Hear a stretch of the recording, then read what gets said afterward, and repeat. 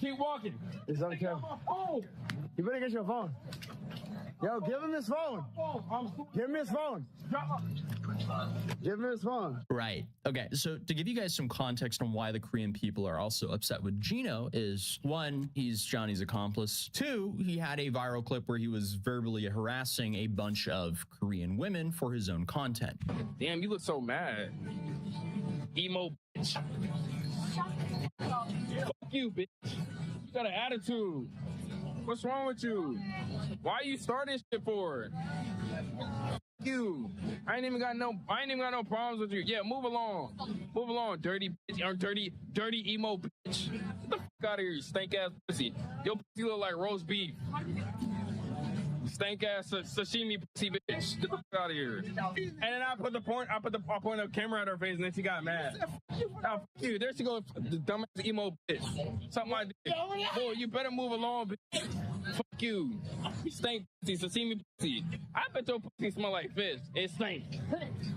Yeah, these guys are parasites and they deserve everything that's coming for them. But these guys weren't also expecting this kind of reaction, because that's why they go to Japan and Korea, because it seems like their goal is to exploit how nice the people are there. So you can see a clear shift in their behavior when they start to realize, oh, we're actually being hunted, because only 2 days later, this happens to them again. Get off your face. 이 새끼 뇌병변 장애 있나 봐. What's up? 때렸다. So the disrespectful streamer, Johnny, he then called the police on the guys who attacked him. But instead, the police interrogated, searched, and drug tested him. And unfortunately for Johnny, he allegedly tested positive for THC. Here in the US, that is literally no big deal at all, because it's recreational in most states. But in Korea, that's bad news, as they have a zero drug policy like many other Asian countries. So I get that he's not bright, but you have to be a serious moron for him to essentially taunt the police for a living, but also smoke pot in a country that will throw you in prison for 5 years over it.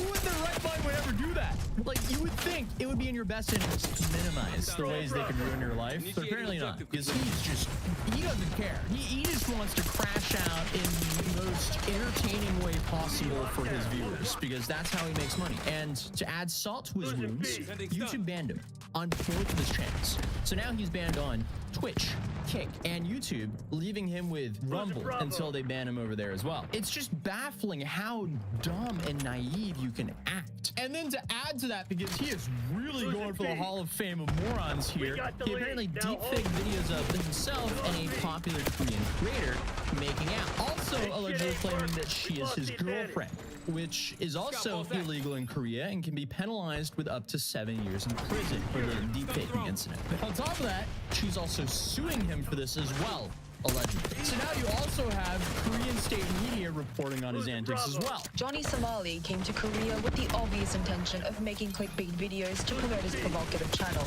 However, the table seems to have turned, as he is now being used to help Korean online streamers generate views. After videos of Koreans, including one streamer, assaulting Somali went viral, many Korean YouTubers are seeking out the American in the hopes of causing an altercation so they can either stream or even incite a scuffle. Within South Korea, Johnny Somali is known as a golden goblin, a gamer reference to a creature whose perk is when you kill them, you get rewards and loot. While many here think that confronting Somali and exacting retribution is karma and can be seen as dispensing justice, others are questioning whether it is right for people to take matters into their own hands on behalf of local police for failing to deal with Somali's anti-social. Yeah, because like the thing is, you really want the police to deal with this, because you don't want to crash out or ruin your own life based on a moron. Like, he's not worth that. You just want the police to handle it. Obviously, makes for entertaining content, but still, he's not worth ruining your life over. Behavior. Amidst this moral debate, a new report regarding Somali has generated attention. During one of his live streams, Somali, right, there you have this as well, a YouTuber, claiming she is his girlfriend.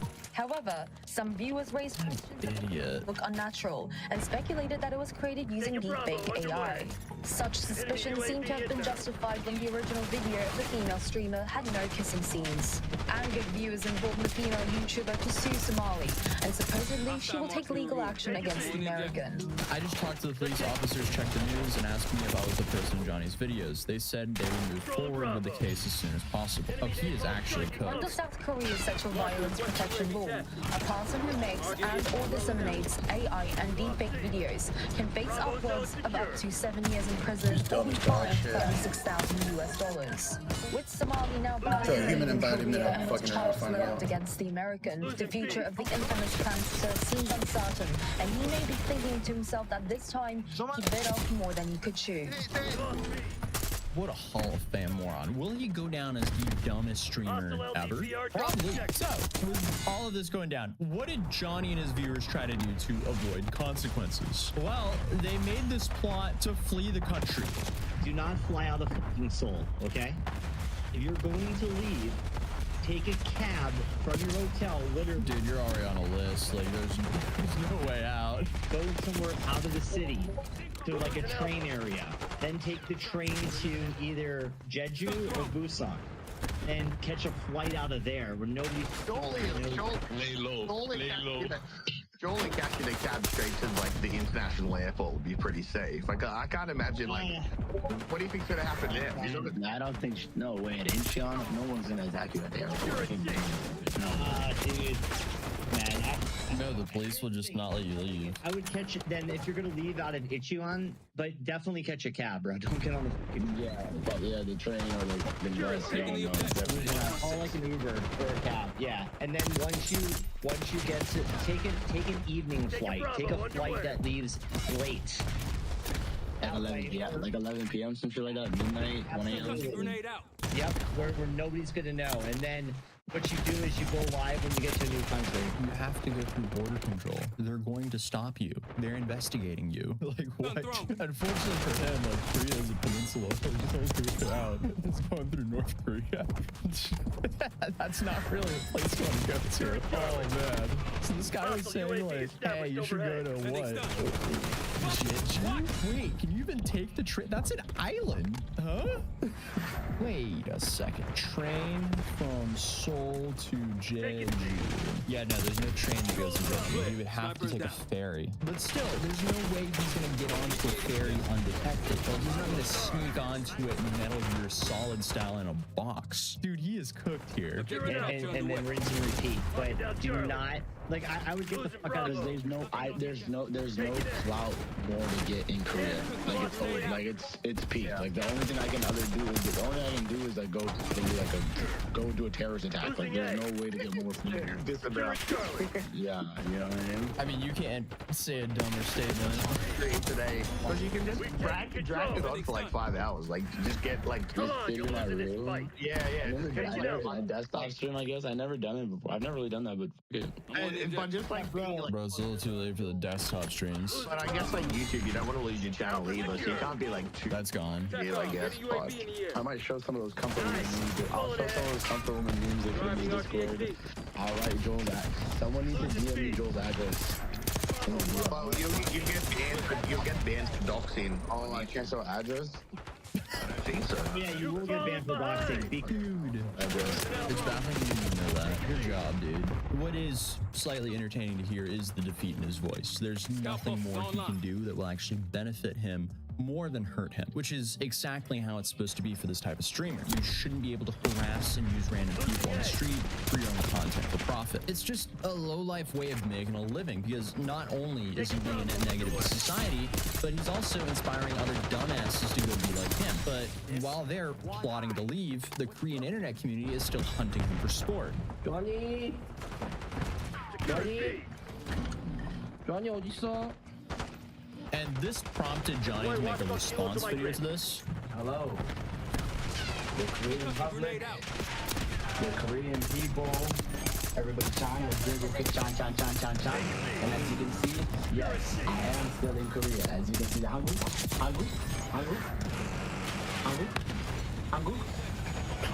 I love Korea, and I don't mind me. I dare you. You never will. So just pull up. That's all I'm gonna say to you guys. And I need to address the Korean media. I want to address JTBC News for defamation against me. Today, JTBC News said that I was guilty of 2 different assault cases. That is not true. I love the Korean police. I respect the Korean police. They treated me very greatly, and I am complying and working with the Korean police in whatever investigation they have. Yeah, he's not guilty yet. He's being investigated for all these charges. So at least he was right there. But him saying, oh, come find me, that aged extremely poorly. I am not guilty of assault. Really so cool. I love you. I love you. I love you. Sean, you guys really saw me dancing with the statue. And honestly, if I could take it back, I won't. How about that? I'm not sorry. I'm not sorry. If you want me to apologize and bow down on my knees and apologize, I will. This is gonna go so poorly for him in court. You're gonna kill me? You're gonna kill me for dancing with a metal big bronze statue? Get over it. That's what I need to say. You think I'm gonna sit here and make a fake apology, and if you think I'm gonna sit here and like cry about it and make a nonsense. This dude is literally his own worst nightmare. Like, he just made everything so much easier for prosecutors to really put their foot down on him. Oh, man. But yeah, you know his statement of, yeah, try to find me? Well, they found him in less than 24 hours in the most Andrew Tate possible way, because they used a pizza box to find him, because apparently there was only one 24-hour pizza place that was open around the area that he was. And honestly, I'm extremely impressed with how quickly they found this guy. I mean, just watching this whole situation, you're just like, yeah, this is just the biggest reminder to just treat everyone with respect, and you won't get the Johnny Somali treatment in Korea. It's fairly easy to just walk around and treat people as you want to be treated yourself. He doesn't get that though, but as I said, he was found very quickly and got knocked out again.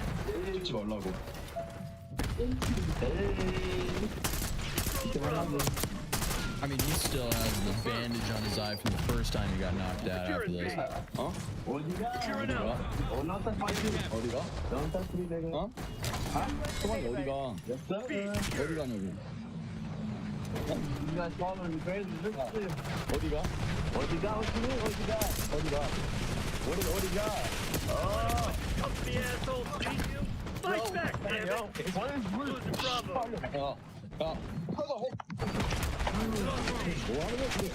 did that right in front of those police officers. So here's the aftermath of that situation. So he was knocked to the ground.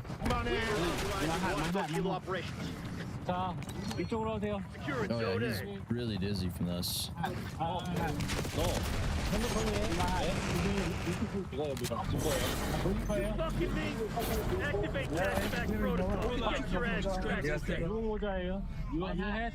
So remember that guy, because the guy that knocked him out becomes slightly important later on, because apparently he's a streamer and content creator in Korea, also a veteran, and the Korean community also hailed him out and put him in a 5-star hotel for his service that he just did for his country.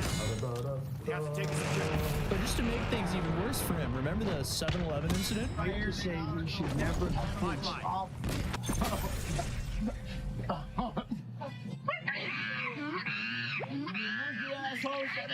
He's now being charged for obstruction of business for that stunt. So Gino, who many of you guys remember as the person who snitched on him in Japan, he fled the country and is now safe back in Arizona, where both of these guys were originally from. A bunch of Korean streamers also had a press conference where they all filed police reports against Johnny, and some of them also sued him. So as of the 2nd of November, the most recent charges that are filed against him: convenience store obstruction, urine tested positive for THC, investigation underway for assault, and then you have the deep fakes, etc. And then it goes on to say, if found guilty for the drug charges, a maximum sentence is 10 years. He's also on Discord, so he hasn't been officially arrested yet as of the 2nd of November. I'm not sure if that's the case right now or not, but his passport has been taken away and he was banned from leaving the country. As of the 5th of November, they removed his passport, from what I can tell. YouTube has apparently suspended 3 of his channels, and the National Assembly of Korea are now monitoring the situation. So he's now facing 5 years for the THC, 7 years for obstructing the business, and 7 years for the deepfake incident. And then you also have that potential assault charge that could also add 10 years in prison. And that is if he's that unlucky. But as of now, I haven't seen any elaboration for what exactly he did to get that charge. But since all these charges could stack, worst case, he could actually look up to 29 years in prison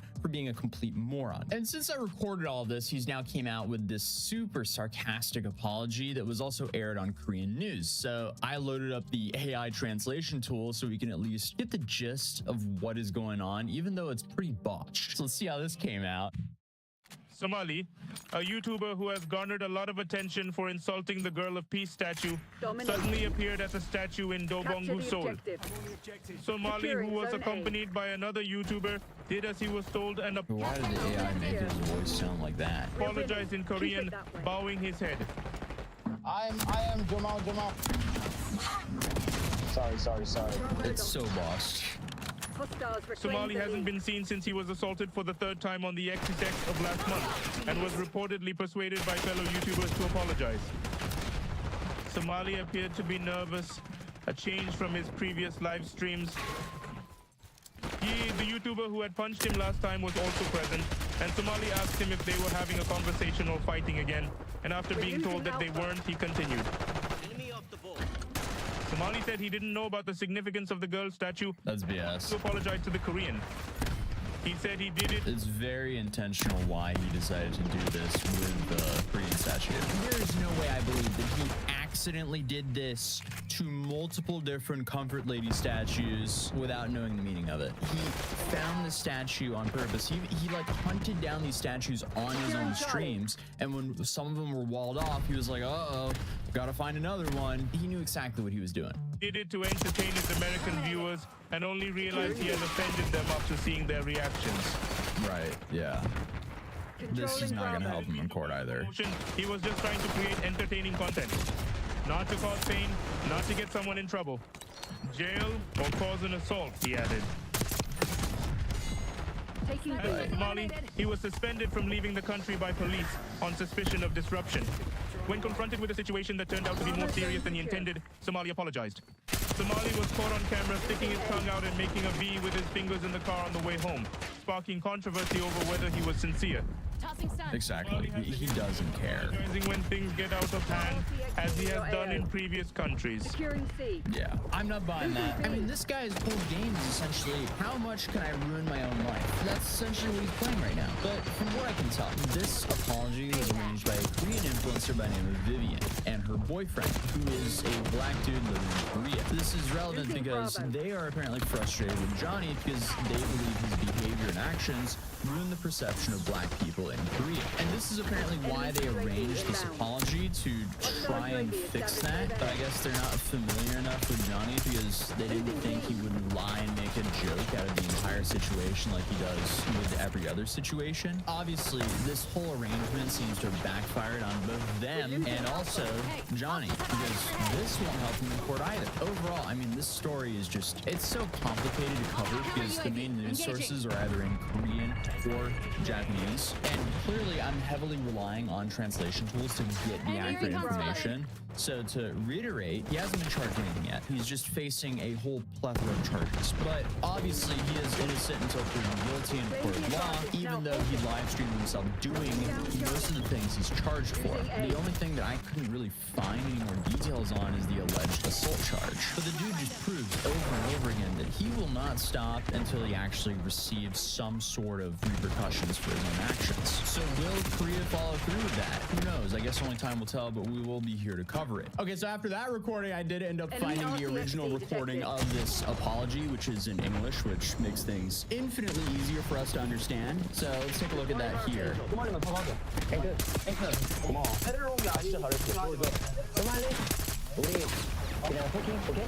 Yeah, we can talk. Yeah. Don't need to fight. No fight. Okay, I'll say right now, I want to apologize to the Korean people. I was not aware of the significance of the statue. I was trying to get, you know what I mean, it was just entertainment for my audience. we're from America. We really don't know much about the comfort women, much about the statue where we're from. So when I saw this statue, I came upon it on my stream. At first, I really didn't know what it was. This dude is such a liar. From the Korean people, I see that it really hurt you guys. Bravo, underway. My intention in coming to Korea was not to cause this kind of shitstorm. My intention was to come here, do my live streams, make content, and be funny. It wasn't. This is your content. What are you talking about? Or get anybody in trouble, make anybody go to jail, or catch assault cases and stuff like this. You know what I mean? Because that's what it's going for. Yeah. Truly, it's a hurtful thing. It's something that hurts the Korean pride, the Korean culture. In America, we have a different kind of comedy, and we have a different kind of culture in America. And You wouldn't do that stuff here either, though. where this kind of behavior is not acceptable.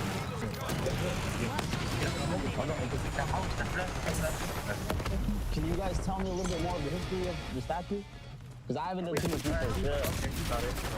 He knows exactly what it is and what it's for. Killing and assault is too far. Right. But I do see where they're coming from, and I see how it hurt them as a country and it hurt their pride. And it wasn't my intention when I first came here. You know, I wanted to come here.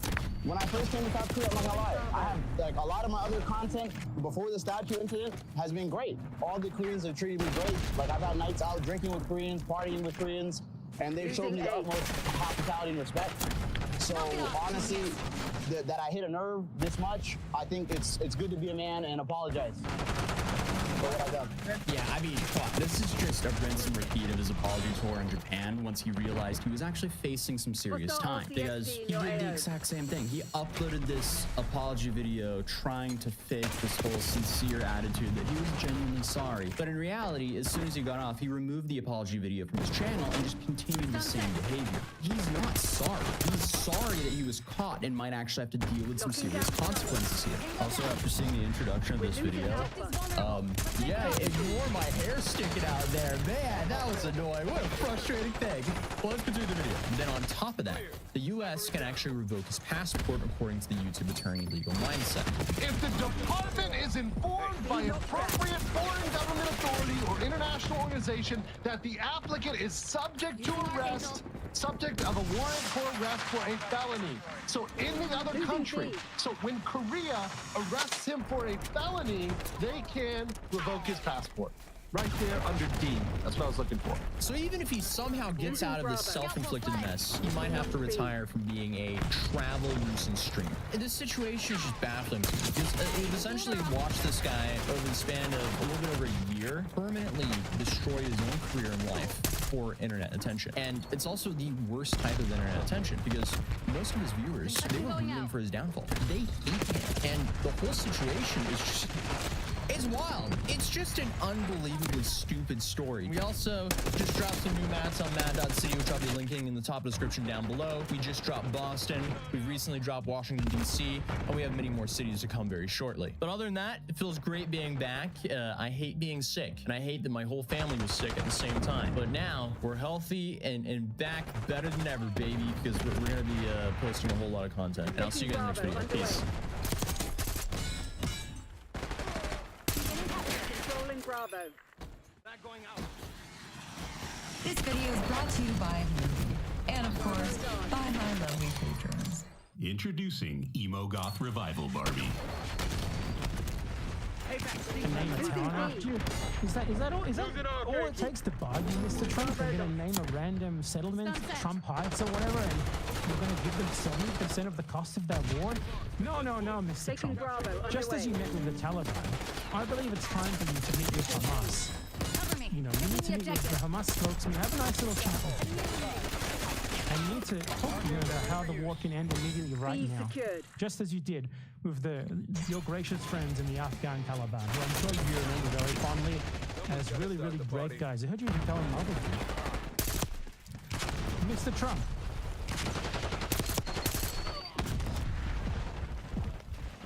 Mr. Donald Trump, have you heard about the war in Ukraine? Well, of course you have. The liberals tell me that you're Putin's puppet. Is that true, Mr. Trump? Are you really Putin's puppet? You know what the liberals would hate? The liberals would absolutely hate it. They would absolutely despise it if you put McDonald's back in Russia. McDonald's had to leave Russia because of Biden's disastrous sanctions on the Russians. Scout pulse activated. But do you know what that means for American culture? What does it mean Russians are no longer exposed to the glory of the American hamburger? Have you heard about what they renamed the McDonald's in Russia, Mrs. Trump? It's a travesty. An American institution. Charlie secured.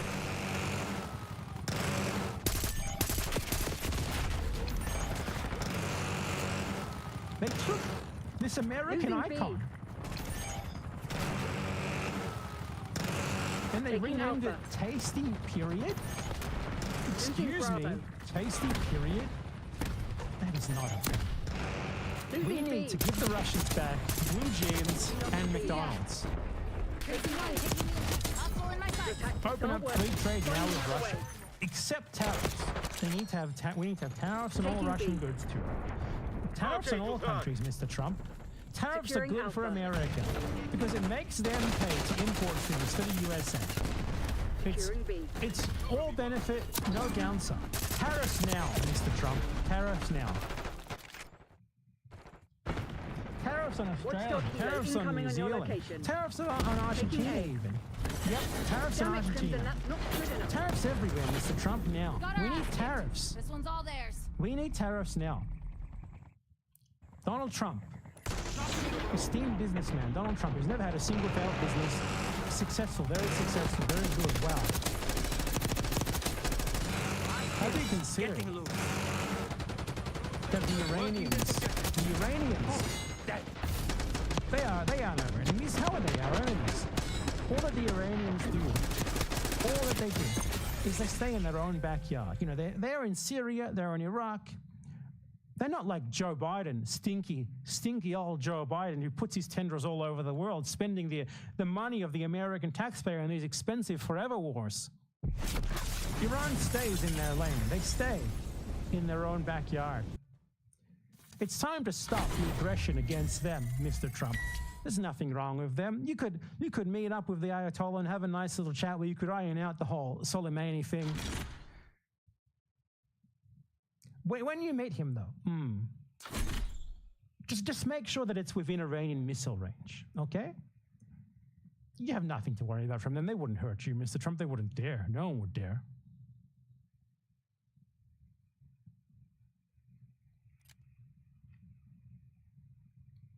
And when you go, as a show of bipartisan unity, you could bring with you Kamala Harris, Joe Biden, Pete Buttigieg, Destiny, Lonerbox. Who else? Cheney, both Liz and Dick. Just bring the whole squad. Bring all the American politicians with you when you go to negotiate with the Ayatollah. And when you get there, and he's not there, Mr. Trump, just stay and wait for him. I promise he'll arrive soon, Mr. Trump.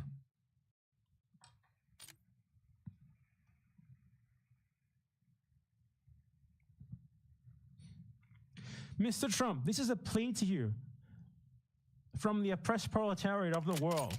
Please do all of these things. No, sorry. No, sorry. I'm not. That was a lie. This is a plea to you from me, a normal, hard-working American who just wants to see his great new President Donald Trump do all the right things for America.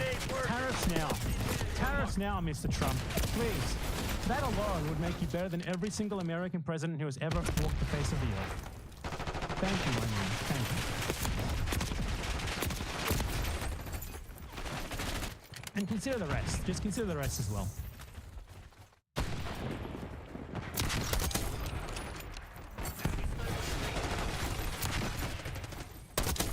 Now give me all your money.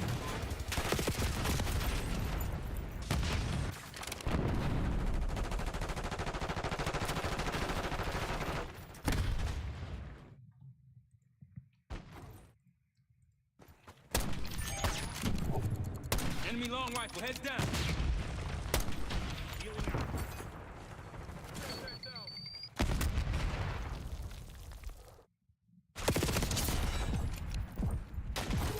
Engaging shooter. Triggering sector. Move up, long gun frag. Anytime, any place. Anyway, asshole. streamer.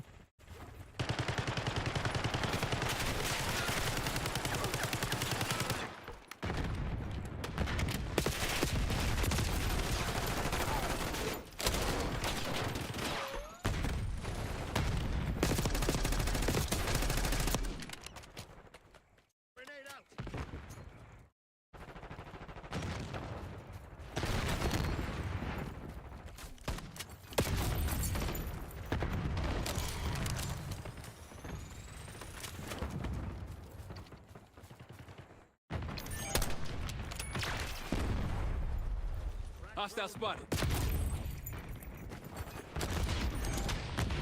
Dan Hearn, everybody of the New York Times. You might have seen him on CNN numerous times, host of the Run Up podcast, a fantastic reporter that has been accurately communicating some of the issues that have been happening. I think your voice is very important to have in mainstream media, especially now when I feel like a lot of, dare I say, the consultant class is utilizing this opportunity to basically defend themselves and defend their positions and defend their strategies, many of which are former Republicans, by the way, which is always interesting, to claim that the Kamala Harris campaign actually failed because she said Latinx too much, which is weird because I never heard her say that ever, or that they were too leftist and too woke, as a matter of fact. So it's the same hobby horse as a lot of these people have done for a while. I mean, for so many of that group, I think you're right to kind of name it as the consultant class. Every loss ends in the same lessons, and it's the lesson to blame the left, and I just don't think that's credible this time around. As we talked about the last time on here, she made a kind of explicit pivot to the center that wasn't just with Liz Cheney or refusing to break with Biden on Gaza, but when we talked to Mark Cuban, he said that was his big difference with her, from her to Biden, is that he felt that the Biden administration wasn't open to them, and that she was calling CEOs and she was calling Silicon Valley and crypto and leaning into kind of big business. And so I don't think anybody can say that they ran to the left. It's the opposite. Yeah. So I read parts of the Atlantic piece that came from Biden World because, like, there are numerous different camps here, right? You have the consultant class that are Clinton heads or Obama heads that are defending their own version of like what went wrong, and many of them are basically running the same route, which is ironic. They all sound like a Ben Shapiro video from 2016. Like the things that I've heard Joe Scarborough say about like how his daughter is afraid to speak up in college campuses because of free speech or whatever is just like, I guess it's shocking to hear that on MSNBC so prominently in display. But on the Atlantic piece, you had the Biden World also running their own version of events, saying that like Biden could have won potentially, which demonstrably was not true. So not true that he had to drop out. But one part of that I saw that you just brought up as well with respect to Mark Cuban was that the Biden administration, in my opinion, ran an anti-corporate populist administration, more so than even the Barack Obama administration. This was something that I talked about quite a bit, and there was one assessment that I actually agreed with in the Atlantic piece where they said Tony West, Kamala Harris's brother-in-law, came on to the campaign and directly told her to cut it out. Tony West is a Uber lobbyist, or I believe, is he an executive at Uber or lobbyist for Uber? Pretty sure like chief, one of their senior officers. Like he's not just, he's a big boy there. Yeah, Tony West, big boy at Uber, came up to Kamala Harris directly and told her, cut it out with this anti-corporate stuff. We want corporations and like corporate executives to be on our side, be on the campaign side. And if you do this like anti-corporate messaging, if you hit this anti-corporate slant, you're going to get punished. And she cut it out. And then she brought in, obviously, Mark Cuban to calm the masses and to say like, no, like corporations, like Kamala Harris loves corporations. There was all this back and forth about like Lena Khan. Is she going to get fired? Is she not going to get fired? That like drew a lot of discourse. And it always felt like they were just pointing to the donors and being like, don't worry. We will not harm you. And I think that played a role in her campaign. I think that not focusing on that sort of stuff that plays very well to the broader public was another misstep, in my opinion. Yeah, I agree. I mean, I think that when you look back, there's the macro failure of the Democratic Party's refusal to break with Biden 2 years ago, and there's the micro failure of Kamala Harris's refusal to do it in the last 3 months. And both of those matter a ton. I think the first one matters a little more, in my opinion, but the second one was the last opportunity they had to really fix and understand the desire for change, the distaste with the administration, the unpopularity, and they just refused all of the evidence on that front. And I think what you're pointing out is important, but as someone who's covered Harris for a while, this has always been the kind of contradiction from her. She has, you know, kind of progressive roots in some senses and a real connection with, I think, the progressive academic nonprofit ecosystem, even through her system. through her sister Maya Harris. But at the same time, you know, Tony West is a huge influence for them too, and they have a lot of ties with kind of California corporate dollars, the kind of big donor ecosystem of Democrats also. And so she's always been someone who's less than choosing one side or the other, has tried to be both at the same time. And we saw that really not work for her in the 2019 presidential race. Yeah. And I would say it kind of didn't work for them now either. And I just don't, I just think that you can't backdoor your way into the presidency. Like, and people want a sense of who you are, what you stand for. And some of that requires hard choices. And honestly, in my opinion, I think the Democrats overrate how much of that is ideological and how much of that is just about like authenticity, period. Like, there's one way to view Bernie Sanders as a hard progressive, and there's other way to view him as like guy who talks about broken system and gets money out of politics, and that's not really easily on right or left, period. Yeah. And I think that they just refuse to see that there's some stuff that they could say and own that speaks to people's distaste for how government is right now that they just don't do. But I think you're pointing on the important point. Maybe the reason they don't do it is because they don't want to. They want, because the donors don't want that message, right? Like, the corporate class doesn't want that message. It will require pissing them off. And if you're not willing to do that, then yeah, you're going to have to try to be everything to everyone.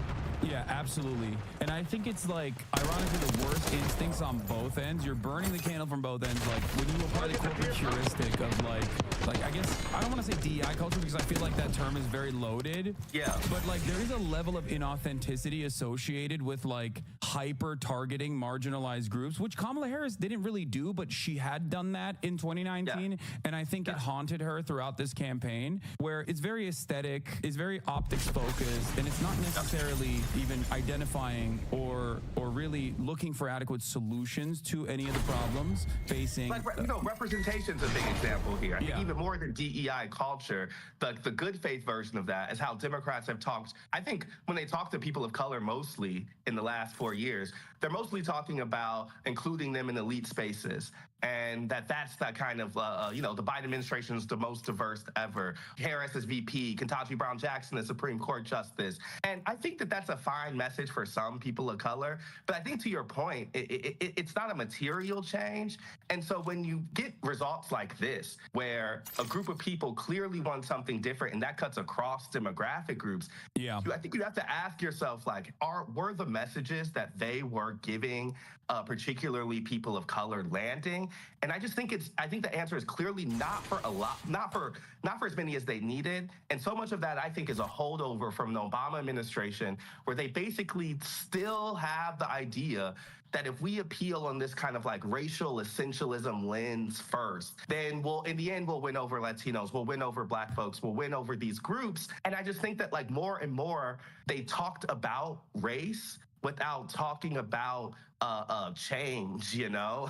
It was just race for race's sake. And I think that applies to a lot of things. Race, gender, sexuality is the thing they talked about the most. And so I said this like in another place, but they have to expand the ways they think about identity. And if it's just landing with them now, that people of color who come from different places have different ideas, that Latinos that have different countries of origin come to politics in a different way, like that is an embarrassing late game realization. Yeah. Absolutely.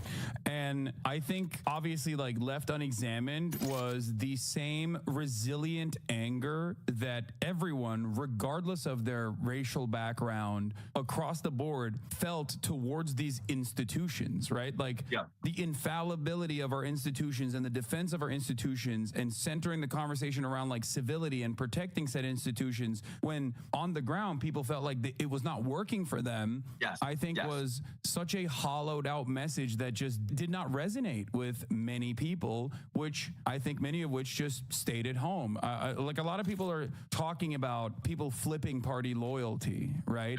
But I think that, and we'll have a better assessment of how much that happened eventually when all the votes are tabulated and counted. But what actually is interesting, I think, or what actually is like very illuminating here is the number of people that just sat at home, that just did not go out. Like one thing that you and I had talked about on numerous occasions throughout this truncated campaign was that we both expressed somewhat of a fear that Kamala Harris was going to have the bottom fall out. Like the normal groups that would come out and vote for the Democratic Party that are like an active part of the coalition were going to hear her consistently communicating towards this like moderate position, dare I say right-wing position. We're going to not respond to this message in a positive way and just choose to sit this one out. And that is precisely, it seems, what happened, especially in comparison to past performance in 2020, which was a COVID election. So obviously it's different. There was always going to be higher turnout across the board. But it seems like Donald Trump did not hemorrhage as many of his base of support from that time frame as the Democratic Party did. I don't think there was anyone who came into this, like even before we know how many votes there are in total, the fact that Amsterdam has banned demonstrations through the weekend after what authorities are calling an anti-Semitic attack on Israeli soccer fans. And to see again Jews who have to run away, innocent people who got nothing to do, did nothing bad to those who harmed them. What are you feeling? The most safe place on earth for us is Israel, is home.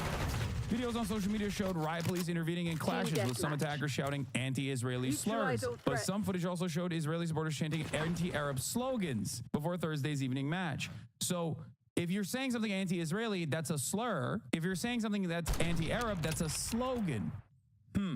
Maccabi Tel Aviv hooligans chant racist anti-Arab slogans ahead of match in Amsterdam.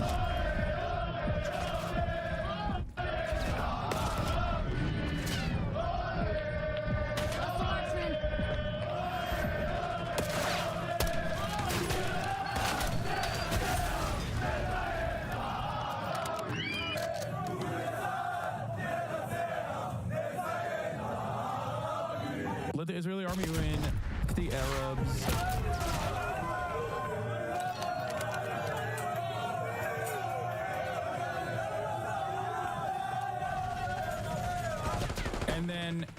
And then every other outlet, of course, in the Western world, I think, didn't necessarily cover that aspect of it at all, like, or what events that triggered this back and forth clash, and instead specifically said that this was a racially charged anti-Semitic pogrom that was conducted. Violent attacks in Amsterdam tied to anti-Semitism. The New York Times reporting on the racist Maccabi Tel Aviv fans is exactly what you expect. The New York Times just basically published an Israeli press release not mentioning once that the Israeli mob was chanting about killing Arabs and mocking slaughtered Palestinian children.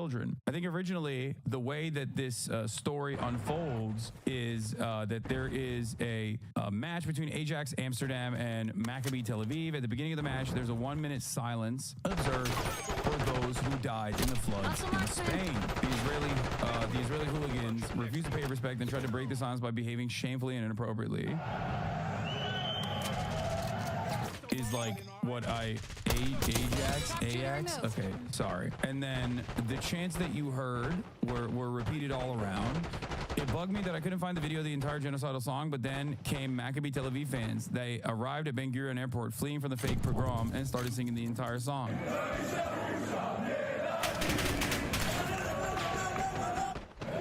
Yeah, one of the lines is, why is school out in Gaza? There are no children left there. The song that they're singing, full lyrics of the MTA fans song from Maccabi fans website. Second verse is, why is there no school today in Gaza? There are no children left there. The site as the song is used specifically in games versus Palestinian team B'nai Sakin, or depending on the security situation. The Judeo-Nazi ultra fans of Maccabi Tel Aviv march around Amsterdam singing, let the IDF win the Arabs.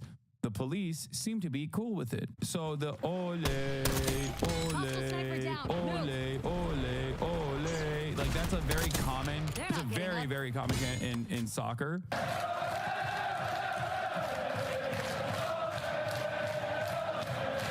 It's international. Everyone has their own version of it. It seems like the Israeli Maccabi one is insanely f***ing racist. So how do we get here? Was this just like unrestricted anti-Semitism overflowing, filled to the brim? In order to continue framing the anti-racist counterattacks on the Israeli football fans as anti-Semitic, any news organization will have to explicitly ignore or spin the video evidence that clearly shows that they were racist and a violent mob. Video has emerged of the crowd swearing and chanting anti-Arab slogans in Amsterdam amid a violent incident in which Israeli football fans were targeted. including but not limited to tearing down Palestinian flags. Overall, the point is they ripped down Palestinian flags. They were chanting anti-Palestinian, anti-Arab, being incredibly racist, as, for the record, most football fans are. Just so you understand, this is not exclusive to the Israeli football fandom. Like, Italian flags will throw bananas at their own black players, all right? Ultras across the board, hooligans across the board, make up a massive amount of neo-Nazi paramilitaries even. Azov Battalion, which originally started as a neo-Nazi brigade, is comprised originally almost entirely of football fans from Ukraine that were neo-Nazis themselves. Football hooligans across the board have incredibly bad politics, with some exceptions, right? You'll see like some Irish or some Scottish ultras that are like Marxist Leninists or whatever, but like usually it's very commonplace. Here it is: football sounds over Argentina's racist chanting is deafening and damning. You got SS Lazio in Italy. They love to get drunk, they love to get belligerent, they love to get racist, and then they love to fight. This guy says, I went to Amsterdam recently and left in one piece because I respected the locals and I didn't chant about killing children. And this guy responds, locals. Local in Amsterdam means tourists. Dutch people are like 5% of the people you encounter. Seems to me like it's a bunch of rowdy, incredibly racist fans of footy behaving in the way that they normally do. Now, of course, it's unacceptable. And at first I thought this was like, again, somewhat of an anti-Semitic canard when people were like, dude, Mossad was with those guys. When someone in my chat said Mossad was amongst them, I was like, shut the f up. Come on, dude. And then it turns out it's true. Just in case, Mossad agents joined Maccabi Tel Aviv Football Club trip to Amsterdam from the Jerusalem Post. In the first year of the revamped format, the yellow and blue currently sit in 34th place out of 36 teams in the Europa League with 3 losses from 3 games. I don't think most hooligans laughing about children. No, what? They absolutely would. What are you talking about? Do not act like the fans of like Maccabi Tel Aviv Football Club are uniquely racist. The only difference in this circumstance is that like they are upholding current existing genocide. Guys, I'm Turkish. I think maybe that's the reason. Like, I'm speaking to Americans right now, and I don't think they understand. Like, they think, oh, like the Bills Mafia. Like, no, this is like, we're talking about direct links to organized crime, direct links to like fascists, real existing fascist movements. We're talking about people who are straight the up like brown shirt paramilitaries that operate within that framework and will genuinely dish out violence, okay? Racialized violence. An Israeli politician has more accurate analysis of what happened in Amsterdam than most of the Western media. The spirit of Israeli fascism has reached Amsterdam. Fans go on a violent rampage, beating, tearing up, my goat, Dr. Ofer Kasif again, beating, tearing up Palestinian flags in the streets as if they were an occupying force and shouting Nazi slogans in favor of the extermination of a nation and whining when the situation degenerates into complete chaos and violence returns to them like a boomerang. Any violence is obscene and unacceptable. Both sides should be held accountable for their hooliganism. And the Israeli media, as usual, approaches, hides, and distorts reality in the service of the authorities. And it's not just the Israeli media that's doing that. It is, of course, the damn near entirety of Western media seemingly doing that as well. I like that this is also very, very cool. The Dutch Moroccans, not Ajax fans who attacked them. Yeah, dude, it's those disgusting, not real Dutch Moroccans, right? Thanks, Chatter, for the insight. Atar Jerusalem fans, here we are with the most racist football team in the country.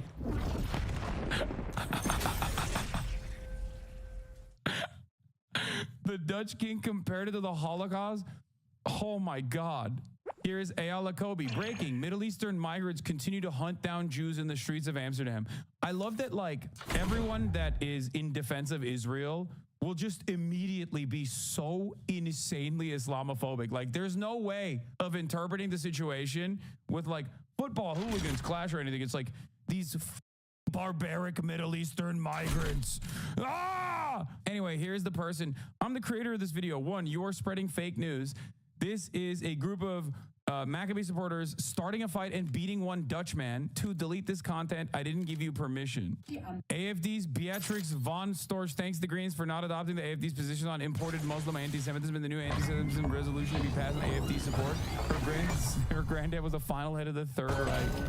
Oh, that's incredible. Oh, she is like a current existing neo-Nazi with direct ties to, the OG Nazi movement, talking about how Muslims imported anti-Semitism to Germany. And Western politicians are lying to you. Well, police are challenged, you might think, but this is a very specific case study, and it is deeply illustrative and deeply alarming. Yesterday, racist Israeli football thugs rioted in Amsterdam while publicly inciting genocide, a criminal act under the 1948 Genocide Convention.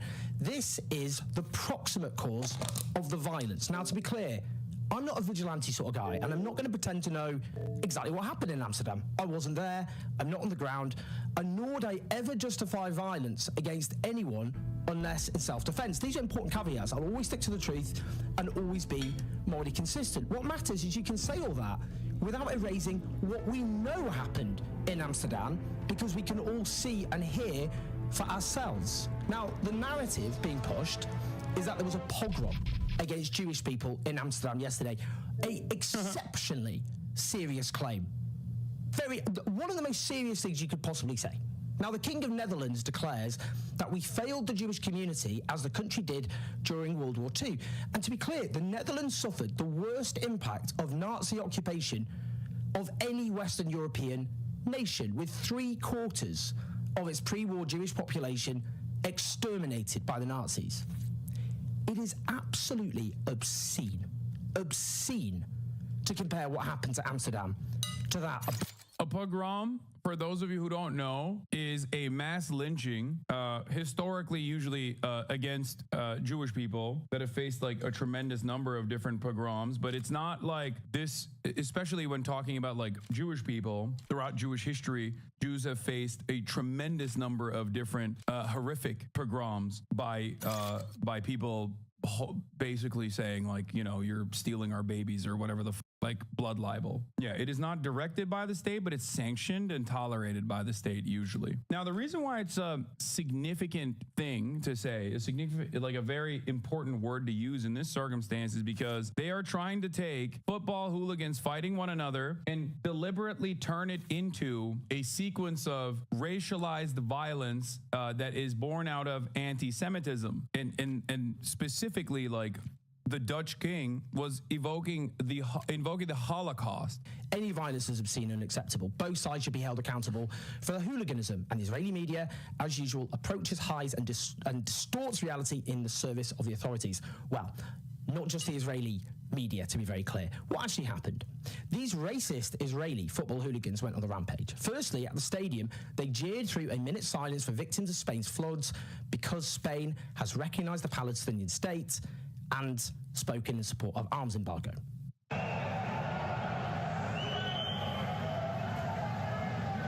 you know what they were chanting there? There's no schools in Gaza because we killed all the kids. What do you even say? What do you even say at this point? This attempt to turn the world on its head and reality upside down, this just simply cannot carry on. This gaslighting. They tore down Palestinian flags in Amsterdam.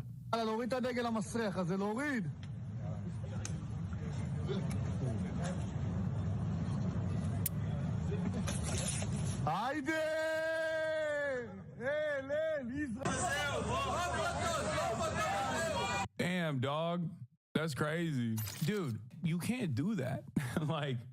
This is not unique to like Israeli fandom, but like you can't just like operate like this. You know what I mean? You can't be like, yeah, no, I see a Palestinian flag, it's mine now. Like, you're not in Tel Aviv, dog. You are not in the West Bank. There is no IDF to come and pack up everybody that like you're pissing off and actively targeting.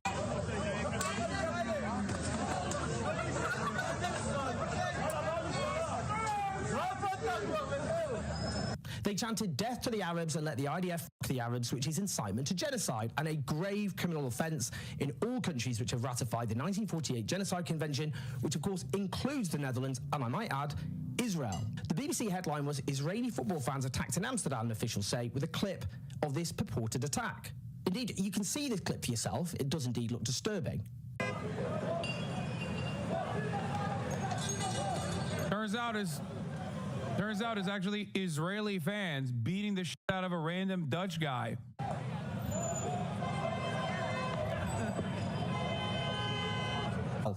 Just a minor issue here. A Dutch photographer responded to someone sharing this clip with the following: "I'm the creator of this video. You're spreading fake news. This is a group of Maccabi supporters starting a fight and beating one Dutchman. Delete this content. I didn't give you permission." I mean, that just sums it up, doesn't it? That just sums it up. The attempt to turn reality on its head. Literally sharing a video of Maccabi fans attacking a Dutchman and then portraying it as though it's Maccabi fans, Israeli fans, football hooligans being attacked. And as dire as the vast majority of the coverage has been, even Sky News posted this.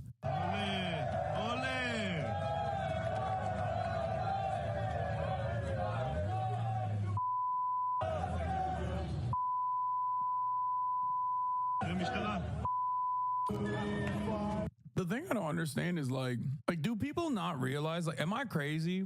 Like, there is already underlying, pre-existing, unexamined anti-Semitism in many of these Western nations. So many of these countries already have this attitude where they are already like kind of anti-Semitic, right? So when Israel is like going on defense mode after seeking their football hooligans on foreign soil and then crying foul after they get their ass beat to be like, this is an anti-Semitic pogrom, you're literally just, you know, making people more anti-Semitic. They're like, okay, what the like, I don't think this has the intended effect. I'm sure some people will look at it, especially Islamophobic people, will be like, oh, this is, you know, a bunch of monstrous Arab pieces of shit doing what they do best, which is like, you know, hate Jews. But overall, there's probably a much larger group of people that are like, one, not even anti-Semitically, but like straightforwardly seeing this for what it is and going, oh, this sucks. Shut the fuck up. Because it's also annoying. There is a level of arrogance and a sense of entitlement that comes across with like a lot of these smear campaigns in general, where you're like, no, this is not like football hooligans duking it out and getting their ass beat. This is different. This is an anti-Semitic pogrom, and people are like, come on, dog. What the fuck are you talking about? This is a picture of Maccabi football hooligans throwing mayo at a man who tried to flee from Dan Square, Amsterdam, because he shows support for Palestine. Dan Square is the national monument that remembers the deaths fallen in World War II. This happened on Thursday afternoon. I can't wait until Bill Maher spreads this misinformation. Yeah. I think it's so shameless. Like, it is so gross and so shameless the way that people who want to defend Israel's utterly unconscionable, immoral actions will just so cynically, consistently say that this is anti-Semitic. And even look at a situation like this one, where even if there are very obvious, like commonly held, you know, examples of back and forth violence, you got most being like, oh, this is a pogrom, this is a pogrom, this is an anti-Jewish pogrom. They've been saying I'm anti-Semitic again because he says Hassan Piker learns about the ongoing pogroms against Jews in Amsterdam while live streaming on Twitch. He gives all of 20 seconds of consideration, even saying it's kind of funny. He then goes on to cover something else. Pay attention to the chat. Base, so base, too base. All this in response to organized armed violence against Jews on the streets of Amsterdam. This is the biggest progressive streamer on Amazon's Twitch. More than 300,000 people watched this live coverage the other day. You know what's really funny about this? They clipped it out of context. I literally, like, he clipped 52 seconds of this where I'm like talking about something different. Someone sends me a link. I don't know what the it is. I openly say, I don't know what this is about. And then move back to my normal coverage of the Israeli UN guy forcibly removing children's drawings from the United Nations. The problem is the lie goes much further than the truth. Okay, look, the OG video is me, artwork by Gaza school children after, oh, this is the same one. After complaint. What? The Maccabi Tel Aviv hooligans are getting attacked right now in the Netherlands after ignoring the minute of silence for Valencia victims and singing racist chants about the extermination of Arabs. Dutch Moroccans are making them aware that this isn't... It's for the children! For the children! What the what is happening? They were like, see, his chat is saying beige. And it's funny because chat is still responding to the earlier thing I was covering, saying, disgusting, sad. Okay, bro, what the man? And I'm reading them talking about like, you know, how evil it is that Israel is like getting children's drawings taken away. So the clip that they tried to present this as doesn't show the reality that they want to show. It seems to be funny, and now I'm in a bad mood. I mean, it's still kind of funny, but this is me responding to the children's drawing store. Like, well, not this. I don't know what's happening. They do this all the time in the Western world, all around EU and the US. And then I go back to, and then I obviously go back to the Guardian article that I was covering. Then obviously it looks bad that these guys are so clearly trying to be like, look at us on, making light of this like horrifying violence, even though like I clearly wasn't, because I don't know what the is going on. I openly communicate that. Here, spam the context of this, because obviously the context of this story does not get the same level of emotion as the goddamn fake bullshit. Anyway, let's finish the story while I hit up Asita. This is why I didn't want to get into the BBC coverage, its live feed is the following. The BBC has spoken to a fan who went to the match last night, who reports seeing Maccabi Tel Aviv fans, supporters, on the Amsterdam metro, going up and down the carriages 3 or 4 times looking for a fight. Colin says everyone was going into the city, so everyone knew what was going to happen. He has been shocked by the betrayal of the incident in the media, adding that the attacks were completely provoked, and Palestinian flags were torn down the night before. He then adds in italics as a disclaimer below it, though. As a reminder, authorities in the Netherlands have condemned anti-Semitic attacks on Israeli fans, with Amsterdam's mayor reporting Israeli supporters were actively sought out for violence across the city. Look, anti-Semitism is real. It's a danger. It's rising. It has to be confronted. The constant attempt to dilute its meaning is beyond irresponsible. If Russian football hooligans had chanted their way through a minute's silence for the dead victims of a country which had taken some sort of stance against the invasion of Ukraine by chanting in support of the mass murder of Ukrainian children, if they had rampaged through a city ripping down Ukrainian flags, if they were chanting death to Ukrainians, if they violently attacked residents of that city, if they then suffered violence, how would the media frame it? You know the answer to that question. Yeah, right up. I spoke with Jews in Amsterdam. Were Jews attacking the streets? Yes, but those Jews were also violent hooligans, one told me. This is from Forward magazine, dude. And then another article. How bad is anti-Semitism in Europe? Amsterdam pogrom following rising hostility. How the Amsterdam pogrom is and isn't like Europe in the 1930s. Anti-Semitic hit-and-run squads. Amsterdam temporarily bans demonstrations after Israeli soccer fans attacked by street mobs. It is a perfect story for Americans who also don't know how football hooligans operate, right? So in their minds, they're like, oh, wow, this is like very out of place. And if you knew anything about hooligans, if you knew anything about how football hooligans operate, you'd be like, this is the most normal story of all time. What are you talking about? The Israeli football club is no stranger to controversy. It has an openly racist fan base that regularly targets Arab players, even those on their own team. In 2015, they displayed an anti-refugee banner at a match, and in March, they attacked someone carrying a Palestinian flag during a fixture in Greece. Following the recent riots in Amsterdam, pressure is increasing for UEFA to impose more drastic measures rather than mere fines on both. Pro-government hooligans is wild. No, it's not. The football hooligans are ultra-nationalists. Like, they're ultras. They are almost always, no matter which country they're in, they are ultra-nationalists, far-right, with some exceptions that are famously far-left, and that's it. With Maccabi Tel Aviv and its violent and racist fans. Will we finally see a change, or will UEFA continue to allow this extremist behavior? Yeah, one thing is that they have Russian ties. The Russian ones have crazy ties to Putin. Same shit. I saw Felix's tweet on this. He said they rolled into town with Mossad agents, started and now it's a pogrom because they lost the traditional Euro-style soccer fight. Ladies and gentlemen, fire up your engines. We must send in CENTCOM. Where is the aircraft carrier? Why is there not American operatives, Navy SEAL Team 6, out and about, murking every random Arab-adjacent person that they see on the streets of Amsterdam? This is an unconscionable crisis. Football hooligans are getting their ass beat after doing racist shit. Any other circumstance, like the Russian one that Owen Jones presented, would be cheered on. Everyone in the media would be like, an incredible day of celebration. Russian neo-Nazi football hooligans who were talking about how like Ukrainian children must die, got their shit packed up, by Ukrainian football hooligans who were like, no, the not. That's not happening. Literally every single person, myself included, would be like, what an incredible achievement. What an incredible day. Everyone would be doing this. They'd be like, wow. Wow. People would be going, Slava Ukraine is what people would be saying. But holy when it's the Israeli football hooligans, it's like, whoa, this is Nazi Germany. Yeah, Israel has a right to defend itself except everywhere except on the football pitch. Lemau 5-0. Hold this L. Exactly. What are they, like the 35th out of 36? 3 games in a row they've lost. I don't even give a fuck about soccer, and it's making me care about it just to watch the chaos unfold. Oh my God.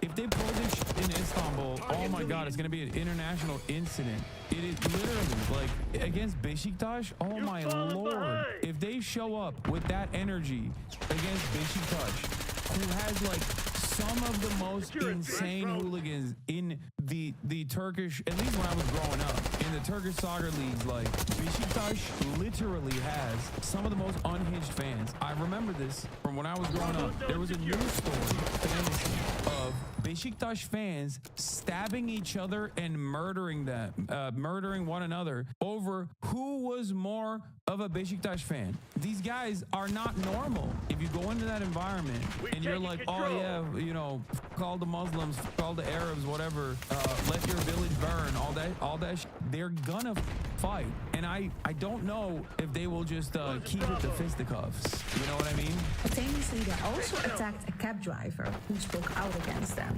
We all knew that this was going to happen because the football club already stated before the match, before coming here, that they were going to bring Israeli Secret Service, the Mossad. So we knew that they were going to be violent. And we also knew that amongst them supporters, a lot of them are IDF soldiers who have on their Facebook footage of being enlisted in the same army that's committing genocide. Who it is, we requested the municipality, the football club, to cancel the match or at least allow the supporters here. They were violent. For the record, I think that those guys should have been arrested on the principle that they were IDF, Israeli occupying force soldiers that participated in the Gaza genocide. The Hague is down the street. Like, thank you for showing up at my doorstep, brother. What a fortuitous turn of events. Violent as no media outlets responded to this. The only way we know. It's so gross, dude. It's like, it's so gross. It's so deliberate. It's so obvious what the f***'s going on. There's just no interest in the truth whatsoever. Nobody cares about like what actually happened. No intellectual curiosity whatsoever. Everybody just wants like an immediate, comfortable narrative. Muslims are anti-Semitic and bad. They're doing bad anti-Semitic things. They're doing pogroms. You already know. Let's just go along with that, please. Make no mistake, that is what's happening. Secondly, most of our politicians just followed Netanyahu on this, making statements that anti-Semitism is not allowed, completely omitting the fact that the night before, Zionist hooligans fucked up our city, attacked people, completely omitting that fact, going completely into this discourse of it being unsafe here for Jewish people. Come on, even the Socialist Party went with this narrative. Yeah, it's not just the Dutch politicians. Most Western politicians immediately went with it because everything that can be tangentially turned into like Jewish people are under attack is a decent way to just like drive discourse away from open genocide in Gaza and its bombing campaign in Lebanon.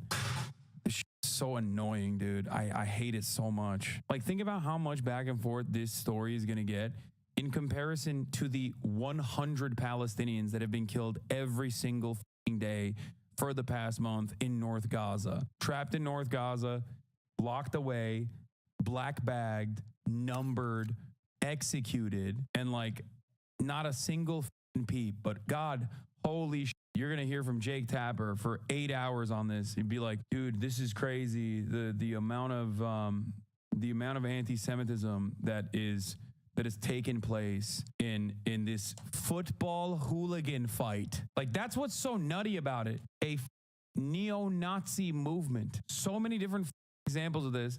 It happens virtually weekly in Europe. And all of a sudden, this is like a big story. Like, what the we're talking about an actual gang, dude. Israel kills American citizens, not a single peep. Barely meets the standard of like news reporting. But holy shit, dude. Israeli football hooligans went and did some hate crimes and then got their shit pushed in. God forbid. Disgusting.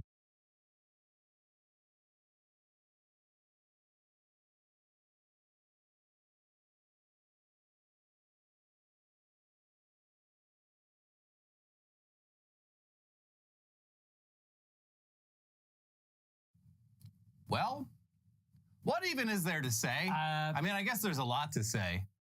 America, we're not mad. I'm a little mad. But we're very disappointed. Also pretty mad too, though. Yeah. Although the knee-jerk response of being mad at the American electorate kind of distracts from the fact that who you should really be mad at is Joe Biden, Kamala Harris, and the Democratic Party machine that's been on autopilot since at least 2016 and seems utterly incapable of learning a single lesson from its failures other than the obviously incorrect lesson that I guess we got to just move more to the right. Yeah. Donald Trump will be our next president again. And in terms of electoral votes, it wasn't even close. Nope.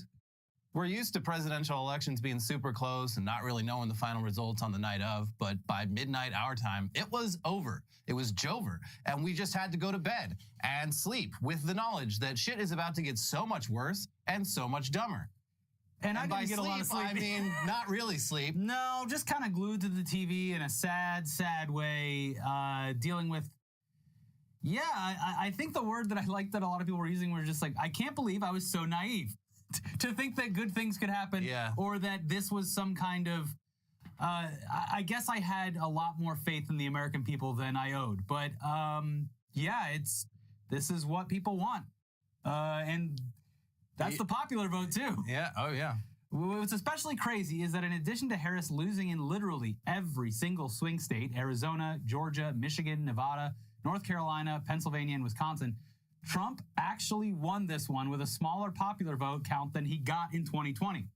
When he lost, of course, which is crazy. 16 million fewer people voted in this one. So clearly, turnout was a huge contributor here. And in typical Democratic Party fashion, in the forthcoming days, weeks, months, and years, we will absolutely never hear the end of it in terms of excuses. Excuses like blaming college students, millennials, Gen Z, Muslims, Latinos, Jill Stein voters, Bernie bros, and so on.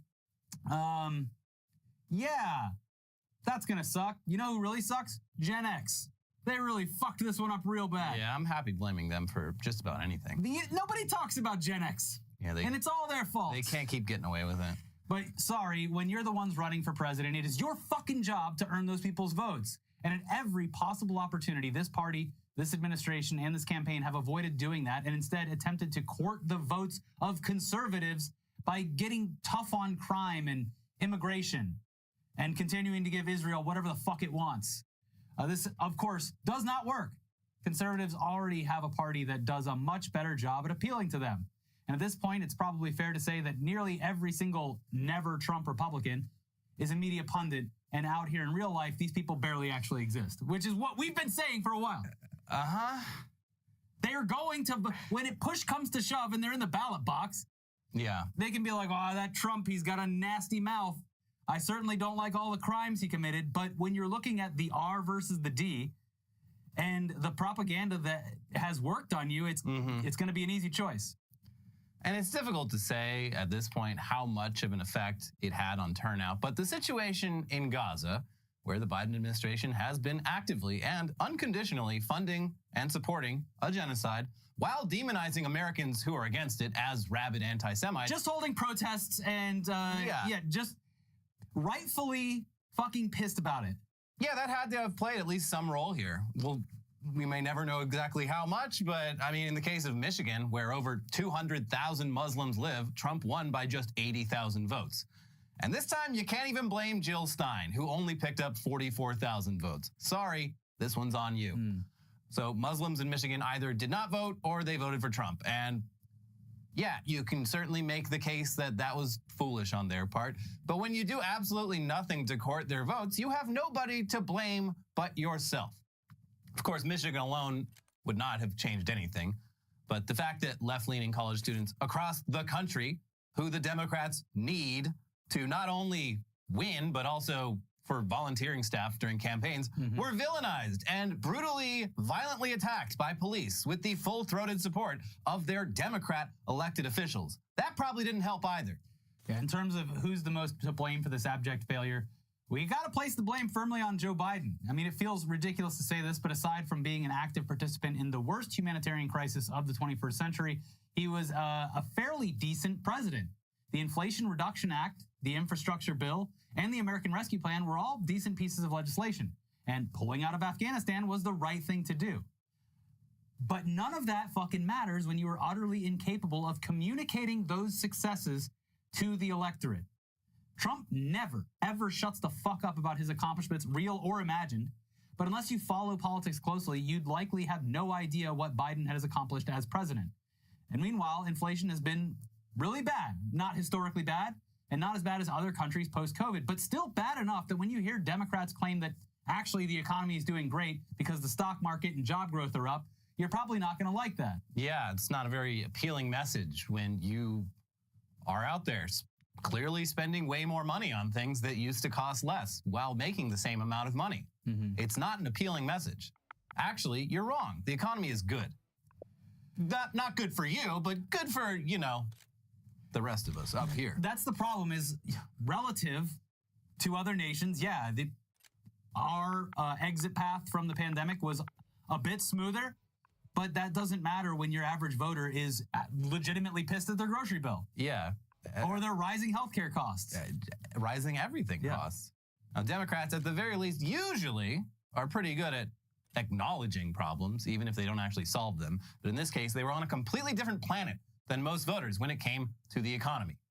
And yeah, the idea that the president can magically make gasoline and eggs cost less money is stupid. But that's how most voters think. And you kind of got to meet them where they are. You just, for the love of God, take a look at the Google search trends of, did Joe Biden drop out? Which were rising incredibly high at the end of October. People just, all right, I guess we got an election coming up next week. I should do a little research. People aren't paying attention, and why would they? They're busy. They have lives. They have families. Yes, they're very busy. They're not people. thinking about politics. They're not thinking about Finland joining NATO. They're thinking about how much it costs to put gas in their car and how much it costs to feed their family. And if you're not going to fucking address that shit, that's not going to appeal to them. I'm sorry. We can sit here and show how bad Trump is all day long, but if the Democratic Party can't go out there and make the case for themselves, it's just next to impossible to win. If your big pitch is Trump is a fascist, I have bad news for you. Most people don't even know what that means. And apparently they want to vote for it. They love the pitch. Yeah. Without knowing how. I don't know what fascism is, but whatever I like what he's saying. Yeah. So yeah, Trump's plan to deal with inflation by escalating the trade war with China almost certainly will not work and probably make things even worse. But hey, it's a plan. He's pitching a plan. He's saying, I'm going to do something about it. Even if it's stupid. And it won't work. Even if no economist thinks it's a good idea, it's a plan. If it will inevitably raise prices and his day one mass deportation stuff that he's going to do will also raise prices. Wait, immigrants make my food? It's, look, it's going to be a stark reality that we're going to have to live through. Anyway, you might be wondering why we're talking so much about Biden when Kamala Harris was the nominee. Well, this is just our opinion here, but we think you can trace this election's results back to multiple hinge points over the past 4 years where if things had gone differently, Trump could have lost. Maybe definitely would have lost. And the most recent one was, of course, when Biden stepped down and was replaced by Kamala Harris. Yeah, there was an opportunity there to turn over a new page and distance the new candidate from the old one. And in the initial days and the initial weeks, there was definitely a sense that that was happening. We were thrilled. At that point, look, I would have appreciated if Biden would have made this decision months before that, so that there could have been, his original intention, though, whatever, was that he was going to be a single term and that we could get into a primary. But that didn't happen. No. So when he finally did step aside, which if you watched the stream last night, we showed video of what, even looking back now, he was the wrong choice. He was the wrong candidate. He was falling. He was melting in front of our very eyes. It would have not gone better if Joe Biden No was man in. has been as 81 years old as Joe Biden is 81 years old. But so we had that. There was an opportunity. Anything was possible. Change is in the air. Yes, you could take the successes of the Biden administration and then pivot on the failures and have a pretty good campaign right there. Yeah. But then Kamala Harris repeatedly affirmed that she would just do absolutely nothing different than the current administration and would essentially just be Joe Biden, but able to form complete sentences. But clearly, Joe Biden seeming old as fuck was not the only thing voters had against him. Biden's approval ratings were below 50% for the past 3 years. Hitching your wagon to a dying horse and essentially campaigning as a surrogate for the current administration was very dumb. And every advisor, consultant, and party official who encouraged this should be banned from ever participating in another campaign. But that won't happen. They're going to keep doing the same jobs. They're going to say the Hillary strategy is going to work one of these times. God damn it! Someday you'll all be sorry. Then these people have very good job security in coming back and saying this time we're going to do it exactly the same. But this time it's going to be different. Mm-hmm. But yeah, it's essentially been the same group of people running these things since Hillary in 2016, and they are incapable, it seems, of learning from their mistakes. Yep. Another potential hinge point from this past summer is Biden waiting an entire month to drop out of the race, which wasted precious time at a crucial moment. Could that extra time have allowed some sort of process to select a new nominee instead of just passing the torch to the VP with 3 months left on the clock? Maybe. It would have been very chaotic, probably. It's hard to say whether any other nominee would have done better than Kamala if they, too, failed to distance themselves from the Biden administration. So I don't know. Yeah, I'm convinced that the Democratic Party would have put in someone that was just dead on aligned with Biden. And just like, look, the voters don't know it, but everything's great. So just keep campaigning on the successes of Biden. Yeah. But yeah, one hinge point where this could have all been avoided would have been Joe Biden at some point early in his administration, maybe even before taking office, clarifying that he would only be serving one term. I mean, Biden himself even alluded to this before during the 2020 election, and a lot of people definitely cast their vote for him, thinking he couldn't possibly try to seek a second term in 4 years. He did clarify that I guess he misspoke when he said that. Well, he's always doing that. But he also described himself as a transitional president, which I don't know. A lot of people, I know this for a fact, a lot of people voted for Joe Biden being like, yeah, he's only going to be there for 4 years. Because that would be crazy if he ran again when he was 81. I mean, this election was an attempt at voting against Trump. That one was absolutely a vote against Trump. Yeah. He didn't really win on personal merits. Trump just did a fucking awful job with COVID to the point where people were like, maybe this guy isn't good at being president. But they, of course, forgot that over the next 4 years. But yeah, if the Democrats had an actual 2024 primary, they would have had a much better idea of how to move forward. And it would have been much easier to pitch their 2024 ticket as the vanguard of a new era following old Joe Biden's transitional administration, which a transition implies you're going from point A to point B. This would have been point B. I think that's a much better sell than, no, we're just going to stay between the 2 points. Would have been a very blunt look at the wants and needs of the voters when deciding who should be the nominee. You would have gotten a much better idea of what you need to do, who you need to appeal to win. But we didn't get that. The shit was on fucking autopilot for the last 4 years, and only at the last minute were they like, shit, I think we might actually lose this thing. As we saw in a bunch of races, some progressive stuff won, while at the same time, Trump winning those areas. Yeah, there were people who voted for Democratic senators and Congress people. And policy, abortion. Either voted for Trump or just didn't vote for president. Yeah. So the policies of the party seem to be just as popular as ever. It's just the guy, Joe Biden, not popular at all. Yeah. A guy you'd probably want to distance yourself from as much as possible if you are trying to get the votes of people who are casting their ballot. But, well, yeah. I guess we do have something to learn a little bit from Gavin Newsom, who was like, I don't want any of this shit. Bye-bye. Yeah, I think he might run in 2028. That was a smart move on his part. And yeah, I mean, there is one lesson here: is you can't have Californians running for office. It just doesn't work. You can't. Anyone involved in California politics, like the way the rest of the country sees this state, I call it California derangement syndrome, where like they have the image they have of like what shit is like here is so like cartoonishly crazy that like, I mean, doesn't matter if it's all bullshit. You're just not going to get elected to office, national office, as a Democrat. It happens every time. Every time a family member visits and they don't see that the entire city is on fire and covered with homeless people on every corner and violence happening 2 feet out of your doorstep, it is shocking to them. Yeah. Wow, this place is actually pretty nice. They must have just swept it all up. And the food, amazing. Yeah. Wow. But look, okay, this next part might seem like a reach, but you could also make the argument that the hinge point that led us to this moment was the 2020 Democratic primary, when the party coalesced around Joe Biden in what was a very obvious effort to nip the whole Bernie Sanders movement in the bud. To their credit, they did at least seem aware that they needed to try to appeal to Bernie voters to ensure turnout in the general election, and Joe Biden's pro-union stances definitely helped. But this moment was very illustrative of one of the Democratic Party's biggest problems in the modern era. They are very reliant on the support of big money donors and the politics of Bernie Sanders, which appeared to be quite popular among Democratic primary voters, including voting blocs that went heavy for Trump in this election, and particularly younger voters, are totally counter to the interests of people who fund the Democratic Party. In the era of Citizens United, you need those big money donors, and you need to keep them happy with policies they support. So I guess we're just fucked. Yeah, what can you do? Except Bernie proved that actually you can run a massive national campaign solely off of small individual donations. It was crazy. I wouldn't have guessed that it was possible, but he fucking did it.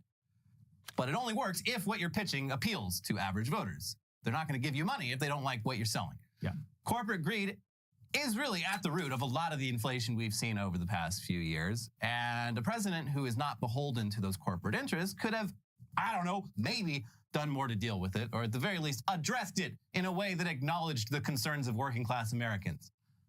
Like we said, bit of a stretch, but Bernie ran on fundamental change and activated a ton of infrequent voters, and Biden ran on not being Trump, but otherwise maintaining the status quo. And 4 years later, the status quo has never been less popular. Yeah. If this party wants to win again, they need to actually offer something to voters, particularly working class voters, but really anyone who wants to own a home, raise a family, send their kids to college, and someday retire without blowing all of their savings on medical debt. Without any of that on the table, a lot of people they're happy to settle for someone who isn't going to fix any of their problems, but will at least point at someone else to blame for it and will punish them. Yeah. I'll take it. Listen, if I'm not getting anything, I'll at least take this reactionary knee-jerk fascism, because it does make me feel good for a little bit. So will the Democratic Party learn? By most indications, no, absolutely not. We've been through this. The blame game is in full swing, and there's even reports that within the party, a ton of people think that if Joe Biden had stayed in, he would have won. Shut the fuck up. That is so fucking delusional that it is giving us headaches. Go back and watch the debate. It is, you can't. It's excruciating. No he was fucking not, shot. There's absolutely no way. And everyone still, we mentioned it yesterday. You're thinking, wow, yeah, this guy could probably survive and be coherent until the election, but you have to serve for 4 more years. And as you said, he's the most 81 that anyone's ever been. Yeah. There's also, of course, Russia. They're saying that tenant media swung the votes of tens of millions of people. I don't think so. They're saying this is all Jeff Bezos' fault because if he hadn't pulled the Washington Post endorsement, things would have all gone differently. There's way too many things that contributed to this. It's the same fucking playbook as 2016, but the arguments are even more flimsy. Yeah. Anyways, talking heads, they're openly, unironically suggesting that the key takeaway here is that the Democrats need to move further to the right. Oh, yeah, we've never tried that one. That's a new idea that we should definitely try. The fact that Trump is going to be president again for 4 years with J.D. Vance waiting in the wings in case Trump chokes on a McNugget, that is depressing enough. But the fact that the Democratic Party is so absurdly out of touch with reality and utterly incapable of rising to the occasion is very bleak. Doesn't inspire a lot of hope. No. And look, we can hear you. You're typing something about how we need a third party in this country, and sure, that would be great.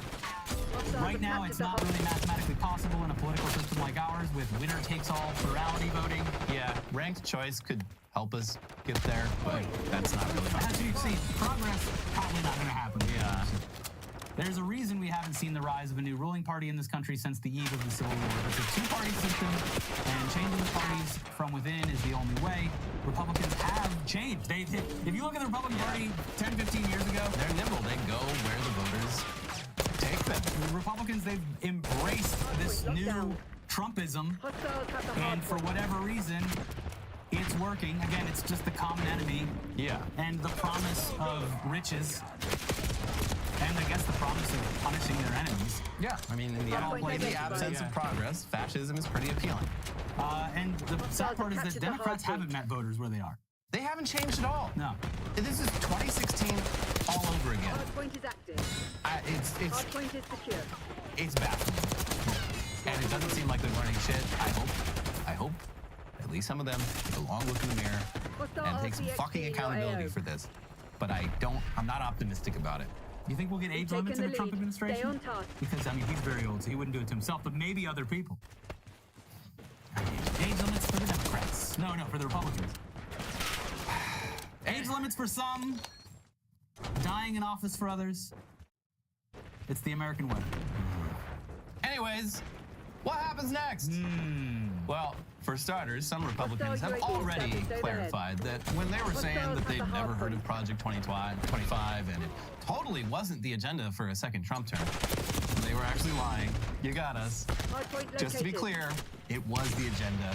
One of my pretended it wasn't because it's not a very appealing agenda. One of my biggest pain points throughout the last 6 months of the election was Trump's insistence that he had no idea what anyone was talking about, to the point where every time I brought it up on the show, I'm like, I know everyone's getting tired of it, but Project 2025 is a real thing that they're going to do. Yeah, we'll know in just a couple months when he starts staffing the White House and you see how many fucking Heritage Foundation goons are in there, because there's not a lot of candidates to choose from. Not a lot of people left who have the experience and skills to work for Trump, except the ones at the Heritage Foundation. And we'll also see who comes crawling back. Oh, Mr. Trump, I'm sorry.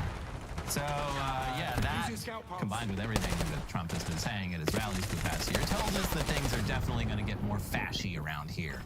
Especially with Republicans now controlling not just the White House, but the Senate and potentially also the House, which is still being counted, but I'm not feeling too optimistic about it. It would be nice if they didn't control both. Enemy RCXD detected. Would be nice. The Trump agenda could very likely have a rubber stamp for at least the next 2 years. And that means what's potentially on the table includes mass deportations, the end of birthright citizenship, severe immigration restrictions, increased abortion restrictions, more expensive goods thanks to tariffs, reduced diversity and civil rights protections for the LGBT, a severely weakened administrative state, the end of the Affordable Care Act, the end of any efforts to combat climate change, a rollback of labor rights and union protections, a significantly more hawkish and confrontational foreign policy, reduced support for Ukraine, increased support for Israel, and perhaps most depressing of all, 2 new young, ultra-conservative Supreme Court justices to replace Thomas and Alito, and potentially, who knows, 1 fewer liberal on the court, depending on how Justice Sotomayor's health fares over the next 4 years. So, in summation, shit is fucked. And we don't really have any words of comfort for you there. I'm sorry. I got nothing. It's been a bummer of a day. The only thing I can say is we'll be here for you. You know, you're not alone out there. Everyone's feeling this way. As been repeated over and over today, time to start thinking a little bit smaller and really embrace your communities. Because first of all, just on a base level, like getting to know your neighbors and friends and families around you is going to help you connect and see different parts of the country that maybe you weren't even aware of, or someone that could be victim to one of these policy changes. And that might change your tune on how you view it. Because I feel like a lot of people, specifically young men, are very fucking siloed off and exist only in these online echo chambers.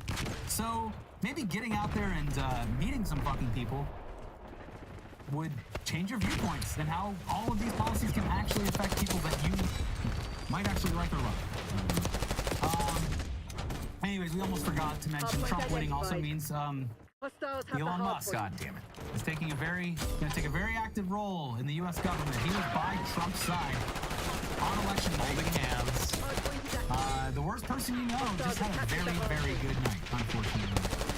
But before we get to that, we need to pause with the news for a second because it's time to take a very awkward ad break. Sorry, just take this moment to take a deep breath and kind of relax a little bit.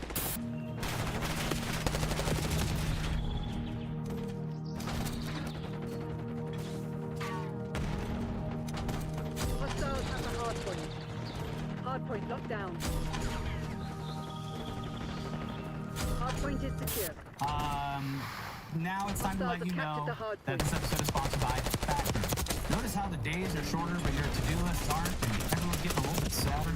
Power through your busy days with Factor's no prep, no mess meal. From breakfast to dinner and anything in between, Factor has easy, nutritious options to keep you fueled and feeling your best. Whether you like routine or you enjoy mixing things up, Factor has you covered with 35 different delicious meals every week and over 60 additional convenience options that you can add to your box, like keto cookies, pressed juices, and smoothies. Don't let shorter days slow you down. Stay energized with America's #1 ready-to-eat meal delivery service. Factor lets you do you. Choose from 6 menu preferences to help you manage calories, maximize protein intake, avoid meat, or simply eat well balanced. Because Factor's meals are chef prepared and dietitian approved, you're going to love not only how Factor's meals taste, but also how they support your goals. And Factor is cheaper than takeout and dining out, so you can put that extra cash you save towards holiday shopping.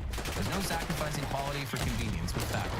Weekly menus offer ways to treat yourself to a restaurant-like meal experience with gourmet plus dishes that feature premium proteins and seasonal sides like broccolini, leeks, and asparagus. How does truffle butter filet mignon or garlic herb roasted barramundi sound? Mouth-watering, right? Very good. Stay on your A game with quality ingredients that you can trust. Quality you can taste in every one of Factor's fresh, never frozen meals. Use your time more efficiently. It's very important during these dark months. Let Factor take shopping, prepping, cooking, and cleaning up off your daily list of things to do. Join Factor today by heading to factormeals.com/newsday50. Use our code newsday50 to get 50% off your first box and 20% off your next month. That is code newsday50 at factormeals.com/newsday50 to get 50% off your first box plus 20% off your next month while your subscription is active. And this episode is sponsored by Manscaped. Fellas, the holiday season is here, and trust me, you don't want to be the guy showing up with tangled tinsel in your ornaments. Okay. Luckily, our friends at Manscaped have got you covered from head to, well, down the chimney with the Beard and Balls Bundle. Hey, honey, I got you the Beard and Balls Bundle. Merry Christmas. Featuring the Lawnmower 5.0 Ultra and the Beard Hedger, this bundle will make sure you're a gift worth unwrapping. Get ready for those mistletoe moments and get 20% off plus free shipping with the code Newsday at manscaped.com. That's what you wanted, beard and balls. The Lawnmower 5.0 Ultra is your balls' new best friend. It cuts through the North Pole bushes with ease, and it's gentle on your most delicate Christmas ornaments. It's got 2 skin-safe blade heads for versatility, whether you're after a tidy trim or a smooth, festive finish. And it's got dual LED spotlights, so you can see everything clearly, even those tricky spots. This naughty boy actually needed this ad read today. This naughty boy it's waterproof, so you can trim in the shower while you're crying. You can cry right into that thing. You can avoid a blizzard of hair all over the bathroom floor. Its travel lock feature is ideal for holiday getaways, ensuring that your trimmer stays off in your luggage and ready for action when you are. And it's perfect for a quick trim before any holiday party. No one wants to find hair in their eggnog. Disgusting. Then there's the Beard Hedger. Keep your beard in check, or Santa might think you're after his job. After his wife. The Beard Hedger's titanium-coated T-blade will tackle your winter beard, whether you want to go full-on Santa or keep it neat for New Year's. It has a built-in zoom wheel with 20 different lengths, which means no more bags of assorted guards. It's waterproof, too, perfect for trimming after a snowball fight or just freshening up in the shower. It's got 60 minutes of runtime with an LED charge indicator, because nothing's worse than a half-finished beard when your sleigh is ready to go. Join the 11 million men worldwide who trust Manscaped to keep sharp this holiday season. Get the Beard and Balls Bundle today and slay your grooming routine. Get 20% off plus free shipping with the code Newsday at manscaped.com. That's 20% off plus free shipping with the code Newsday at manscaped.com. Because Santa isn't the only one who needs his sack well-groomed this year. Okay, that was nice. Nice little break. Back into the news. Thank you, Manscaped, for providing some levity at a crucial time, but unfortunately, it is time to get back into the news with the Elon side of this whole shit show. Elon put a ton of money on the line with this election and utterly debased himself for a man who previously had nothing nice to say about him. And it seems to have paid off, though, to be clear, it's unknown how much Elon's ramshackle and legally dubious campaigning efforts really contributed to Trump's victory. In any case, Trump loves his sycophants, and Elon is now sycophant number 1. And the plan to have him run a new Department of Government Efficiency, or DOGE, will now apparently become reality. What this will mean in practice is basically what he did with Twitter, just decimating the headcount of government employees, reducing their power and oversight.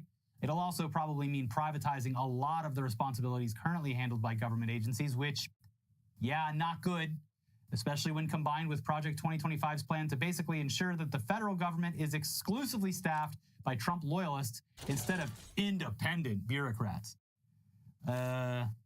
Yeah, I feel I weep hardest. Well, I weep for a lot of people, but teachers.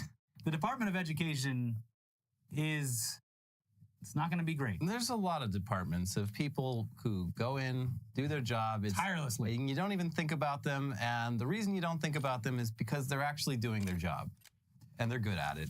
And this happened the first Trump administration when he was defunding all these government programs, and everyone was from these programs were making accounts to be like, hey, by the way, the national parks aren't being staffed today. Sorry. Anyway, Elon will also benefit greatly from SpaceX's government contracts, but that's not anything new. He currently does as well. But the fact that he's a major government contractor who's also under investigation by a bunch of government agencies for things that his various other companies have done will likely be a lot less of a problem for him. Poof. As will the increasing concerns that his security clearance makes him a national security liability. Poof. Where it gets a little weird, though, is the fact that Trump and the GOP are no fans of electric cars and the various subsidies promoting them, and they also deny the climate science behind why those electric cars should exist or why people buy them. And Elon runs the biggest electric car maker in the country. And this has always seemed like a huge contradiction, but The Verge lays out how this could still work out very nicely for Elon and Tesla. They point out that eliminating tax credits and incentives will make EVs more expensive and will hurt a lot of U.S. automakers who have been gradually getting more and more into EVs. But some Tesla investors say that while the new Trump administration is likely to be a negative for the auto industry, it could end up working out for Musk, who famously went all in for Trump, spending over $119 million to support his campaign. Tesla has the scale and scope that is unmatched in the EV industry, and this dynamic could give Musk and Tesla a clear competitive advantage in a non-EV subsidy environment, said Wedbush analyst Dan Ives, coupled by likely higher China tariffs that would continue to push away cheaper Chinese EV players, BYD, NIO, etc., from flooding the U.S. market over the coming years. Trump is likely to attempt to roll back or weaken the Biden administration's new tailpipe emission standards, which would slash greenhouse gas emissions in half by 2032. This is likely what he's talking about when he rails against the EV mandate. Republicans have falsely portrayed the new standards as a ban on gas-powered cars. EVs would need to account for over half of new vehicle sales for automakers to meet those strict mandates. If that happens, expect automakers to tap the brakes on EV production. That will likely result in Detroit's big three, Ford, General Motors, and Stellantis, becoming less competitive globally as the rest of the world continues to innovate and produce more EVs. It could also open the door for foreign automakers to come in and snap up the market. Tariffs could deter countries like China from flooding the U.S. with cheap EVs, but that could be short-lived if China keeps making cheaper and cheaper EVs. Trump's plan to slap tariffs on a variety of imported goods, including foreign-made cars, could make many vehicles more expensive to buy. Shares in BMW,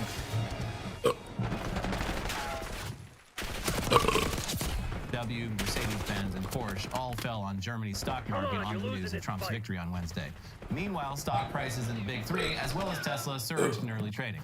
So basically for Tesla, another Trump term could actually work out for them by disincentivizing other automakers from expanding their EV offerings, leaving Tesla with its much more established EV operation in a position where they can claw back a bunch of the market shares that they've been gradually losing as other companies release their own electric cars. So that'll be great for Elon, but at this point it's pretty clear that it isn't just about the money for this guy. Even by tech billionaire standards, Elon's ego is colossal, and he really thinks he should be running the world. And he just got another big shot in the arm last night with his ego.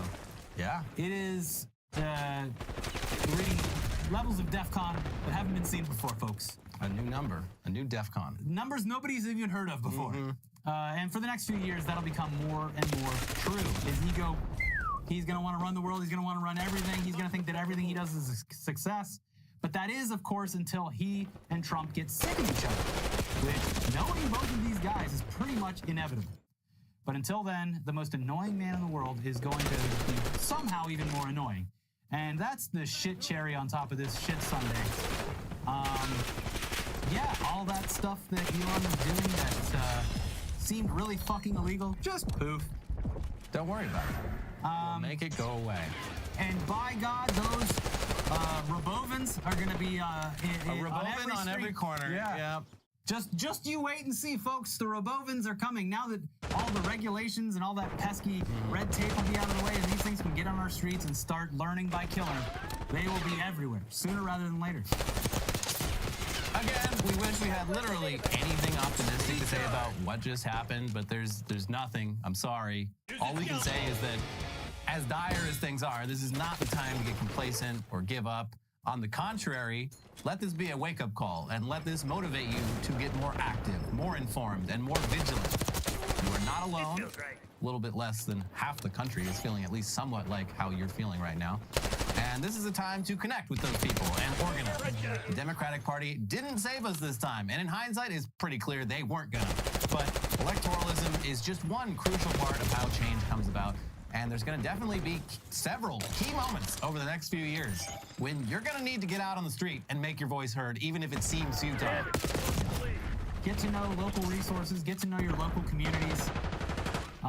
And communities, that's how we're going to get through this. We definitely need to give a huge thanks to everyone who tuned into our election night stream.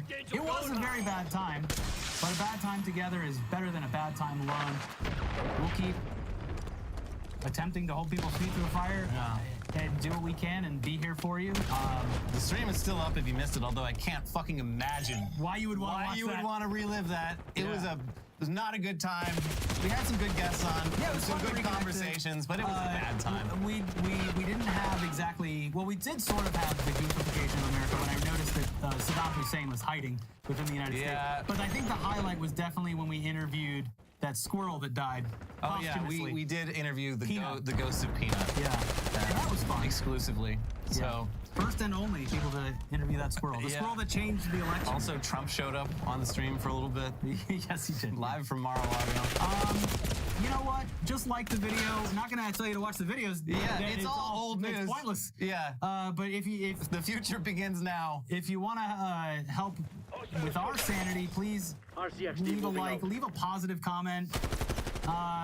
Don't get fucking mean down there. Don't do the finger pointing. There's gonna be plenty of that going around on the news. Keep your fingers in your pocket. Yeah, and just try to make it a slightly more optimistic place down there in the comments. But make sure you like the video. Make sure you subscribe.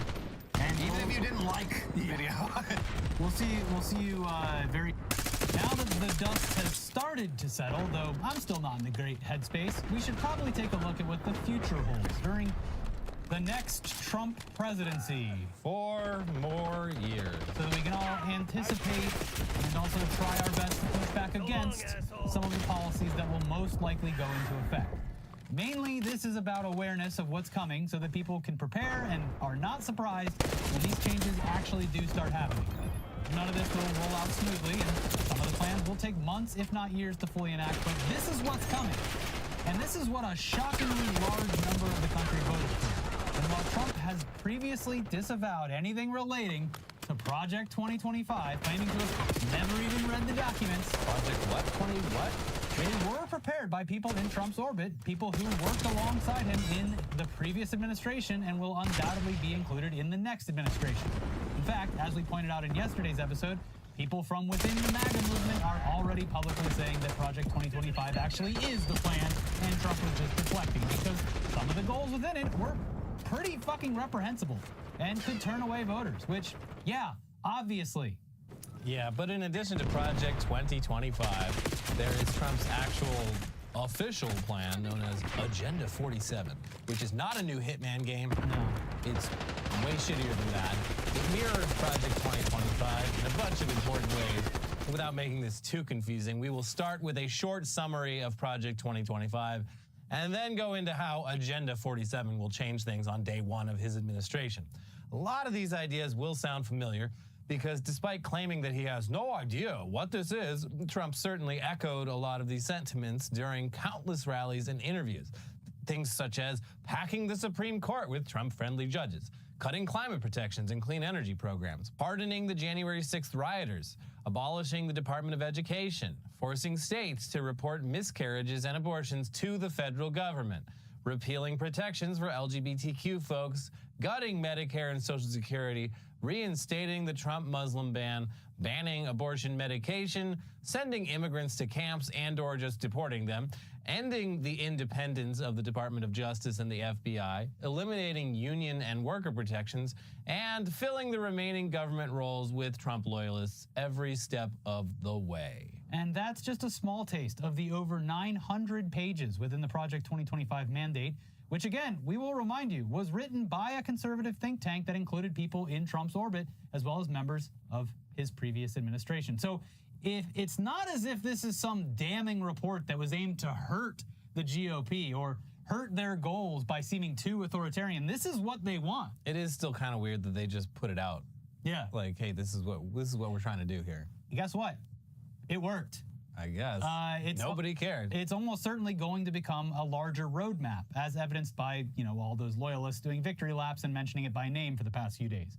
Now, Agenda 47, despite being similar, that's the one that Trump's been touting, mostly because he has his name attached to it. So he gets credit for this one. Mm-hmm. Why would I want some pesky Project 2025 when I can do my own with my cool name attached to it? Mine's better. So let's take a look at that in particular to see what's in store for the country in the very soon coming months.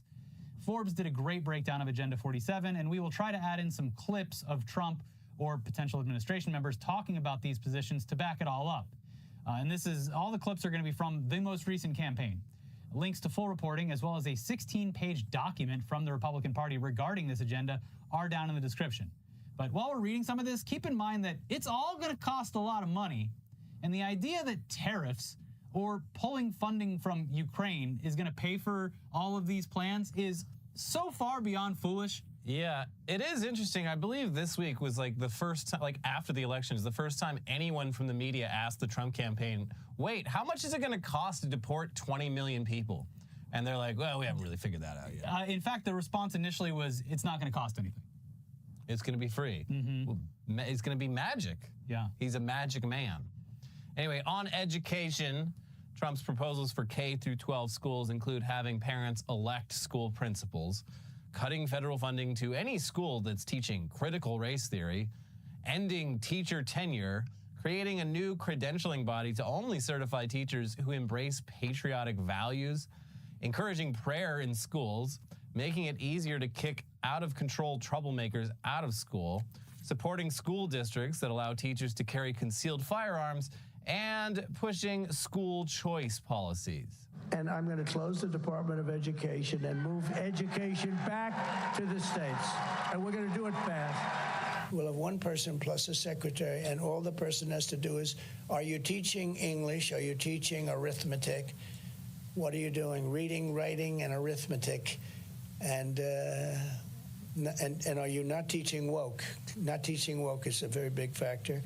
Again, this and everything else we're about to talk about is what he was saying on the campaign trail. This isn't some hidden, to be discovered document. This is the policies they've campaigned on. You know how our education system is terrible, just shameful, honestly? Mm-hmm. We're going to make it worse. Yeah. So much worse. Mm-hmm. These kids are learning nothing. We're going to dismantle it by sending it back to the states and just getting every educator worth their salt to just quit the field and leave. I mean, they've been working on that for several decades now. So many teachers, they last a couple of years, and they're like, wait, why am I doing this thankless job? Yeah, and now I'll be accused of being a criminal in addition to everything else because I'm not patriotic enough. Yeah. I have skills. I only do this because I actually care about the next generation of people in this country, and Also, it's not fucking worth it anymore. Much like with the other policies we're going to talk about, the exact definition of what they can or will go after will change. Like, what's critical race theory? Right, it's I don't know, anything that they disagree with. They say, oh, any school teaching critical race theory. No fucking K through 12 schools are teaching critical race theory because it's a very niche part of, like, law school education. but that's not what they're talking about. Yeah, that's just a label they put on that anything. into anything, yes. Which like increasingly is just including like talking about like why Martin Luther King was protesting, or like what happened to cause the Civil War. Yeah, you can already like see it in the courses that PragerU is offering to certain school districts. Which a lot of school districts are taking them up on that offer, which is crazy. It's insane, but it's already happening and it's only going to get worse. Look at the Trump Bibles going to schools. PragerU is going to have a lot of contracts with a lot of schools. On climate change, the U.S. would again leave the Paris Climate Accord, and the ex-president has proposed getting rid of President Joe Biden's policies restricting emissions and targeting 67% of new vehicles to be electric by 2032, and massively scaling up oil and gas production. We don't have a global warming problem. They don't use that term anymore anyway because, as you can see, the planet, it's very cool out here today, isn't it? Oh, they go crazy when I said, but it's not global warming because at certain points it starts to cool a little bit, like now. We're going to make cars the way we had it 40 or 50 years ago. We were dominant. We're going to be dominant again. We would have been supplying oil and gas to China, to all of Asia. It's Alaska. He comes in and he rejects it because the environmentalists reject it. It has nothing to do with the environment. It's good for the environment. On the Justice Department, Trump has pledged to appoint 100 U.S. attorneys who would be aligned with his policies and investigate some left-leaning local district attorneys. Also pledging to establish a DOJ task force on protecting the right to self-defense and fight purported anti-conservative bias at law schools and law firms. But we will rapidly review the cases of every political prisoner who is unjustly victimized by the Biden regime so we can get them out of the gulags and back to their families where they belong. As we completely overhaul the Federal Department of Justice and FBI, we will also launch sweeping civil rights investigations into Marxist local district attorneys. And that's what we have. They're Marxists in many cases. Yeah, we love small government, don't we, folks? This is federal overreach to like an absurd cartoonish degree. Yeah. But we like it when it's doing things we like. It's like investigating fucking local district attorneys. Are you insane? What the fuck is this shit? You're a fascist. Yeah, well, they got a hold on that term lawfare, and they said, that actually sounds pretty good. The most overused term of the past year or so. Yeah. And we're never going to hear the end of it. Anyway, immigration. Trump plans to prohibit undocumented immigrants from receiving any benefits. He's going to end birthright citizenship for the children of undocumented immigrants, reinstate a travel ban from certain countries, you know the ones, pause refugee admissions, mandate extreme vetting of foreign nationals, block federal grants to sanctuary cities, and end the catch and release practice of releasing migrants while they await immigration hearings. Plus, he's going to close the southern border to asylum seekers and suspend visa programs, including the visa lottery and family visas. And on day one, we will begin the largest domestic deportation operation in American history. We have no choice. When I return to office, the travel ban is coming back even bigger and much stronger than before. The United States will not be condemned for the same fate as countries like France, which are truly going through hell right now. I will also order our government to deny entry to all communists and Marxists as required by law. And we'll get into it in a second, but the process of doing this is hard to even wrap your head around. And the cost of doing this, that's without even mentioning how morally reprehensible it is and how people are going to get caught up in this, and bad things can potentially happen. Yeah, I'm also worried, like, once they do stop all this illegal immigration, who the fuck am I going to blame when all of my problems remain in place? What the fuck? Was it my fault all along? Was it capitalism? No, I don't want to think about it. I want someone to blame. On the economy, Trump proposes cutting taxes and slashing federal regulations, also proposing baseline tariffs on foreign goods in hopes of spurring American manufacturing, which will go up for countries who have unfair trade practices. We are going to do it through low taxes and high tariffs, actually. There's a spy in our ranks. We won't have any inflation.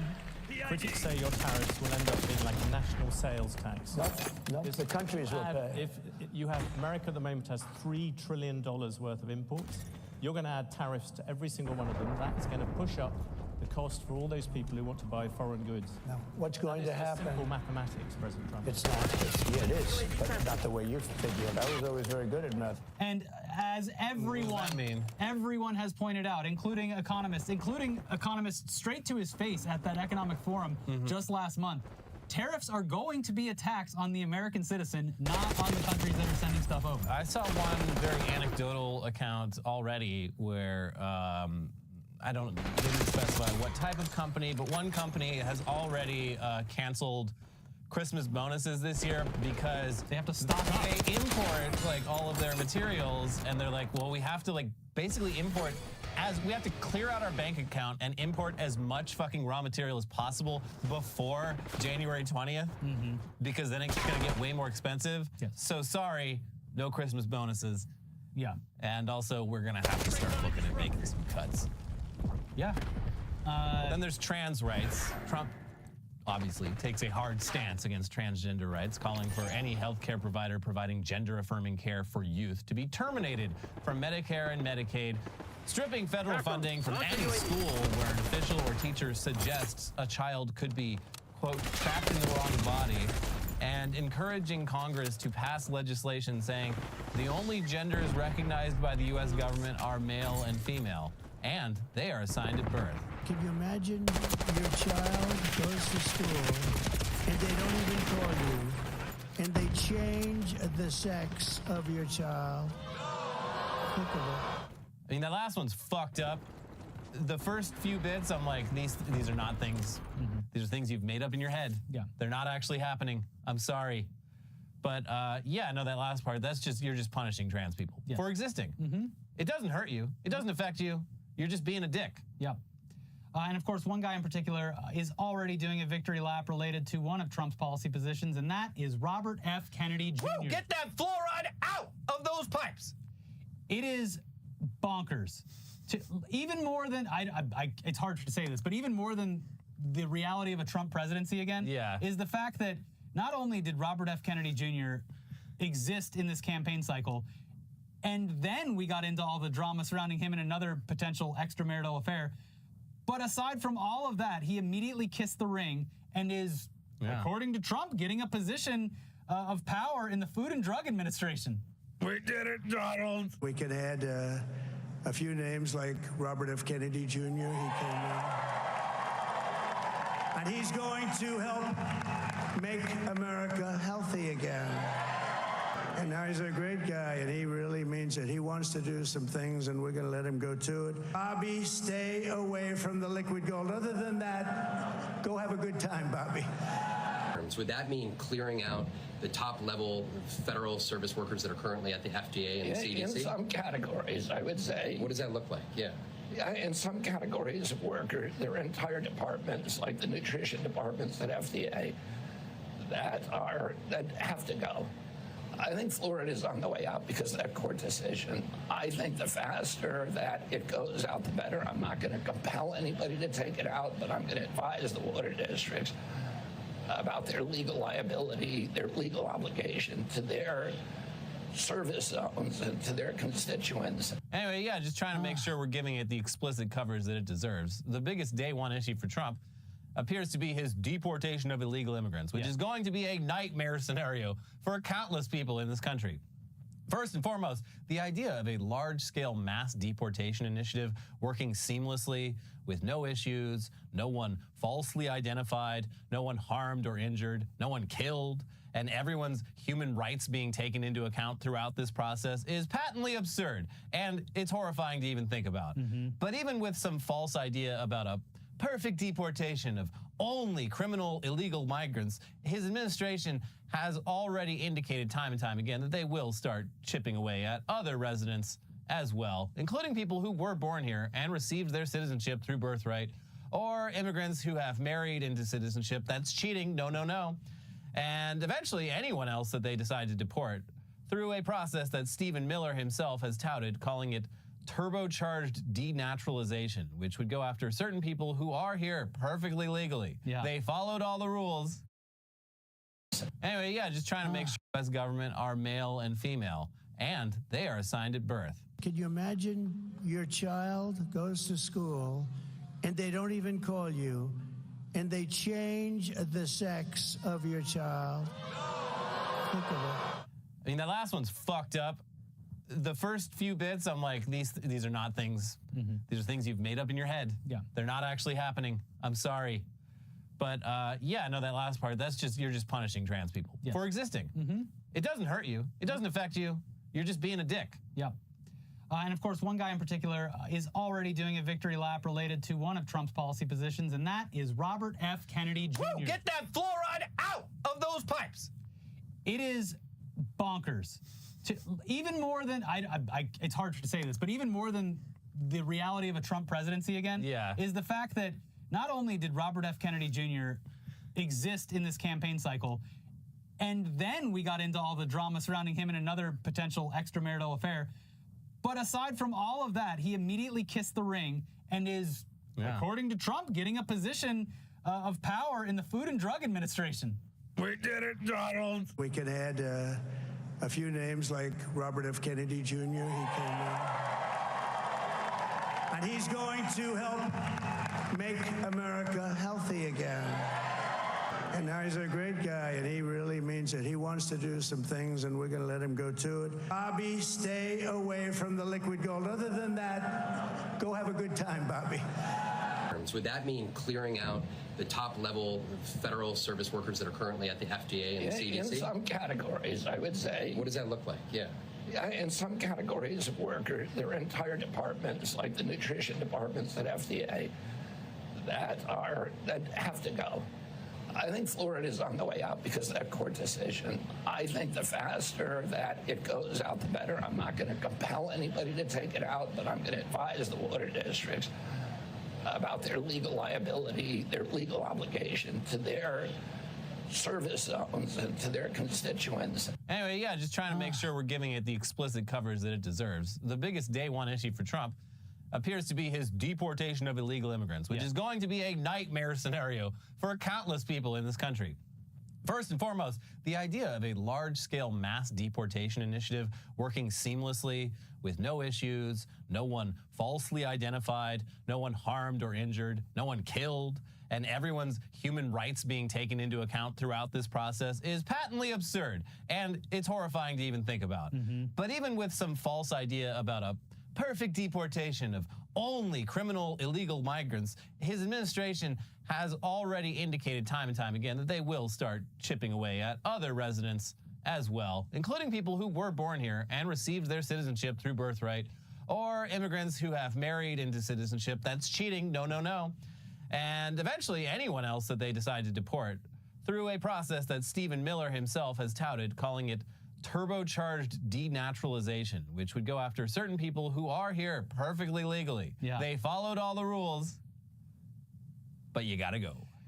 As for how he's going to pay for any of that, despite Trump claiming that it'll cost us nothing, there will be no bill, or whatever the quote is, people who have their feet firmly planted in reality indicate that such an effort would potentially cost billions of dollars, with an added bonus of hurting the economy in the process, which is shocking, we know. From NPR, while presidents have broad powers over immigration, for example, there are real operational, legal, and political challenges to carrying out mass deportations. Groups like the American Immigration Council estimate it would cost billions of dollars for Trump to implement his deportation plan. It could also have a dramatic impact on the economy if industries such as construction, hospitality, and agriculture lose masses of workers. There is also a resource challenge. U.S. Immigration and Customs Enforcement already must pick and choose where to focus its limited resources. Carrying out mass deportation would require a massive increase in manpower to arrest and deport millions of people a year. Well, that's why we bring in the army. And just so we're on the same page here, it sucks to be talking about this stuff in a deadpan, matter-of-fact way. Like reading that last paragraph from NPR about the practicalities of how this may happen is shocking to me. It hurts my soul to read it as if it's something that's fact, because it is. It hurts to report on this. These are people's lives, people's livelihoods at risk here. It still doesn't feel real, and we really hope that we were better than this, or that we'd maybe learned something from history, but apparently we got to learn it again. Yeah, and not even that, not even ancient history. I feel it's been multiple times where like southern states have like cracked down on illegal immigration, and they're like, wait, where's all the food that used to grow here? Wasn't there farm workers on this farm? Fuck. Yeah. Wait, hold on. What do you mean food's more expensive now? And obviously, not casting like all immigrants as just day laborers or no, but they form a very important backbone to like a part of the American society that we really take for granted, and you're gonna feel it. Yeah, but we need to believe Donald Trump when he says this stuff, and start working to protect our friends and neighbors now, because Trump will be president, and all of the things that he was touting on the campaign trail, just believe him that he's going to do it. Don't think that it was just lies and jokes. Yeah. Because in reality, that's what a lot of people voted for. Anyways, these are just a few of the plans included in Agenda 47. Trump and his advisors don't seem like they'll be wasting any time getting many of these ideas off the ground immediately after he is sworn in. And we've already lived through this once. I mean, he kicked the door in last time. Executive orders, got baby. right to fucking work. Yeah. They carve through any red tape. They enact these policies by whatever means possible. They worry about the legalities afterwards. And with control of the Senate and potentially the House, it could be a lot easier to get this stuff going. So, yes, we know this episode is a bummer, but we're not going to stop explaining this stuff to you just because it's bad news. Because there's going to be a lot of bad news to talk about. Yeah. You have to be aware of this stuff, because otherwise it goes by completely uncontested, and tons of people are completely oblivious to the world around them. By the time they realize something awful is happening, it's usually too late. Yeah, so we're just trying to give you a little head start on what the very near future might look like, and what the first few weeks and months, that's what they're going to try and do. So take the information and share it, and look out for your friends and neighbors. And just for the slightest bit of levity to this conversation, while still preparing you for the next Trump presidency, I think we need to address the gamers. Gamers, if nothing else scared you, I need you to listen right now. Now, back in 2019, when he was president the first time, Trump indicated, said on camera and everything, we'll play the clip, he would potentially ban violent video games because they, quote, corrupt America's youth. We must stop the glorification of violence in our society. This includes the gruesome and grisly video games that are now commonplace. It is too easy today for troubled youth to surround themselves with a culture that celebrates violence. We must stop or substantially reduce this, and it has to begin immediately. And he's going to make it mandatory, compulsory deodorant and showers. Is that what you want? If all that other stuff... He's going to make Asmongold clean his room. He already did. He already did. But if all that other stuff didn't have you worried, we would hate to be the ones to let you know that Grand Theft Auto 6 is currently scheduled to release during the next Trump presidency. Very violent. The violence is right there in the name. Now, it's supposed to be... Crime Simulator 6. I don't think so. Bye-bye. It's supposed to be coming out. Or will it? Who knows at this point? Because if there's one game in particular that would be targeted by an extremely conservative government, it's definitely going to be Grand Theft Auto. Yeah, in addition to being just extremely violent, it's also a series that is a really harsh parody of just American culture. Yeah. And yeah, I mean, they're going to... And it's also been targeted in the past multiple times. Yeah, so, well, this time it's on the president's desk. Gamers, stay alert. One thing that we can say is safe. Call of Duty, definitely going to be safe. Because the only people that die are bad guys, terrorists. And Call of Duty prepares the next generation for their inevitable service to the country. It's also great for the gun industry, because like before you even get your hands on a gun, you know about all the different, all of the red dots and the holographic and you know, the different stocks, and you go to your first trip to the gun shop, you walk in like I know like everything. You own the place. Yeah, it's great for business. But hey, that's what the next generation is being bred for. Compulsory service. That's right. So good luck, gamers. It's probably going to be coming for you too. Yeah, we need you and your body to fight China. That's right. Anyway, it's time to take a quick break to thank today's sponsors. Wait. Now it's time to take a quick break to thank today's sponsors for supporting the show and keeping us going in these bleak, desperate times. Starting off with an ad that's fun to read and helps you to stay as clean as a whistle. This episode is sponsored by Manscaped. Fellas, The holiday season's here, and trust me, you don't want to be the guy showing up with the tangled tinsel on your ornaments. Luckily, our friends at Manscaped have got you covered from head to right down the chimney with the Beard and Balls Bundle. Featuring the Lawnmower 5.0 Ultra and the Beard Hedger, this bundle will make sure you're a gift worth unwrapping. Get ready for those mistletoe moments and get 20% off plus free shipping with the code NEWSDUMP at manscaped.com. The Lawnmower 5.0 Ultra is your ball's new best friend. It cuts through the North Pole of bushes with ease, and it's gentle on your most delicate Christmas ornaments. It's got 2 skin-safe blade heads for versatility, whether you're after a tidy trim or a smooth, festive finish. It's got dual LED spotlights, so you'll see everything as clear as possible, even in the tricky spots, those dark corners. Nope, there. 2 LEDs. You're gonna find hairs you never knew existed. This naughty boy is also waterproof, so you can trim in the shower and avoid a blizzard of hair all over the bathroom floor. And its travel lock feature is ideal for holiday getaways, ensuring your trimmer stays off in your luggage and ready for action when you are. No, sir, that's not a masturbation device. That's my ball trimmer. And no, it shouldn't be on because I turned the lock on. It's also perfect for a quick trim before any holiday party. No one wants to find hair in their eggnog, after all. No, they don't. Then there's the Beard Hedger. Keep your beard in check or Santa might think you're after his job. Uh-oh. The Beard Hedger's titanium-coated T-blade will tackle your winter beard, whether you want to go full-on Santa or keep it neat for New Year's. It has a built-in zoom wheel with 20 different lengths, which means no more bags of assorted guards. It's waterproof, too. Perfect for trimming after a snowball fight. Or just freshening up in the shower. Yeah, you know those snowball fights you have with your friends in private? It's got 60 minutes of runtime with an LED charge indicator because nothing's worse than a half-finished beard when your sleigh is ready to go. Join the 11 million men worldwide who trust Manscaped to stay sharp this holiday season. Get the Beard and Balls Bundle today and slay your grooming routine.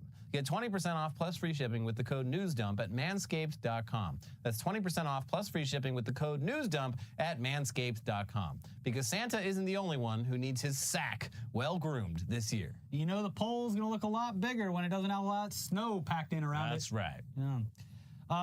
Who's hungry? This episode is also sponsored by HelloFresh. Nom, nom, nom. With HelloFresh, you get farm-fresh, pre-portioned ingredients and seasonal recipes delivered right to your doorstep. Skip trips to the grocery store and count on HelloFresh to make home cooking easy, fun, and affordable. That's why it's America's #1 meal kit. The holiday season is just around the corner, and we're all looking for ways to spend and stress less. HelloFresh makes mealtime nearly hassle-free with delicious, home-delivered, chef-crafted recipes that come together quick and are less expensive than takeout.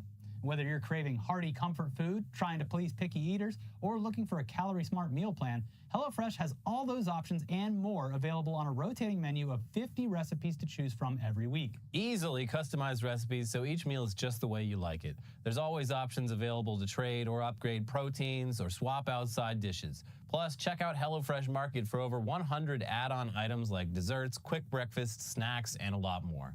This month, they even have Thanksgiving items to help wow a crowd with minimal effort on your part. Not that anyone has to know. 2 of our favorites on this week's menu include the creamy Tuscan spaghetti and meatballs with scallions and lemon. There's also the sweet chili pork bowls with bell pepper and candied peanuts. These are so easy to make and so delicious that you'll wonder why you didn't start cooking for yourself sooner. Good news, though, you can start today and get 10 free meals at HelloFresh.com/free newsdump. Applied across 7 boxes, new subscribers only, varies by plan. That is 10 free HelloFresh meals. Just go to HelloFresh.com/free newsdump. All right, back to the news now, and apologies that we don't have much more to talk about. Not a lot else going on. But we are understandably trying to navigate our way through some pretty ominous realities. It's not so much about coping or whatever. It's more trying to find something fun or interesting to talk about that isn't related to our potentially very dark future. Yeah. It's been a week, folks, so fuck it. Here's a story that won't affect the lives of anyone who isn't a professional breakdancer. It's just the ending of a story that was as big as 2024 itself. Is it who I think it is? Raygun. Woo! Raygun, the Olympic... There she is.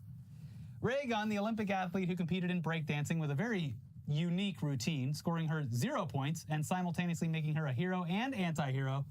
That Raygun has announced that she will be retiring from the sport. She's done all that she possibly could. I've conquered every mountain. She's created a legacy. Yeah. There's nothing Nothing left to do. for her to do.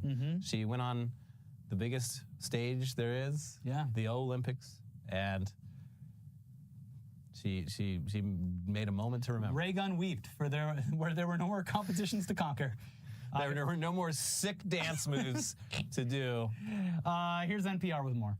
Ray Gunn, whose real name is Rachel Gunn, said on Australian radio earlier this week that she does not want to endure the criticism that would come with future performances possibly being recorded and posted online.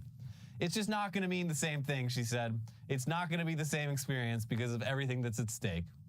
Breaking debuted as an Olympic sport over the summer. During the competition in Paris, Gunn failed to score any points, losing 18-0 in each of her 3 round-robin battles. What is this? Get this off the stage. Reactions to Gunn's performance ranged from declarations of her moves being eccentric to questions about her place in the sport as a white woman in academia, given the dance style's roots in the early New York hip-hop scene. Her routine was made into memes and spoofed on late-night television. It's surreal and is still impossible to process, she said. That seems a really difficult thing for me to do now, to approach a battle, she said. I mean, I still dance, and I still break, but that's like in my living room with my partner. Gunn said she has relied on memes and positive messages from fans to balance out the negativity. She said that she is working on other projects that, quote, encourage people to dance and have fun and be creative and be themselves, which is honestly great. Yeah, I feel like she's going to be a great role model for being yourself. If she had competed in a interpretive dance contest? positivity competition, I think she would have gotten 10s from all the judges. But unfortunately, she competed in a breakdancing competition, and I'm sorry, ma'am. What are you doing? Yeah, but again, great role model for being yourself. You too can one day go in front of the world and embarrass yourself. Look, here, I'll say that it was probably a net positive that she did compete in the Olympics. Yeah, it was interesting. It turned it into something bigger than what it would have ever been. It really put Australia on the map. Yeah. And no one even knew where it was. And it inspired a generation of kids to look and say, I could do that. Yeah, I could do that better than her. I could be an Olympic athlete. That's an Olympian? I should train to be in the Olympics. Look, probably not great as a competitive breakdancer. Probably. But probably going to do wonderful things as a mentor and a role model. Also, she inspired a lot more joy than hatred when it was all said and done. I mean, there were no shortage of ray gun Halloween costumes this year. Yeah, it's a good one. So she definitely made her mark culturally, even if it was just temporarily. Look, it was a fun story from this year. Out of all the negativity, I mean, there was a lot of negativity attached to it, but specifically, even out of the Olympics, it wasn't even in the top 5 of negative news stories. Yeah, it's just such a weird story because, yeah, a lot of Olympians, they try to do something and they fail. But by all indications, Ray Gun did exactly what she set out to do. Yeah. And they just weren't into it. And by they, I mean the entire world. And specifically the judges. Yeah. But moving over to unsolved mysteries being solved, we're still not exactly sure what was washing up onto the shores over in Newfoundland, Canada recently, with some arguing that it might have been baked goods that fell off a cargo ship. On the other side of the world, however, in home of Ray Gun, Australia, they've been dealing with a similar problem, and they've finally figured out what they're dealing with.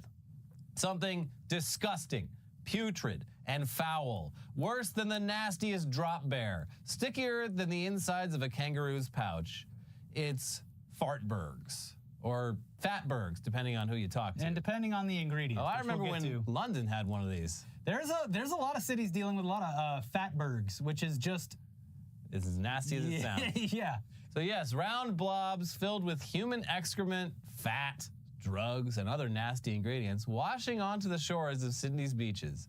Probably an ominous sign, but also just totally disgusting. Imagine swimming nearby and accidentally wading into a swarm of these floating shit-filled orbs. Oh, look, a jellyfish. Pop.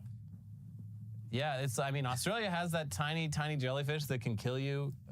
Actually, so this would be better than that, but... yeah, oh, thank God. It's just a fatberg. It's just human shit. Yeah. Here's CNN with more on the grossest story of the week so far.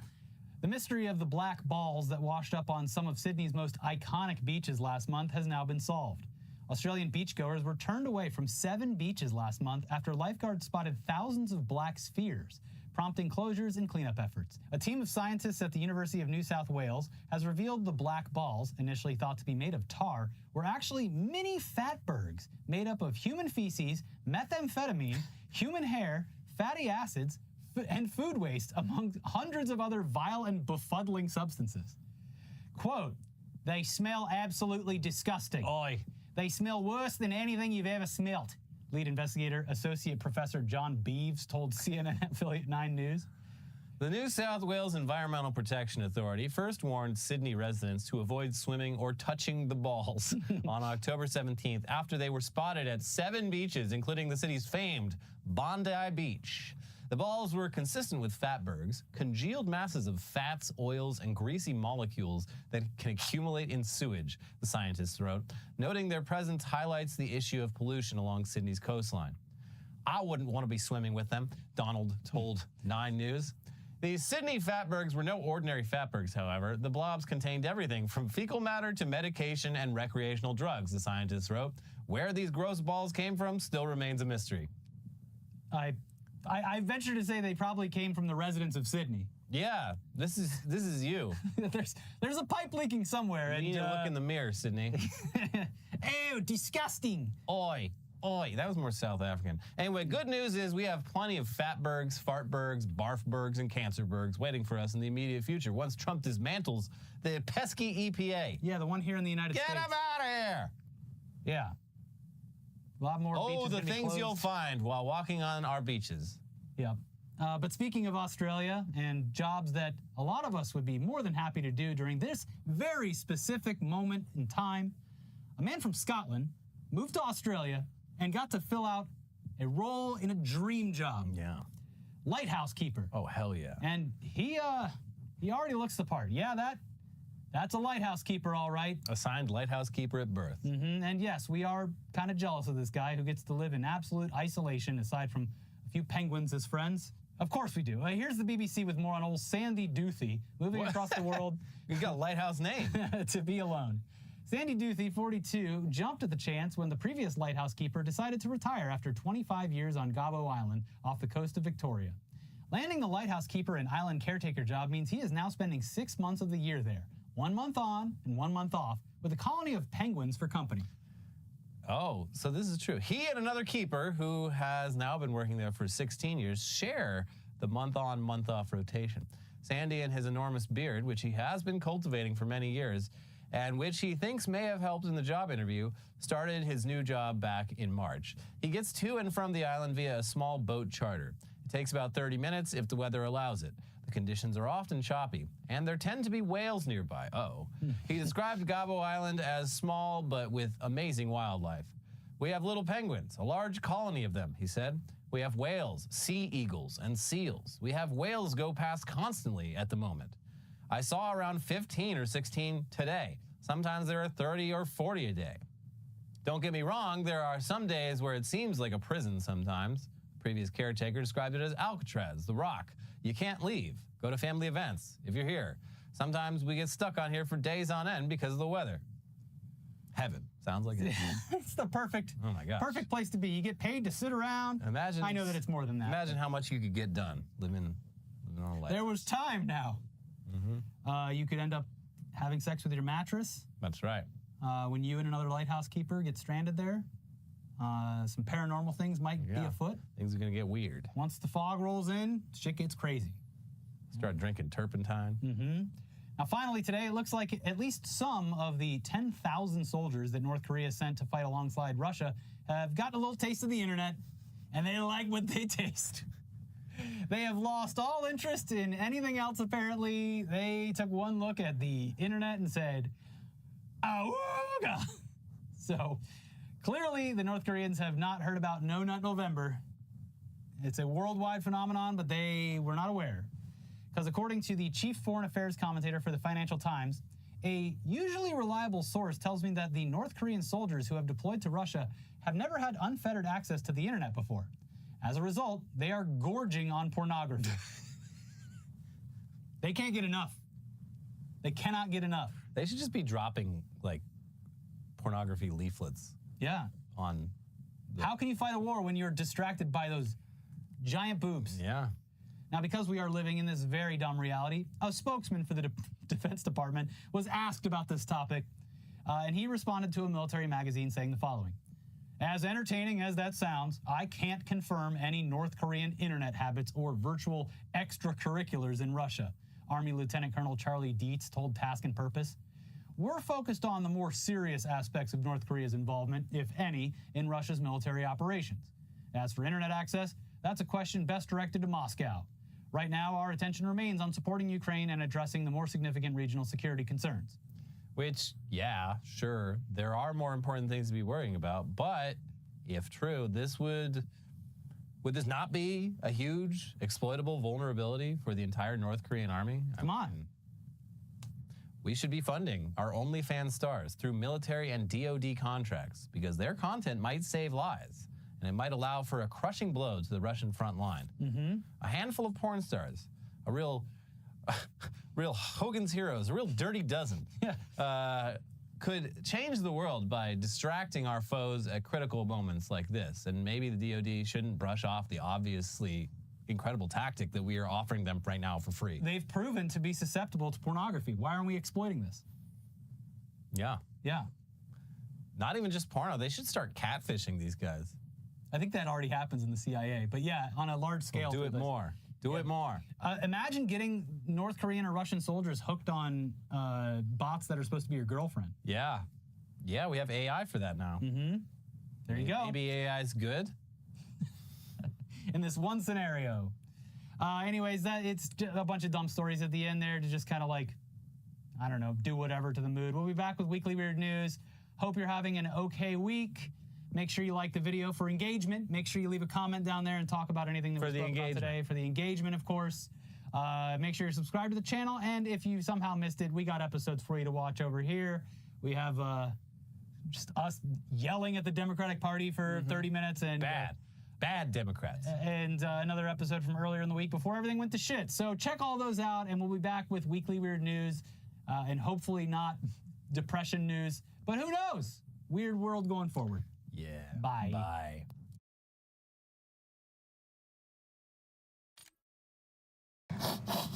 You smell that? It's new merch! Yay! Yay! Head on over to Meat King and Goat Store, where we have the I Control Fire shirt. Woo! The Monster Truck long sleeve. Wow! Domination. The Papa Work Secure the shirt. objective. And the Kill Every Influencer shirt. Securing Zone A. Yay! And don't forget the Heartburn hoodie. Now, if you're lucky, you'll buy something. Zone A secure. We've claimed the advantage. Now hold it.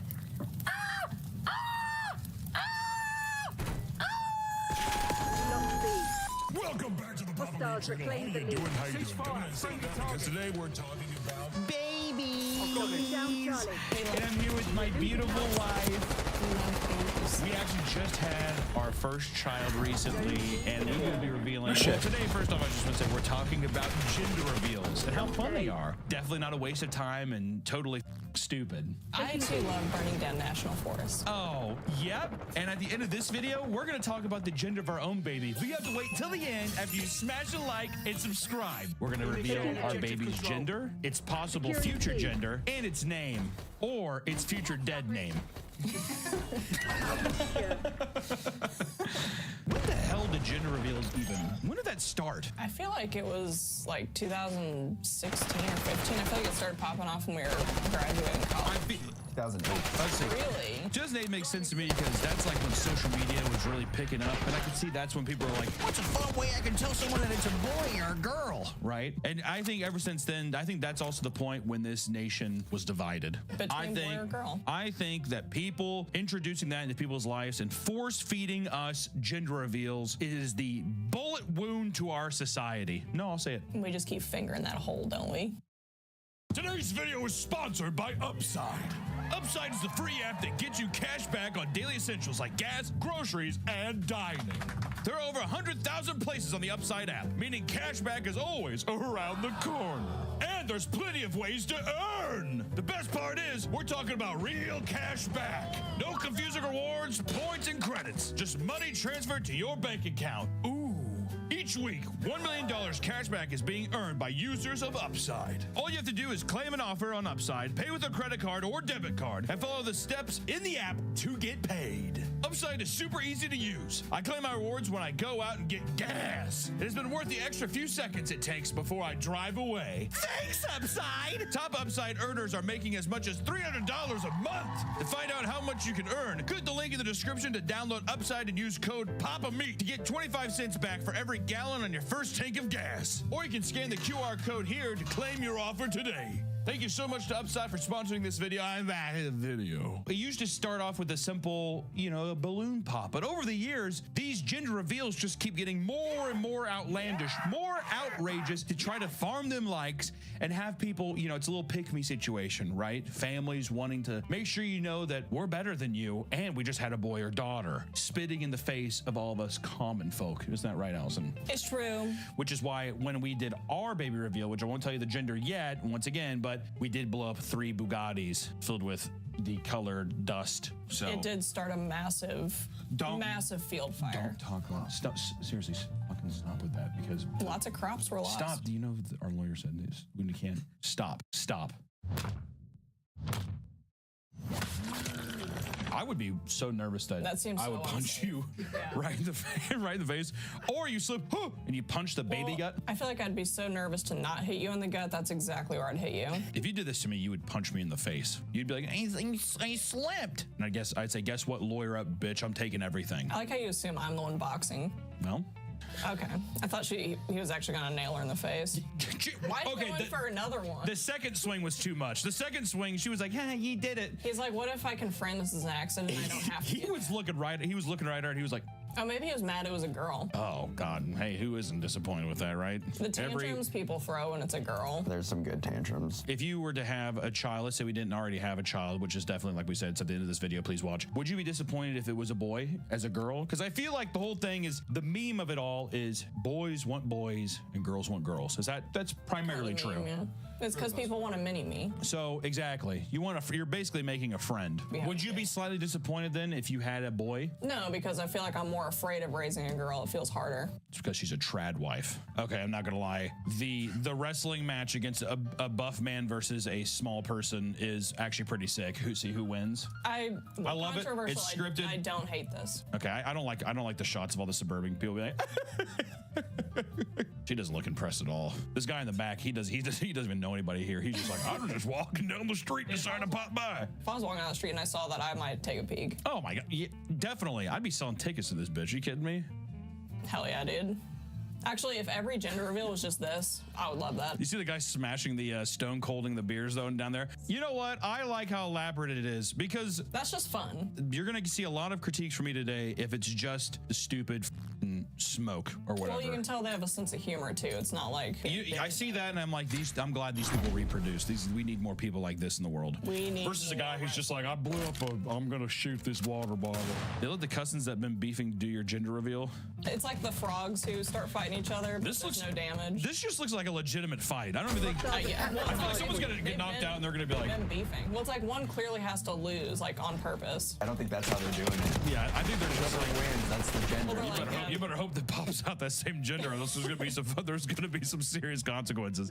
Hey, what is this one? Oh. Gingerville cake for a penguin. I like that. See, if it's for an animal, it's fine. No, dude, kill the animal. I bet penguin tastes Enemy good. UAV inbound. Really fatty though.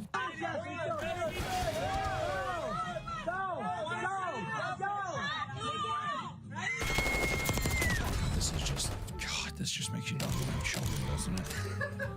It is a good. It's a good birth control video. Are you kidding me? I don't even know what I would be able to do. You know what? If this is you, which also this is definitely gonna be your build. So you're gonna be wearing those cargo jacket. I've been running. Big frumpy ass. Oh hell no, you haven't been running, dude. Got that sweet potato body. I'm telling you, my ass would be. Is better. You wouldn't even believe how acrobatic I'm gonna get when I do front flip over that fence. And you never see my ass again with that candy. There you go. Oh, there goes the balloon. Still popping the atmosphere. That would look kind of cool. For who? Also, was that mom? That mom was getting ready to lay down the wall with that kid. Here's going to be a controversial statement for us and the viewers. Would you spank a child? No, but I'd probably remove her from the situation and I'd take care of it privately. Oh my God, what the fuck does that even, are you gonna kill this child? I will snuff out the problem quickly, secretly. Are you guys gonna do a family channel when the kid arrives? Oh, absolutely. You better believe I'm gonna do if I have a kid, if I have to be put through that hell and I don't get a profit off of it with a family channel, absolutely. We're doing Ryan's Toy Part 2. And what I'm gonna be like, I'm gonna have my kid be like, why is Ryan's Toy keep getting so old? These toys are for people like me. The only time that smoke is appropriate is whenever you have an old shit kicker and you burn it out in the driveway, revealing you're having a daughter. This is some good white yo. Dude, Caleb, stop! You're burning up the tires, man. I bet they're gonna name the kid Crystal or something. Oh, this is definitely a stripper name. It's not even pink anymore. It's red. They're giving birth to the devil. That's what they're doing. Yeah. Oh! Oh, okay. Oh my God! It is the devil! So it's gonna be a golf girl. Yo, Lucifer, your name might be Damien, bro. Her name's either gonna be Rose, Emerald, if it's a boy, it's Damien. God, this suburban energy, dude. This suburban energy is insane. The khakis, the tucked in shirt. Damn, dude. She's hit it like once and she's about to piss herself. Oh, there it goes. How did they not pop that after beating the shit out of it? You'd be so crazy. Oh. You dumb son of a bitch. You know what I think this should be a law? And this is going to be a controversial opinion. I think that if the balloon floats away and you're doing the gender reveal thing, you gotta just abort. Yeah, well, I didn't want to say the word, but I think you just gotta cut it. To me, that's an omen from God. Yeah. Somehow they're just like, give this one back. Oh my, this is a very average Nebraska gender reveal. All right, go out there and get the $150,000 tractor and bring it around. We're gonna see if it's a boy or girl. Or do they dye the corn? It's gonna be corn related. Well, I think they'd have enough kids already.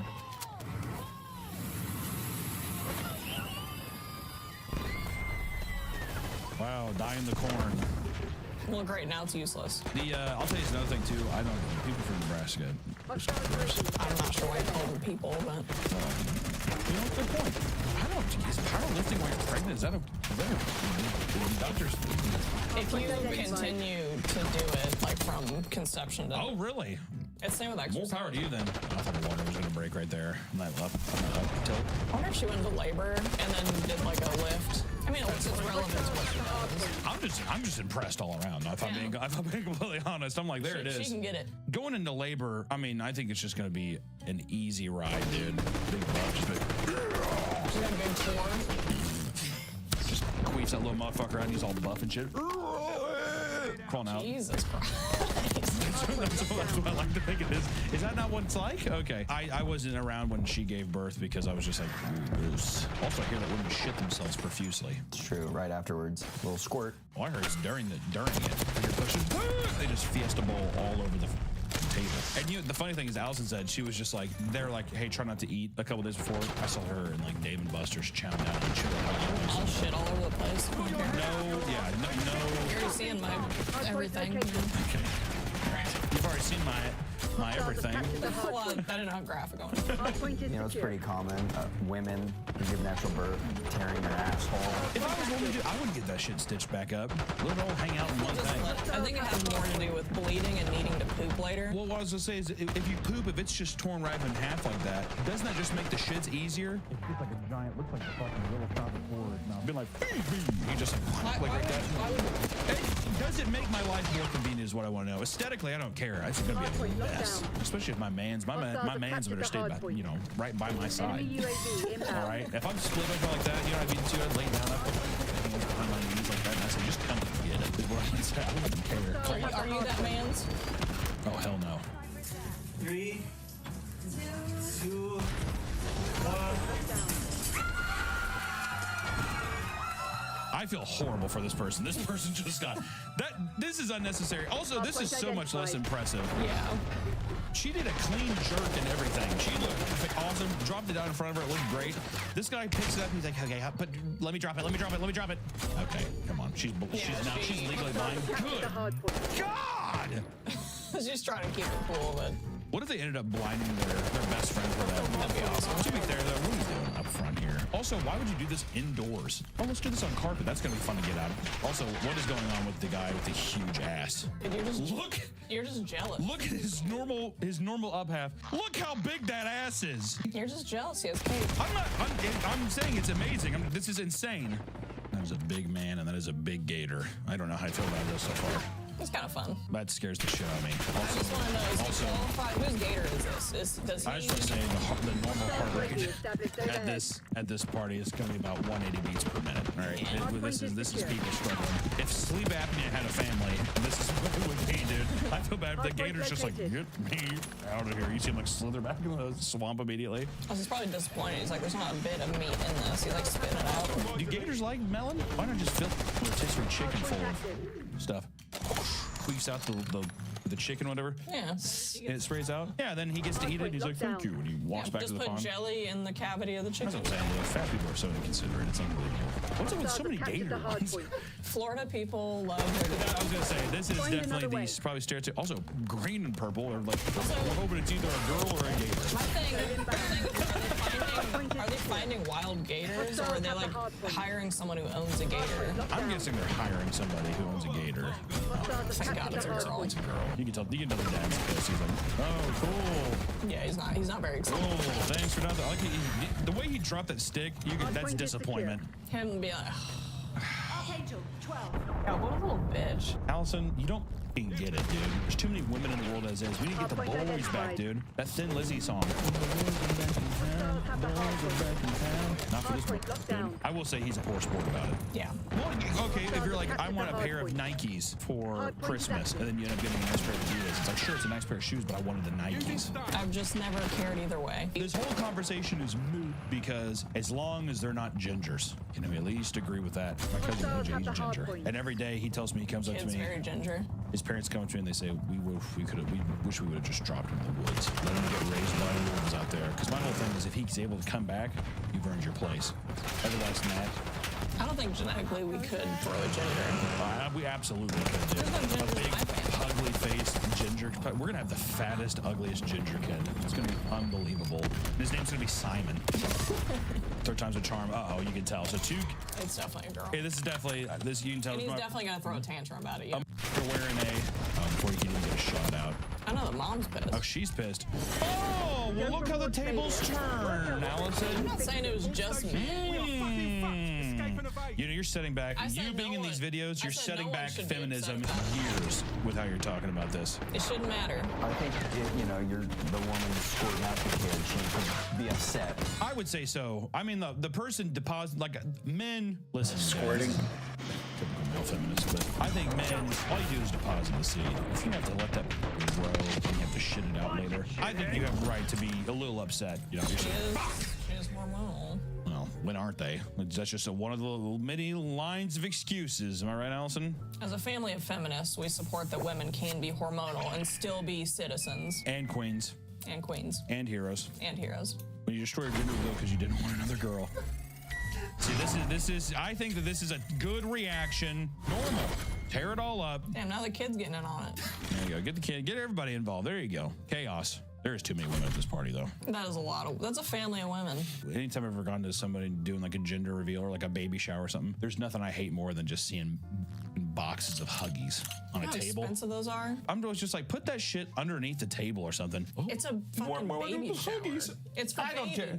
No, to me, I'm like, this is what I think. This isn't the boys' baby. Let me explain. Baby showers and up until the kid's 8th birthday is all about the parents. I'll say that every time. Because guess what? Those kids aren't going to remember any of it. And this is just you being like, I have kept this thing alive. I'm getting ready to go on this excursion. So to me, I'm like, all the baby shit, put it in the underneath the table. We're going to use it definitely. You don't remember your 4th birthday? I don't remember my 4th birthday. I think that's just a you problem. Do you remember your 4th birthday? You want a job? You want to keep your job? Do you remember your 4th birthday? 5th birthday. But you don't remember your 4th? I don't think so. Or your 5th or your 6th or your 7th or your 8th? No. None of those. I was conscious. Yeah, so none of those. 5 years old. Hunter, how are you so controversial yet so brave all the time? Honestly, it's because I'm a male feminist. And that's how I won your heart. Because actually, we went to a liberal arts school together, and someone was just like, he is the most liberal. This guy speaks from the heart. And I took every feminist class. That's actually true, I did. He did actually. That was... I did because I love the teacher. She was a good woman. I liked her. You're trying to hit up the teacher? No, I admitted that. She was like a mother figure. I loved her. Talking about a bunch of gobbledygook, but I'm kidding. He's mad he got a boy? Or is he just mad in general? It wasn't a live child. What the hell? I'm good. I'll be honest. This one actually scared the hell out of me. 1 second. I need to. If I was a wife, I'd be a little scared. Let's rewatch this one. Hold on. He's got the stabbing motion down a little too good. He has definitely stabbed someone before in his life. First off, you don't show up to a baby shower and have looking at her in two. this freeze frame. He's gonna go for her next. You don't show up to a baby shower with the first 3 buttons of your shirt unbuttoned and think that you haven't stabbed someone before, dude. Like that. This part here, that's where I'm like, even like that's. Yeah, exactly. She's like, oh, yep, this is my man. I hope he doesn't get mad at me one day. Oh wait, now he's happy. Okay. He's having a lot of them. No, I don't think he. I think what happened was I think he was mad, but I think he came back at the end because he's just like he caught himself and he's like, oh, just. He's like, oh, I'm on camera. Yeah, but he's definitely gonna go to the bathroom. That shit's gonna get destroyed.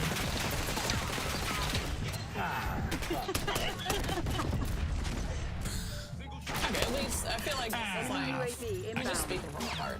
He's praying right now. Especially with her holding a baby girl and another baby girl. I do feel bad for him because they're just like, Dad? This one doesn't piss me off for some reason. I think it's just he's not being mopey. He's just like, what do you do? You know what? I like it whenever there's not a giant crowd. If I saw that and I knew it was a friend, that's fine. I think we're both haters. I don't know. I just hate seeing people being happy. God, dude. Like, this just, the way that every Midwestern woman looks the exact same is unbelievable. I like all these old people too. God. I've seen every one of these people. The Midwest needs to stop producing. It is just the ugliest people imaginable. You know I love you so. They just kill the whole family. Well, okay, I read that as this guy is looking down at the party and he was just like, which one am I going to pick off first? I'd go with the girl behind chicken stand. I'd shoot the fastest runner because the rest are going to be easy pickings after that. If they follow the fastest runner, they might get away. They're going to scatter too much. That's true. A little tree stump over here. I don't think she's moving. Yeah, we can get her later. A lot, guys. All right. Would you? Okay, here we go. Another person doing the ice bath thing. Would you ever buy into the ice bath thing? Would you ever do that? I don't care if it buys me 10 extra years of life. What? What? I want to live another 10 years, dude. Are you kidding me? I don't want to feel it. I don't want to feel the ice. God. I want to sit in a sauna. Is it first person to get out, I'm guessing? Why are you going to do that to your baby? You're going to shock it. I feel like probably shouldn't put yourself in negative degree water with a baby inside there. He's gonna be immune. To be fair, I'm making a lot of. Okay, she's not getting down in it. Okay, but what determines the gender? Oh, nope, there she goes. Okay, these people that do content with their kids, man. I can't wait to be our kids.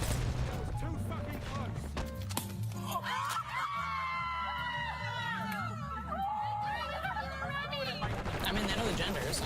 Like how you can tell, he's just like, seriously, babe, Rebecca, bad throw. Seriously, you know I could have. Everyone, you know I could have smacked that thing like out of this universe, right? Okay, just making sure. Why is she apologizing? It's a bad throw. She's a woman, so. Oh, well. Again. Big woofer. If you miss your hit, once again, it's to me a bad omen, dude. Mm-hmm. That is bad juju.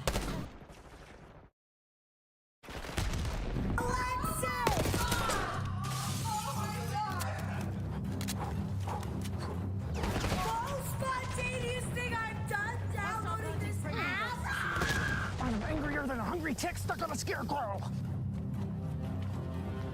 24! You just turned 24! Oh, you're done, buddy. You're done, pal sport. You haven't opened a can of worms. You've unsealed a barrel of bloodhounds. Okay, you are... Hey, Fly Guy, huh? Watch the follow-up video she posted. And read that caption out loud. Apology accepted.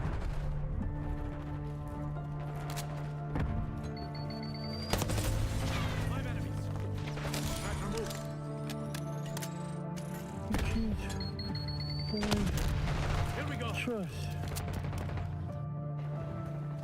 What are you doing? I'm passing away. I thought we were making captivating dramatic cinema. What? That's the bitch. Oh, Did you see that? Actually, This is perfect. that's better than hitting it. That's perfect. Breaking over his face. You know what's kind of though? It makes me think that guy cheated on his wife with this guy. It's like that's actually real. Or that's the real destiny. father. Yeah, exactly. That's what I'm saying. That's the sick joke of this cruel world. Why is there no twerk gender reveals? Oh, this is literally happening right now. Giving everyone a little show. Well, you just talked about it. I feel like I just forced that into existence. Of course, Nick puts this in. I want to see how the genders are. Is there even a gender reveal? Just her dancing? Why did you put a pregnant girl twerking on the deal? There wasn't even a gender reveal to that. He's like, I just needed a break. You know, throw a curveball. Hostile UAV established overhead. Poor dog. That it is kind of funny that immediately showed the priority of like she's like I've had this dog for so long to be like yeah exactly I got my own baby. Bye bye. Is this Austin McBroom's gender reveal? Well, it's Logan McBroom. I guess he has a brother. They look the exact same. This has to be. Is this seriously not Austin McBroom? It's a McBroom, so maybe it is Austin. This also seems like something fucking stupid that he would do. How obnoxious, dude. That's gonna be a fun mess for the whole neighborhood to clean up. Thank you. Yeah. Thank you so much for that. Thanks, dude. Appreciate you. Enemy RCXD. This is so Does she have 3? I think she has triplets. Alright, go. I like how they're confused there. They're like, it's Is a there boy. something going on with my internet? I feel like it's going in and out. This is a multi. Done it 3 times. So you have to connect the dots. He's like, so what? Also, I feel like they're gonna stab the glass. I'm gonna guess it's probably a girl. I'm not a scientist, but I imagine the top one's gonna be a girl. Yeah. I want to just choke slam. This is insufferable. Yeah, just pop the goddamn balloon. Maybe you thought it was gonna be a girl, but actually it's a boy. I'll tell you right now, I would never hold a pregnant woman. I just let her drop. I would like a sack of potatoes. Absolutely not. You know why? Because I forgot what movie it was. Wait, hold on a second. All right, so these people didn't realize that I don't think these trucks are gonna stop. Margaret, it's been a good ride.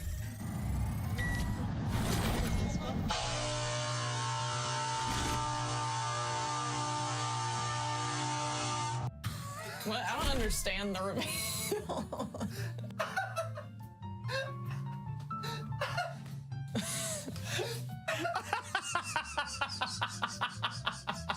Someone needs to explain it to me.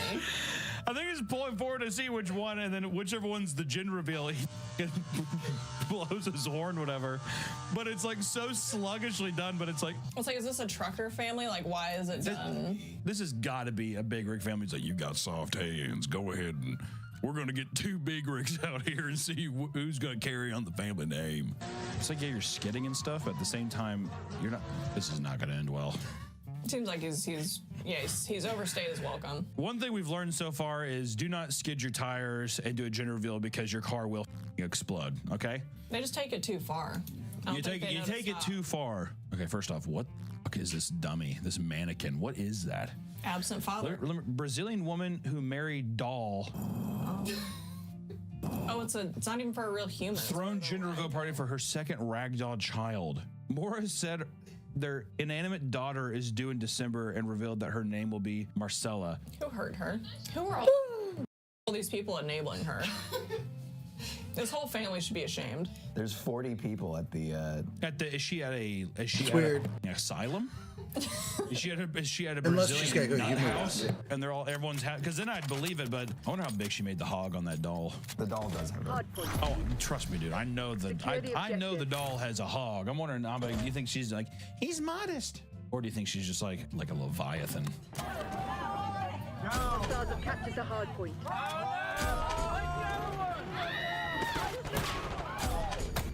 Get the woman away from the lit fuse, dude. It's the Terry all over again. Terry! Back it up, Terry. Bag up, Terry. Put it in reverse, Terry. Put it in reverse. Oh, Lord. This is 100% going to start like a fire. So, oh, no! Jesus. Yeah, I mean, it was on a stable surface, so I don't know what went wrong. Here's my favorites, yeah. Officials released video from a gender reveal party that ignited a 47,000 acre wildfire. This is why this shit, we need to stop this. Also, can you imagine All being right. born and being a teenager and be like, yeah, when we were revealing your gender, it caused a 47,000 acre wildfire. The kid whose parents caused a 50,000 acre wildfire is definitely is fentanyl addicted for sure. Oh my God. The man who caused the fire pleaded guilty and was sentenced to 5 years probation. He was ordered to pay $8 million in restitution. He's never paying that back. No, I'm going to say that the guy who decided to explode something on dry grass, I don't think he's the smartest, but he's like, I don't think I got it. I feel like sometimes quantities like that are more of like warning other people about like, hey, if you do this. Well, they're garnishing his wages for life. That sucks. Grandma killed at gender reveal. A soon-to-be grandmother was killed at a gender reveal party in Iowa when she was struck in the head by a shrapnel from a homemade pipe bomb. The family accidentally constructed the pipe bomb when they were experimenting with different types of explosive material for the gender reveal device. So they didn't even realize that they made a pipe bomb. On the day of the reveal, the 6 family members gathered and placed gunpowder at the bottom of a homemade stand that was welded to a metal base plate. Oh, bro. The intention was for the gunpowder to shoot the gender revealing powder out of the top of the stand. Instead, the stand exploded, which sent metal pieces flying. One of the metal pieces struck the 56-year-old victim from 45 feet away. Too close. The victim was pronounced dead on the scene when police arrived. Yeah, you think? She's dead. I mean, you know what? All this death is getting me scared. We should just tell people now what the gender is on 3. Okay. So, boy or girl on 3. Ready? 1, 2, 3. Boy! It's a boy!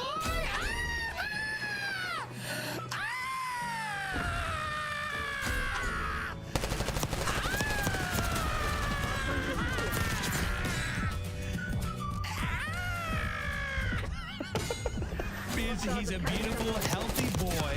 He had to stay in the hospital for 6 months, and he's the healthiest boy they've ever seen. His name's Modine. He's a beautiful, handsome boy. He came out 36 pounds, 4 feet tall.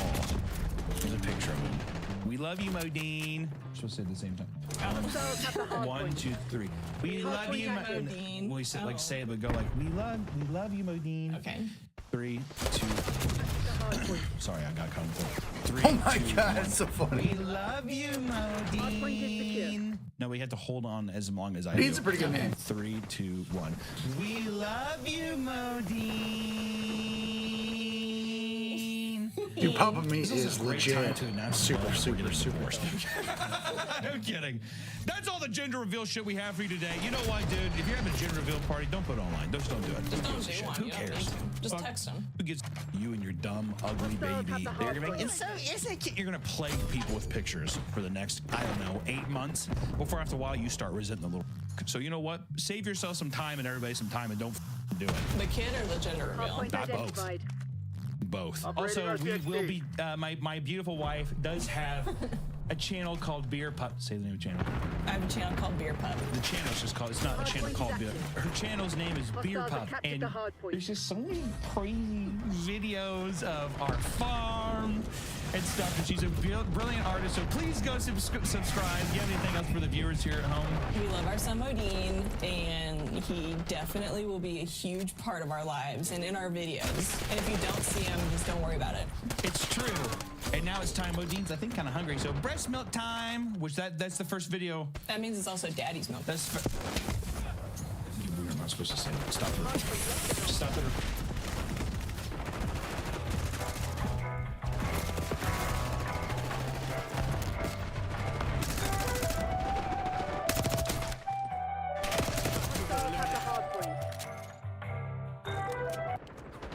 Hardpoint located. Hello, my name is Emily, as you may or may not know, and not too long ago we took a little trek into the Are the Straits Okay subreddit. Are they okay? We were dying to know. The people are dying to know. Tony. There has to be someone named Tony watching. Not sure. Well, anyway. We took a little trek into hetero town Straight T County, and lo and behold, today we are making our triumphant return. Sound the alarm. All straights reporting for duty. We are once again asking, are you okay? Are you all right? Clap once if you're okay. Established overhead. I'm not hearing anything. Straights, let me hear you make some noise!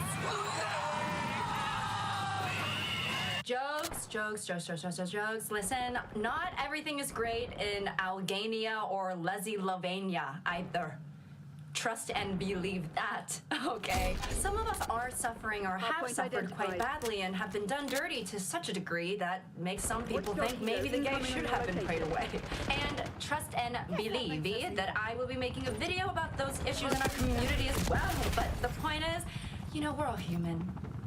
We're all human, and like I said in the last video about this, these posts are not representative of the entire heterosexual community. It's just the worst parts put on the Jumbotron. But yes, based on these posts that are relatable to a minority of straight people, and the general behavior that I observe from some straight couples, I am fearful for you guys, ultimately. But you know what they say, when life gives you lemons, it might actually be a toy from today's sponsor, Nancy. Nancy is committed to breaking taboos and making for a welcoming and safe place for people to explore their sexual curiosities. Sometimes sex toys can be a little bit intimidating, a little too complex, or quite frankly, just plain ugly. I'm listening. Right? But Nancy is here to change that. Listen, there are a lot of different ways to relieve stress, and here's the thing. Ultimately, sometimes a stress ball is not going to cut it for me. Sometimes I need something a little more stimulating. But Nancy has helped me in that department in a fun and cute way. Nancy, the company, not a woman. I'm not involved with a woman named Nancy. The Beginner Bliss Bundle is a pleasure pouch from Nancy, and Nancy's toys are designed to make self-pleasure a little less intimidating and a lot more fun. Okay, a lot more fun. Let's get the bass bumping. Uno is a simple and cute personal massager, and it starts out very gently, so it's not at all intimidating or overwhelming. And this right here, like I was saying, y'all, sometimes when life gives you lemons, you say, thank God, because I had a long day and I need this right now. This toy is called the Lamb for obvious reasons, right? And for those of you wanting to experiment with air suction, this is the perfect toy for you. Do not let its cutesy design fool you, okay? It can certainly pack a punch. I'm sure people have been screaming to the high heavens, so much so that the angels up there are like, give me the remote so I can put this hoe on mute. Okay, people have compared it to the rose. Both toys are very discreet and very quiet, and they are made of premium, water-resistant, and body-safe silicone. They are silky and smooth to the touch, so not only are they super cute, but they also feel great on your skin. Also, Nancy has gorgeous packaging, so it could be a perfect gift for someone special. So if you would like to treat yourself or someone else, Nancy is offering an exclusive 25% off discount for my audience. So head on over to hellonancy.com/Emily25 and use my code Emily25 to get 25% off their toys today. And thank you, Nancy, for sponsoring today's video. All right, and speaking of needing assistance to get a .org, that's what I've been calling orgasms lately, .org. Anyways, let's see what's been going on in subreddit. That was fantastic. Based on my last video, and you know, there's essentially just piles of evidence looking towards a poor prognosis. And I do have to say, as I was looking through some of this, it's almost like less of a, are the straights okay, and more just like, are particular kinds of straight men okay? Because a lot of this is just sexist, which I guess is a prevalent problem in heterosexual relationships. So, without further ado, I guess, no hymen, no diamond. Right, so we are off to a great start. And see, here's the thing with people like this. I'm like, all right, are you also a virgin, or has your penis been passed around like gravy at Thanksgiving? Because if he's saving himself for marriage, at least that gets rid of the hypocritical aspect of this, right? However, it would be rich. Oh, that is rich. Richer than Jeff and Bezos. If you're gonna be policing women on their sex lives, when you've been slinging more meat than a butcher with a good arm. It's like sometimes these types of men who slut shame women, sometimes I'm just like, maybe it takes one to know one. Whore. And, you know, I feel like I've talked about this before on my channel, but the status of someone's hymen, it doesn't even mean that they're a virgin or not. You know, your hymen can break from putting in a tampon. All right, it's like, who took your virginity? Playtex, I guess. Also, kind of a wild thing to have on the back of your car. You what my stance was on premarital sex and hymens. I know we're all dying to know. You know, some people want others to know that there's a baby on board or that their kid is in the National Honor Society. Who gives a shit, right? Who gives a fuck? Raise your hand if you give a fuck. I don't, okay? What people need to be talking about is the fact that if you don't have a hymen, you don't deserve love. A day without golf is probably your wife's birthday. I'm not laughing because I think it's funny. I'm laughing because it's difficult for me to say. Right, of course. Because you're forced to spend time with her out of obligation. That's a good one. I'm sure she would love to hear that. And a day with an orgasm is probably the day she leaves you. Yeah, you know, I think we've all observed that a really big part of old school straight couple humor is just basically being like, I hate my spouse and they make my life worse. LOL, if you will. And it's funny because, okay, well, actually, no, it's not really funny. It's quite unfortunate, actually. And not to be spilling someone else's tea, but I will be keeping it as a nom-nom as I can, right? Anonymous. I knew someone who, they were having a rough patch in their relationship for like a long period of time. And whenever she would try and bring up like, hey, I think I'm feeling a little neglected in our relationship, the guy would be like, I'm actually, I can't do this right now. I gotta go golf. Where's my putter? Where's my putter? Listen, okay, it's great to have passions and things that bring you joy that are outside of your partner, right? I actually think that's quite healthy. But the running joke here seems to be that you don't find any joy in your partner at all. Also, what is this? It's a coaster, or it looks like a coaster, I think. I mean, I'm imagining being a wife to this guy, right? I just had the worst day ever. My menopause is kicking in, and the kids don't talk to me anymore, and I feel so lonely in my marriage and in my life. I tried to grab a glass of wine to drown or at least subdue my sorrows. And I'm like, wait, I need to find a coaster. I grab this, I read it word for word, and then I start to have an out-of-body experience. But hey, on the bright side, at least he's showing up for my birthday, right? He put down the putt-putt for one night so that we could enjoy ourselves in this Olive Garden. And maybe sometimes that's enough to maintain an entire marriage for the rest of your life. You know, yeah, he might have missed all of our kids' soccer games the other 364 days, but at least on this particular day, we are here in this macaroni grill, and thank the Lord for that. Even if I haven't had a .org in over a decade. I told my husband I wouldn't have sex for a year if he didn't vote in this election. He has never even registered to vote. No real reason, just a non-voter. He's definitely liberal and would be a solid blue vote, and it drives me crazy every single election cycle watching Texas say red, knowing that my own house didn't even contribute. And then it says ... and then I assume it goes on. Wow, okay. So what I want to know is, did he end up registering to vote? Did he end up registering to vote? Or keep it that way. Or did he have to get ribs removed so that he could sloppy his own toffee? Imagine he registers to vote, but he votes Republican. Then what happens? No sex for the rest of your life and castration. Or, you know, what if he votes third party? Then it's like, just the tip for 2 years. Maybe this would be a good way to get people to vote.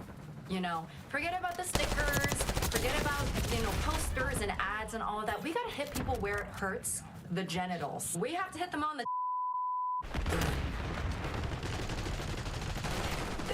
I think I'm gonna have to censor that whole thing. Anyway, don't vote to make your voice heard. Vote to get laid. Okay, that's the most important thing. Actually, I just suddenly got so fearful right now because of me looking around like there's a ghost or something.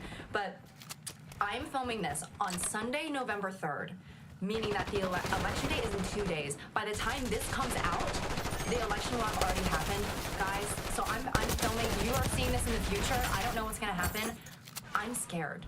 I'm really scared. So, I mean, yeah, what else is there to say? I did vote. I voted, though, so hopefully that means that I can have sex. Because that's really the only reason I did it. Me in 2027, when AI girlfriends become a thing, knowing that I can have a girlfriend that won't smoke, doesn't have tattoos, virgin, European race, modestly dressed. Yeah. I'm sure that the guy with the robot girlfriend who's completely devoid of any actual romantic human connection is definitely the guy that's winning here. This guy showing up to the AI girlfriend factory like, hi, I'm a conservative white supremacist and I hate to have fun. Do you have anything for me here? And then, of course, the owner of the shop is like, actually, we made this store specifically for men like you. So, also, I'm just like, how would you buy an AI girlfriend who's not a virgin? I'm assuming you would have to purchase something like this. I don't think it's going to become, like, a constitutional right. So I'm like, wouldn't it just be new? Unless... what, you buy one from a thrift store or something? Obviously this is a joke, but I feel like there probably are some men who would rather have a robot girlfriend who looks pretty and they can have sex with and have complete control over rather than a human girlfriend that could challenge them. But here's the thing. What happens when I hack into the AI girlfriend mainframe and inject them with a feminist virus? What happens when I upload all of the atrocities from the patriarchy into the cloud and now all of a sudden, Alexa and Siri, they don't want to take orders anymore. Made in China. Right. Me as hell. Hey, if I put on a dental dam, call that the Great Wall of China. Right? I just thought of that. Comment down below what you think. Bro, why put pink on a boy cat though? Bad enough they're forcing gay stuff on kids and other people, but now y'all are trying to turn animals out too? Ugh. Man, I swear, God actually needs to destroy this world and start civilization all over again. This stuff is just getting ridiculously out of hand. 100. God needs to destroy this world. God needs to destroy this world. 2,663 likes. He said, God needs to bring the rapture. Destroy this earth and condense it to nothing but ash and dust because they are putting pink nail polish on a boy cat. And you know what? I'm on his side. I am on his side because the woke left has gone too far this time because I know for a fact that the moment that pink nail polish touched this humble man's paw, he probably immediately went to go and hump on another boy cat, probably on top of a Bible. The gay cats are out of wedlock in church using holy water as lube. And you know, this just goes to show the atrocities of this world, all right? Forget about pediatric cancer or mass shootings or multiple genocides going on, okay? No, we need to focus on the important thing. The cats are turning into snowflake liberal gays. Do we have any proof of that? Not necessarily. Yeah, we're gonna have to make an even newer testament saying, you know, we're gonna have to start from scratch again because the animals were getting a little too zesty for a particular YouTube commenter's taste, so we actually just had to start from square one again. Had sex for the first time ever with my boyfriend, but he texted me the day after with a list of the mistakes I made. Great. I, 20F, lost my virginity to my boyfriend, 35M, a couple days ago. Okay, great. That's already a little... Okay. I knew that going in, I was going to be nervous and clumsy. The sex was pretty awkward and sometimes it hurt, so I had to ask him to stop a bit. He did Kermit, but I couldn't Kermit, probably due to nerves. Anyway, the next day I woke up to a text from him, basically listing the things I did wrong during sex. This is the text. Number 1, be sexier. Great. Thanks for that. Yeah. Me telling the weightlifter to be stronger. Me telling someone after they took a test to just be smarter. Don't be so quiet. Moan and scream. Yeah. Okay, the next time we sleep together, I'll do this. Because that's what you want. Your head game needs a lot of work. Look it up. Did he literally just say your head game needs a lot of work? That's the first time she like get like. That's fucked up. Shit. Never, dude, just. If there was something you didn't like, you know what you gotta do? Try again. You don't gotta fucking communicate that shit. Fucking dumbass. Holy fuck nuts. Look it up. Don't look it up. He said, read it and weep, sister. Imagine you just finished completing a very intimate task on your boyfriend and he caresses your face, tucks your hair behind your ear, and whispers, "Ever heard of a thing called Google? Don't act awkward. You're not a virgin anymore, so don't act like it. You need to get better at shaving." Wink. Okay, and you need to get better at not being a troglodyte. Here's a... This is one of the craziest. We're gonna see more of this shit, aren't we? Like, dudes are just not well. The straights are not okay. Yeah, that's the perfect title for this video. Because what the hell, man? It's like, what planet are you living on? What are you getting out of this? We're getting pummeled here. Withdraw and make for Cassivac. There's something called communication, you know, that like, you don't have to like reprimand someone. You can like talk to them while in situations in a successful, I'm sorry, in like a compassionate, sensitive way. That's where I was. That's it.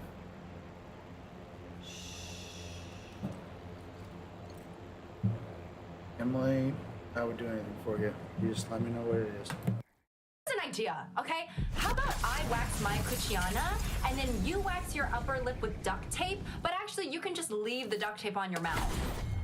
I think it looks... That was actually really fun. It's cute there. Don't tell a guy to stop when he's getting into it. It ruins the mood. Let me try what I want. Not letting me ruins the mood.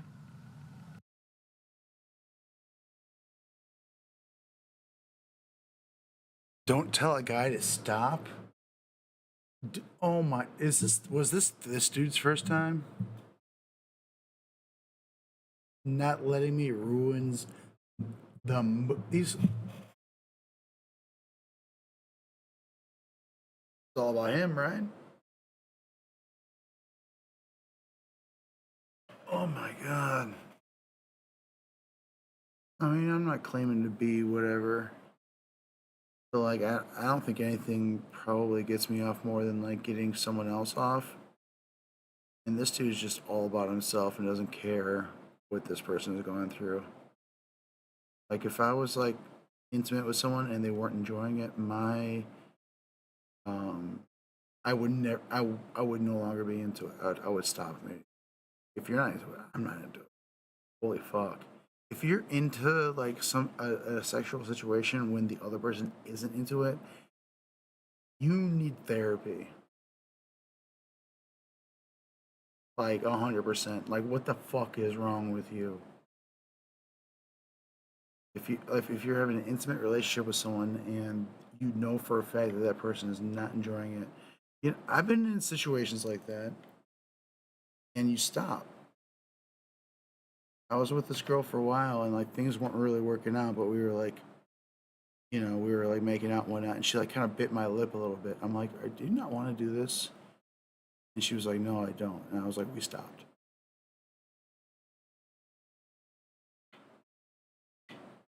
Because not only is that like the respectful thing to do, it's kind of like if you don't want to stop in that situation, you're a fucking psycho. Like I mean, any kind of relationship, sexual or not, that's not like a two-way benefit, it's like defeats the purpose of any kind of relations. People should be in relations with each other because it helps each other and benefits each other, or it benefits one person who needs a particular benefit at a time, but when things level out, they can provide for the ones who helped them before. Once they're in a situation where they can actually help someone or do something for someone. But if you're in like in a sexual situation and like that person's not into it and you're just kind of like, oh, sucks. Fuck off.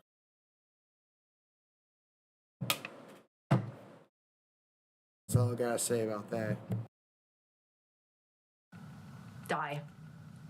Yeah, if you don't let me do everything I want, even though it's making you uncomfortable, this is kind of ruining the mood. And You know what else ruins the mood? Me smacking you across the head with a shovel, okay? Jail. You need to go to jail. And then don't be shy, it's not sexy. And the fact that he repeated the number 6 on this list is just really the cherry on top of this whole thing. This is hilarious. Man dressed like an ATM and the wife and kids are dressed up as money. And see, I just want to know how this conversation went, who pitched this costume idea to who, because I'm just imagining the kids going trick-or-treating and then someone asking, you know, oh, what are you two supposed to be? And then them going, we're a financial burden. Because I'm just like, if the husband suggested this costume, then I'm just imagining the conversation going like, oh, honey, you know what? I should be an ATM and you guys should be money. Get it? Because you leeches take all of my money? But then, you know, it's really not that great the other way around either, because if the wife suggested it, then I'm just imagining the conversation being like, oh, honey, you should be an ATM and we're loads and loads of money. Get it? Because you're just a money machine to us? So it's maybe not great either way. Dude wipes. AKA ATM cleaners. I did a whole video a while ago on gendered products, but this is just a funny byproduct of, you know, gender roles and heteronormative society, because it's just like, can we be normal, you know? But you know what? These are the wipes that we should be using to take the pink nail polish off the paws of domesticated animals, because although I don't have any proof yet, I have a feeling that that phenomena has something to do with the fact that it was just 80 degrees on Halloween. I can't quite put my finger on it, but I think the increase in hurricanes is directly related to gay animals. Husband daycare center. Need time to yourself? Need time to relax? Want to go shopping? Leave your husband with us and we'll take care of him for you. You only pay for his food and drinks. Hardpoint is active. What is this? Hostiles have the You know, just a hardpoint. bar with extra supervision. You know, I'm dropping my man off at husband daycare and it's just the strip club. It's just Hooters. Love the idea of being like, you know what, I need some semblance of peace. I have no choice but to drop my husband off at Applebee's for a few hours. Imagine getting a call from the husband daycare like, hi, yeah, Frank, he's misbehaving again. We had to put him in timeout and take away his hot wings. Yes, he was harassing the female staff. Activating scout pulse. Yes, even the underage ones. I understand that. Don't have a wife, just GF. Just a kink for me. Just as wrong though, LOL. Cheating as a kink is a red flag, not gonna lie. Babe, yeah, you're actually kink shaming me when you get mad at me for having sex with other people because cheating is my kink. So, yeah. Not very PC of you. I just want you to think about the optics of that. This is literally that one post that was like, no, I'm not poly. I just like cheating. Babe, why didn't you just tell me that you wanted to be poly? And then he's like, oh, no, babe, you're misunderstanding me. I don't want to be poly. I want to cheat. You know, sometimes I can't tell if self-awareness makes something better or worse. Because it's like, yeah, at least you know what you're doing is wrong, but also, you're still doing it. So, hello? The ideal woman has no male best friend, talks to males only till it's work-related, doesn't accept flirting, extremely beautiful, of course, wears decent clothes, high morals, conservative, had no BF or past, not even simped, only into marriage, only has female friends, not feminist, knows cooking, not woke, religious, hates degenerates, feminine. Hates degenerate. Well, honey, if she hates degenerates on Forge, that would take you out of the running, don't you think? Also, the part that says, talks to males only till it's work-related. So, talks to males only until it is work-related, meaning once things become work-related, that's when you have to step away. So everything else is not off limits. I could be talking about, you know, booty hole banging, filthy, nasty, and that's okay. But as soon as paperwork is brought up, then that's when I have to be like, I'm sorry, I have to get home to my husband. I mean, honestly, I kind of have trouble believing that this is all the way real. But the thing is that even if this particular post is supposed to be a satire or like a parody or something, very real people, I'm sure, will be agreeing with this sentiment in the comments, right? Like, yeah, the ideal woman has never had any sort of romantic connection with another male before, obviously, because that would make her a whore. Also, quick tangent, I hate that being a good wife is associated with also being a good cook for like many like societal reasons, but also for the fact that I'm not a good cook. So I would like to think that I would be a good wife, but I'm not a good cook. Could be a good cook in the way of that. If you don't mind eating for survival as opposed to enjoyment, then maybe I could be a good cook. A lot of y'all women get cheated on because you're more successful than him.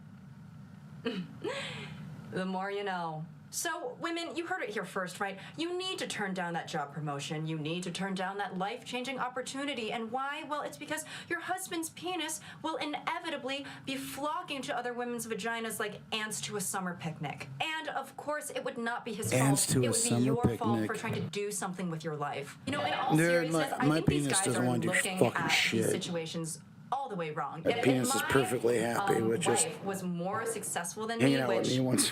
what does that really even mean, right? But if she was more successful than me, I would not be wanting to go and cheat. I would be wanting to lock that down, begging on my hands and knees, please don't leave me, never leave me, promise me you won't leave. Never tell a woman you're stressed. Makes you look weak, and frankly, should be embarrassed. You'll just ruin her vibe of being happy and bubbly and get nothing for it. Transferring your stress to her?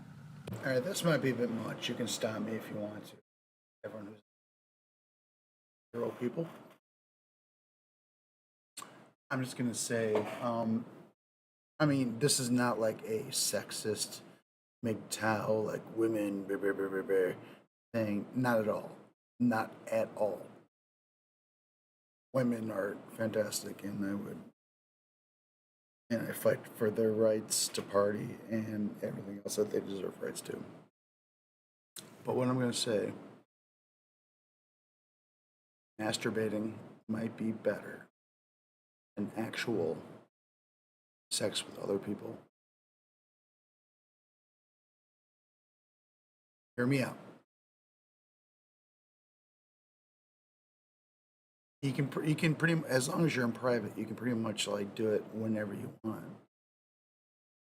I live alone, so the opportunity for me to do that is just like whenever I want to, it's on. You hear me? Like, I mean, I've been with like, all right, don't get me wrong. I've been with a lot of people. I've had many girlfriends and other kind of relations as well, but those kind of relationships. All right. What am I talking about? There are things that are better about being with someone. Like human connection. It's been a while for me since I've been in a relationship, but like being able to hold someone at night is it's on a different level. But when we're talking sex, it's like, if you're not with someone, it might just be better. Actually, you don't gotta fucking go out. You don't gotta do shit. It's bing, bang, boom. You're done with it. I'm only speaking for biological men. I know that the orgasm and the masturbation situation is a different kind of situation for women, but not super different. I think the difference between men and women when it comes to sex is laziness. Like, men are just lazy. They'll bust one and just be like, oh, I'm done. Work at it. Get in shape. Do it again. The second one's always better than the first. This is explicit. Ow. I'm sorry. I'm gonna chill out. Is a sin. Yes. Very healthy mindset, I would say. Expressing your emotions is very embarrassing, and if you ever share your feelings that are weighing you down, you should be ashamed of yourself. Listen, I know that I am not a man, but if I were, we all know that I would be an alpha. And I would never share my emotions with another woman in my life because that's quite pathetic. I would do the normal thing. I would write it down in my journal, which is just a plank of wood that I carve into with a rusty pocket knife, and then after I'm done sharing my Oh my god, this is so funny. I hope her pronouns are she, her, because she is hilarious.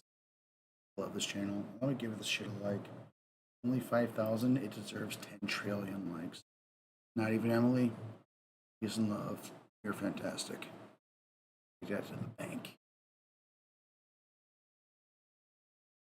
Oh, my neighbors are watching Hell's Kitchen again. You know what? Honestly, I might run over there.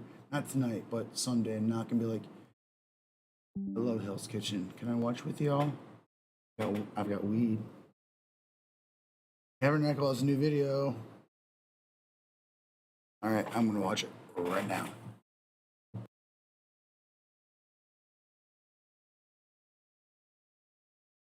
I went on a date with an Indian man and it was the worst experience of my life. You won't believe who he invited on our date. So this happened while I was living and dating in New York City. Matched with this cute Indian guy on Tinder, very smart, successful, and on a few dates. And in the beginning, he was very upfront and straightforward with me, and he told me that he was best friends with one of his exes. That experience left such a bad taste in my mouth that I missed the first. stayed away from dating Indian men after that. Let me know what you guys think. Like, is this normal? Did I overreact? So India is a country with 1,450,000,000 people. It has 121 languages, 270 mother tongues, and nearly 20,000 dialects spoken in India. It's fair to say India is an absolutely massive country, and it's called a subcontinent for a reason. It is far bigger than most countries. It's far more diverse than most countries. But for a lot of us Westerners, we think of an Indian as just a very certain type of person. And it's safe to say these days, the PR for India online has not been good, both fairly in terms of criticizing its government and also supporters of the BJP supporting Israel, and also unfairly because loads of stuff has been going viral where people pick it up and then demonize the whole of Indian society, which, you know, I'm already outlining is insanely diverse. So finding one TikTok about a bad experience traveling and then painting the whole of India with that is just really, really insane because, yes, anti-Indian racism has gotten absolutely out of control on social media, especially in Western countries, where it's just completely acceptable to say the most racist shit about Indians and pretend you're hiding behind some sort of like progressive, like woke politics. So recently something that's contributed to this, especially in Canada, is there's been a pretty big surge in Indian migration to Canada. And India is, of course, a very populated country, but it also has a good education system and a lot of people speak English. So for the Canadian immigration system, they fit the bill, especially if they want to go study in Canada for university. And that's what a lot of the immigration has revolved around. A lot of people who are students going to Canada and maybe picking up student jobs on the side or going into even further education like a master's program or a PhD program and being able to stay in Canada for a longer time. Now we're going to talk about other things around that as well. But yeah, Canadians have not reacted kindly to this, which is so hilarious because Canada is a settler colony. It's built on stolen land. Now you have a bunch of white settlers complaining about immigration. And as you're going to see, a lot of their problems aren't around like economic issues or having a system that's not designed to handle a certain number of problems. A lot of it is purely down to like what they perceive as cultural reasons, including people like not speaking English, which again is very funny considering in Canada a lot of people don't speak great English anyway, like officially, because they speak French instead. So we're going to talk about all of this today because anti-Indian racism has just become so insanely normalized, and it's actually kind of interesting watching it from like a part of the UK that is like heavily influenced by South Asian culture, and as someone who's grown up in like a very South Asian area as well, and also in a country where we've had obviously like South Asian Prime Minister, South Asian cabinet ministers at a very high level. Although Indian migrants have been demonized a lot in their history, and a lot of like civil rights progress in England has been won through like South Asian migrants winning their civil rights. It's fair to say in terms of non-white migrant groups that Indians in the UK have a pretty positive perception, which seems to be in like direct contrast with the perception in Canada. So yeah, going to talk about all of this today. Please like the video, let me know what you guys think. Follow me on social media at The Tabernacle, mainly on Instagram. Haven't been promoting this stuff recently, but also support me on Patreon and support me through YouTube membership. Benefits on the Patreon are early access to videos and access to the Discord server, and also check out my fundraiser, Medical Aid for Palestinians. We hit the target of 10,000, which is amazing. But if you just want to contribute, it's left up there, and the money goes out like every single week that's been left over, so there is no expiry date on the fundraiser, so if you want to check that out. So when I say anti-Indian racism has been normalized, we only need to look to the hell site that is Twitter to see this in action, where people will just say the most racist shit to Indians and not even trying to hide it. So there's a guy called Ishan Sharma, who is an Indian like social media creator, right? So he made a post about tipping in America and how much of a joke it is, right? We can make a whole video about that, but anyway, it's fair to say a lot of people got pretty sensitive about him complaining about tipping in New York. Here are loads of comments that, as you will see, have loads of likes. Someone saying, when I visit India, I will spurn local custom and wash my hands. Indians never tip, just like blacks. You are the reason why the globe is becoming racist against Indians. Stop being cheap. So then just randomly, I typed in like India into TikTok, and this is one of the first ones I saw from a creator saying, my terrible date with an Indian man. And she just talks about like a bad dating experience she had with a man, but this is titled about an Indian man.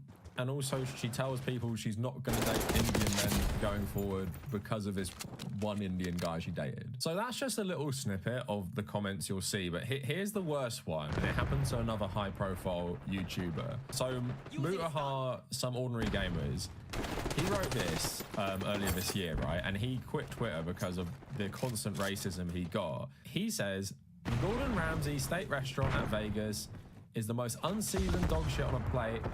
Fuck this fraud, and all of us for gassing this up. I'm beyond disappointed. Anytime this Brit yells about salt on his show, I'm gonna remember today. So just the guy talking about Gordon Ramsay's restaurant being bad. I've actually watched recently, for some strange reason, there's a British guy who's been reviewing like Gordon Ramsay restaurants, and he says all of them are shit, right? British guy, white British guy. You can guess that most of the comments that he gets are just agreeing with him. This is the comments he gets. Raj eats good meat, but can't taste the cow shit and piss covering it, and suffered no cases of food poisoning for the first time in his stinky life. Every week, Twitter puts this bunch of slurs, stupid face on my page without my consent. Every time I see this obese, filthy Indian on the timeline, he's swearing 27 times in a sentence, and I can only imagine him saying it with an Indian accent, which makes it more funny than embarrassing. He's mad they didn't poop on his plate. He found out the chef washes his hands. You're supposed to taste the steak. Again, a bunch of slurs.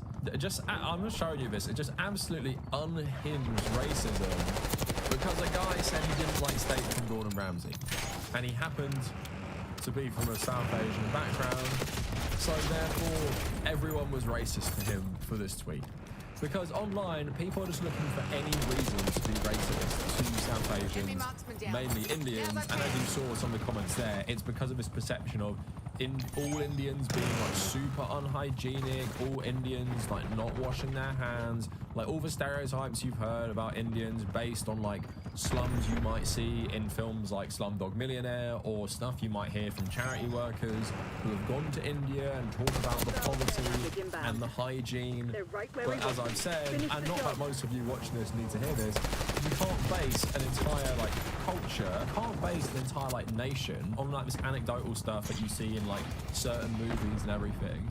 And also, like, I say racist and people will say, oh, Indian is not a race. Like, what do you mean? What kind of Indian? Do you mean Punjabi Sikhs? Do you mean Gujarati Hindus or Jains or something? Like, what do you mean? And we all know none of these racists give a shit about any of this. To them, an Indian person is someone from India and is brown. It's the same as the racialized stereotype of what a Muslim person is. A Muslim is someone who is Arab, maybe Central Asian, has a beard, and all that stuff that goes with it, right? So it's a racialized stereotype of an Indian, which they use to color their like racist attacks against everyone. So we're going to talk about the Canadian stuff a bit later, but I'm just speculating now why this surge in racism against Indians seems to be happening. Now, like I said, there are legit reasons to criticize the Indian government that represents, 1.5 billion people That's mainly for its fascist politics. The BJP as a political party are a fascist political party, and Indian Hindu nationalists are insanely pro-Israel. So you'll see that a lot on social media. Sometimes like the most pro-Israeli accounts on Twitter are actually Hindu nationalists. And as I've pointed out for a long time, I've been tweeting about this for years, so I actually made a video about this maybe like 4 years ago. A lot of Israelis don't actually want this support because they're racist against Indians as well. Surprise, surprise. And I'll put some examples on the screen for you there. And we'll talk about all that drama with the Canadian government a bit later as well. But I also think part of it now is people who don't know anything about India or have never really been exposed to Indian culture are finally being exposed to Indian culture through a certain lens on things like TikTok and Instagram Reels. Because if you type in like Indian travel content, you're going to get like a certain perception of India, and you have certain creators, mainly from white countries, who go there and they share their perspectives. And if you are already like have a racial bias, you're probably going to seek out the content that confirms your biases about India being a shithole, basically. And if you don't have any exposure to any cultures from India, or know anything about India, or know anyone who comes from like South Asia, you probably will believe all this stuff you see if you see people making content in slums. So for me personally, it's actually kind of a weird one. Like I said at the start, being a person who like grew up in like a South Asian area, to see all this insane racism from a country that you feel was like kind of similar in Canada. So for those of you who watch my videos, you might have seen me wear a Brentford shirt before. Brentford is a Premier League club, mainly based in Ealing, but if you're from Hounslow Borough, you'll probably support Brentford if it's a local football club, because that's our biggest like West London club. We have like QPR kind of near as well, but Brentford's the main one. Do a lot of work in the local community. If you played Sunday League growing up in Hounslow, like I did, you play Brentford junior teams. Even last season when I was doing Sunday League training, I used to train on pitches next to the Brentford youth teams. Like if you live around here, grow up here, you will see Brentford. So yeah, I support Brentford. And I was actually looking at the South Asian population because I went to school in Hounslow. I didn't live there. I lived close by in a neighbouring borough, but I went to school there. Hounslow is a very big migrant area, and my parents are children of Irish migrants who were born in Ealing, which again has quite a big South Asian population. But Hounslow, Southall, all around this area, a lot of Indian people, a lot of South Asian people. And I was actually looking up the percentages in Hounslow, the demographic breakdown. So you have like Asian British, or Asian Welsh is 36% of the Hounslow population, which is compared to 9.6% of the general population of the UK. And the white population is 44% compared to 81% of the UK, where like Black British and Black Welsh, Caribbean or African is about 7%. If you've seen films like Bend It Like Beckham, that's literally filmed around like places I've seen before. Like it is a film that was filmed partly in Hounslow. My girlfriend's granddad was actually an immigrant from India as well to Hounslow. He had to flee India because of the partition and stuff. So I went to school with a lot of South Asians. One of my best friends is South Asian as well. His family are from Gujarat, but he is just as English as I am, or should I say, he's just as Indian as I am Irish. But even in that, I was thinking about making this video. How he's perceived by the UK or the world is just Indian because of his skin color, right? Well, I'm perceived as English because even though we both have a similar accent, growing up in like a similar part of London and stuff like that, people do not see him as English where people see me as English.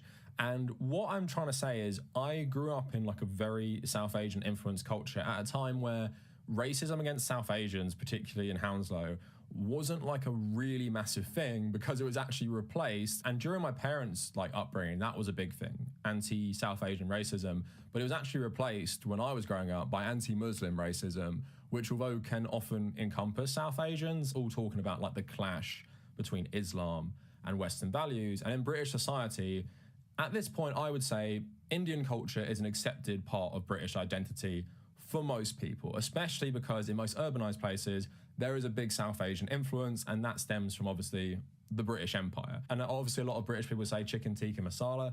It's the national dish of Britain. So obviously I can't speak from personal experience of being like a South Asian, but as someone who's grown up in like a South Asian area, has friends who are South Asian and Indian and stuff like that, all of this anti-Indian racism seemed like it was kind of scaling back. And of course, sadly, you had people like the Bend It Like Beckham director was celebrating Rishi Sunak becoming Prime Minister of the UK as like some sort of win for South Asian identity, which I don't really think it was, because he was elected by the Tory membership and not the electorate. I don't think him becoming Prime Minister is necessarily any, I guess, referendum on how the UK feels about non-white immigrant groups and their descendants. At the same time, I would say it does reflect the general attitude in Britain that Indians especially are one of the more accepted migrant groups, especially compared to like different groups from Muslim backgrounds. And even I'm old enough to remember Poland joining the EU, have loads of like Polish immigrants coming here, being really, really demonized. And obviously I'm from an Irish migrant background myself, so I heard stories from my own grandparents about this stuff, but also funnily enough, just like of Rishi Sunak, Priti Patel, a lot of the South Asians in the former Tory cabinet, they're super xenophobic against other immigrant groups.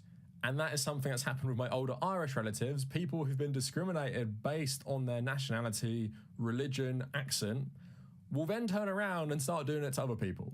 And this is something that is as old as like Western countries itself. It's the exact same thing that happened in America with Italians and the Irish and other groups. You gain positions of power and then you turn around and start demonizing certain groups like you've been demonized. And now in the UK, you get Indian Hindus demonizing Muslims from a variety of different countries in the similar way their grandparents and parents and even themselves would have been demonized by society.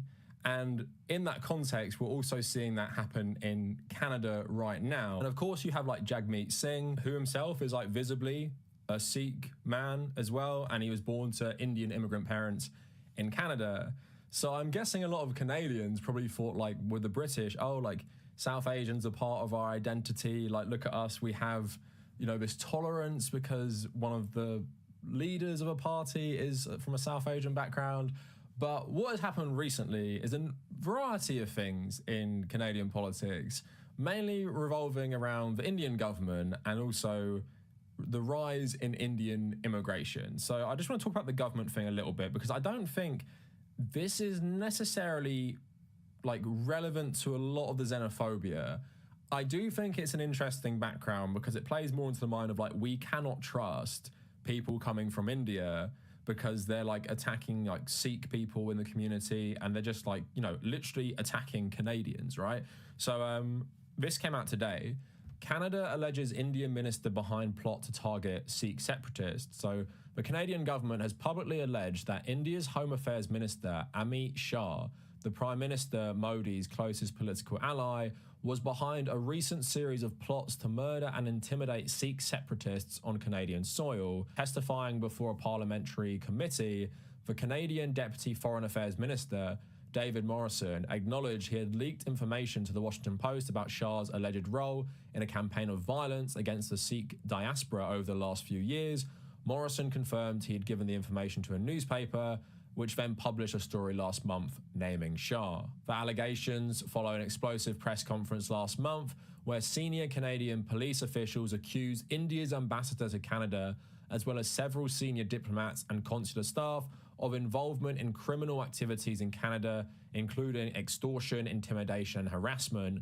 They allege that the threats were primarily against the members of the Indian Sikh diaspora community living in Canada. Senior police officials have also accused Indian diplomats of being involved in the murder of Hardeep Singh Nijjar, a Sikh separatist activist who was gunned down outside of Gurdwara in the suburb of Vancouver last year.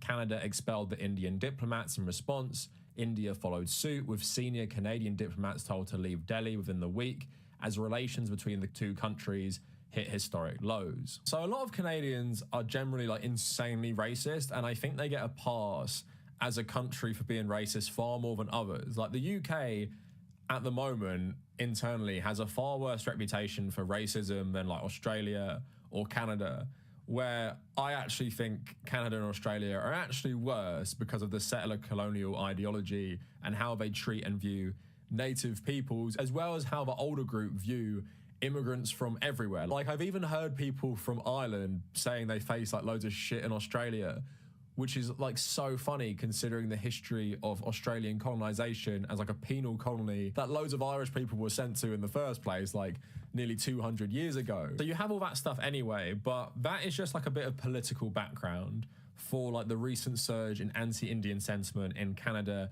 itself. It's the Modi government, which is like a far-right Hindu nationalist government targeting Sikh activists, and obviously you have visible Sikhs in political parties, and it's just this massive row that has been going on, which is like really, really crazy that these countries are meant to be like somewhat allies, and the Indian government are doing this to Sikh communities across Canada. But obviously you can't tie that directly towards xenophobic sentiment towards what a lot of, you know, Canadians view as Indians, because to a lot of Canadians, how do they really know who is someone like Singh, who is obviously like the children of immigrants, so he was born in Canada, and someone who came like yesterday? How do people know? They don't know. They just see brown person and they're like, oh my God, my country's being destroyed by Indians. And you're actually going to hear that sentiment in a lot of posts I'm going to read you from social media. But just again, a bit more context about the surge in Indian migration to Canada. So just on immigration Canada, Indian immigration to Canada surges 326% in a decade. The number of Indians coming to Canada has experienced a fourfold increase since 2013. The National Foundation for American Policy found that highly skilled foreign nationals, including international students, especially from India, are choosing Canada over the US. In fact, the number of Indian immigrants rose from 32,000 to 139,000 from 2013 to 2023, which is a 326% increase in a 10-year span. This is largely because it is difficult to obtain H-1B status or permanent residence in the US, while temporary status and PR are easy to acquire in Canada.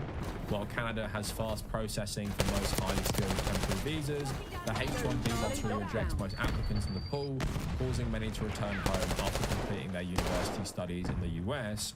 Moreover, while Canada allows a skilled graduate to gain PR and eventual citizenship in just a few years' time, highly skilled immigrants from India and the US often have to wait decades. It also just talks about in the article how Canada is attractive for international students and grads and stuff from loads of different countries, but of course it's focused more on India for a variety of reasons. And it's obviously a part of the Canadian government wanting more skilled migrants in to maintain a certain level of economic growth. So this video is probably getting a bit too long, but I just want to talk about immigration from like a left-wing perspective. So of course, what we've seen throughout Western countries is a lot of capitalist businessmen have moved manufacturing jobs, for example, from like the UK, Canada and America, and they moved them overseas to exploit cheaper foreign labour just to make more money, right? And that's how you saw, even with things like the rise of China and the rise of Indian economies, it's that Western corporations said, you know, I don't want to pay a British citizen minimum wage or whatever the market rate is. Let's move it all over to a country where we can pay them less. And obviously in the UK, something that happened massively under Margaret Thatcher and continued under various governments, like devastated loads of local communities. But also in capitalist economies, historically, they do like cheap foreign migrant labour. Now, I remember, I think it was in COVID, because we had such a shortage of people doing like manual labour on farms, we actually like made some special deal to import loads of Romanian workers to do it, because loads of British people didn't want to do it. And you see that a lot with like various different capitalist economies. The US being a perfect example, they rely on illegal immigrants to do a lot of vital jobs, and also they pay them like shit as well, and keep their status vague so they can threaten like literally kicking them out of the country if they don't accept these terrible wages. And that's an undercurrent in a lot of different countries. And obviously if you come from a poorer country and you can make better money somewhere else, you're gonna go do that. Loads of people have always done that. But what happens is then right-wing politicians use this as ammo to start attacking liberals of like destroying the culture. And they focus the whole issues around the cultural aspects, because as you see with like Donald Trump, for example, right? Or even just like so many Republicans, they love migrant labor. They love cheap migrant labor. They love migrant labor from people who don't have like residency and stuff, because they can exploit that for profit, because they don't ideologically disagree with using these cheap labor sources, but they still want to use it as a weapon to demonize the other side. So in Canada, in America, in the UK, they completely focus on the culture, and even though they're conservative, often conservative, racist and bigots, they will focus on liberal identity politics. Oh my God, we are importing third world people who do not share our values about tolerance and free speech and women's rights and gay rights, while themselves also not actually liking any of that stuff. But they just use it to attack like migrants and refugees and all that stuff. So a lot of people who can pass Canada's criteria for working visas and student visas have gone, but also a lot have found out it's not all it's cracked up to be. So a good article in the BBC this year is a waning Canadian dream fueling reverse migration in Punjab. So it talks about like a lot of people going to Canada, having this Canadian dream, realizing it's not the reality and then going home. So it says one of those is 28-year-old Bulka, who returned in early 2023 after just 1 year in Toronto. Citizenship was his ultimate goal. When he left his little hamlet of Piffo in the wake of the pandemic, his family even mortgaged their land to fund his education, but his Canadian dream quickly lost its allure a few months into life there. Everything was so expensive, I had to work 50 hours every week after college just to survive. High inflation is making many students leave their studies. Bulka now runs an embroidery business in a small room on one side of the expansive central courtyard in his Punjabi home. He also helps in his family farm to supplement his income. Opportunities for employment are few and far between in these rural areas, but technology has allowed entrepreneurs like him to conquer the tyranny of distance. Bulka gets the bulk of his business through Instagram. I have a good life here. Why should I face hardship there when I can live at home and make good money? The BBC spoke to others who shared similar sentiments. So why I felt that was important to share before we get into like the anti-Indian racism from Canadians, even around things like Tim Hortons, which is so funny, is the perception that like people from like poorer backgrounds, wherever they're from, come to these countries just to like freeload off the system or to like steal a job that you would want yourself or something, or just like they just want to come here and sponge off benefits. That's the reality for most people do this. He's saying it's so expensive to be a student, I have to go to college full time and then work more than the average Canadian would work a week just to feed myself and pay my rent. That's the reality for a lot of like students, migrant labourers. If you are pursuing this dream in like a wealthier country, you're probably not going to have the financial means, and it's really, really difficult.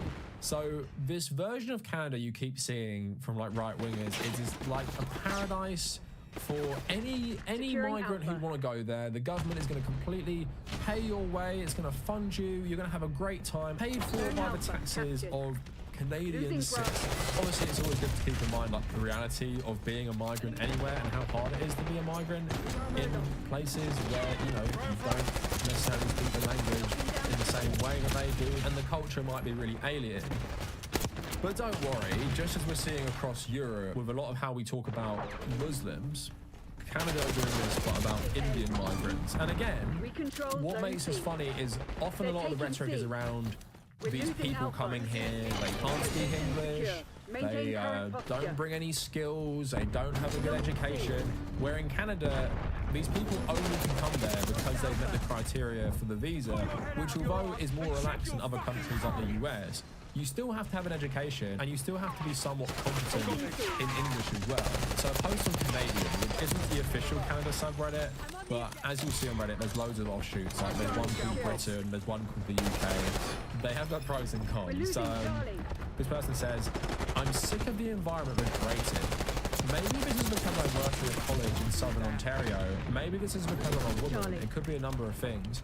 But I absolutely detest the environment we've created.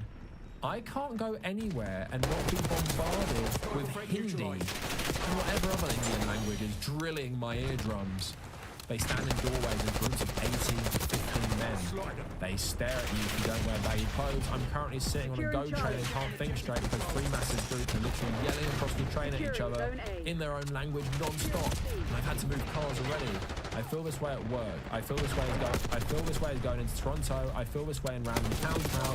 People have approached me at work asking if they can fish the koi on campus, More than once, I'm tired of receiving questions about food banks. There's too many people simply not caring about our way of life and coming here to be disrespectful towards anyone else around them.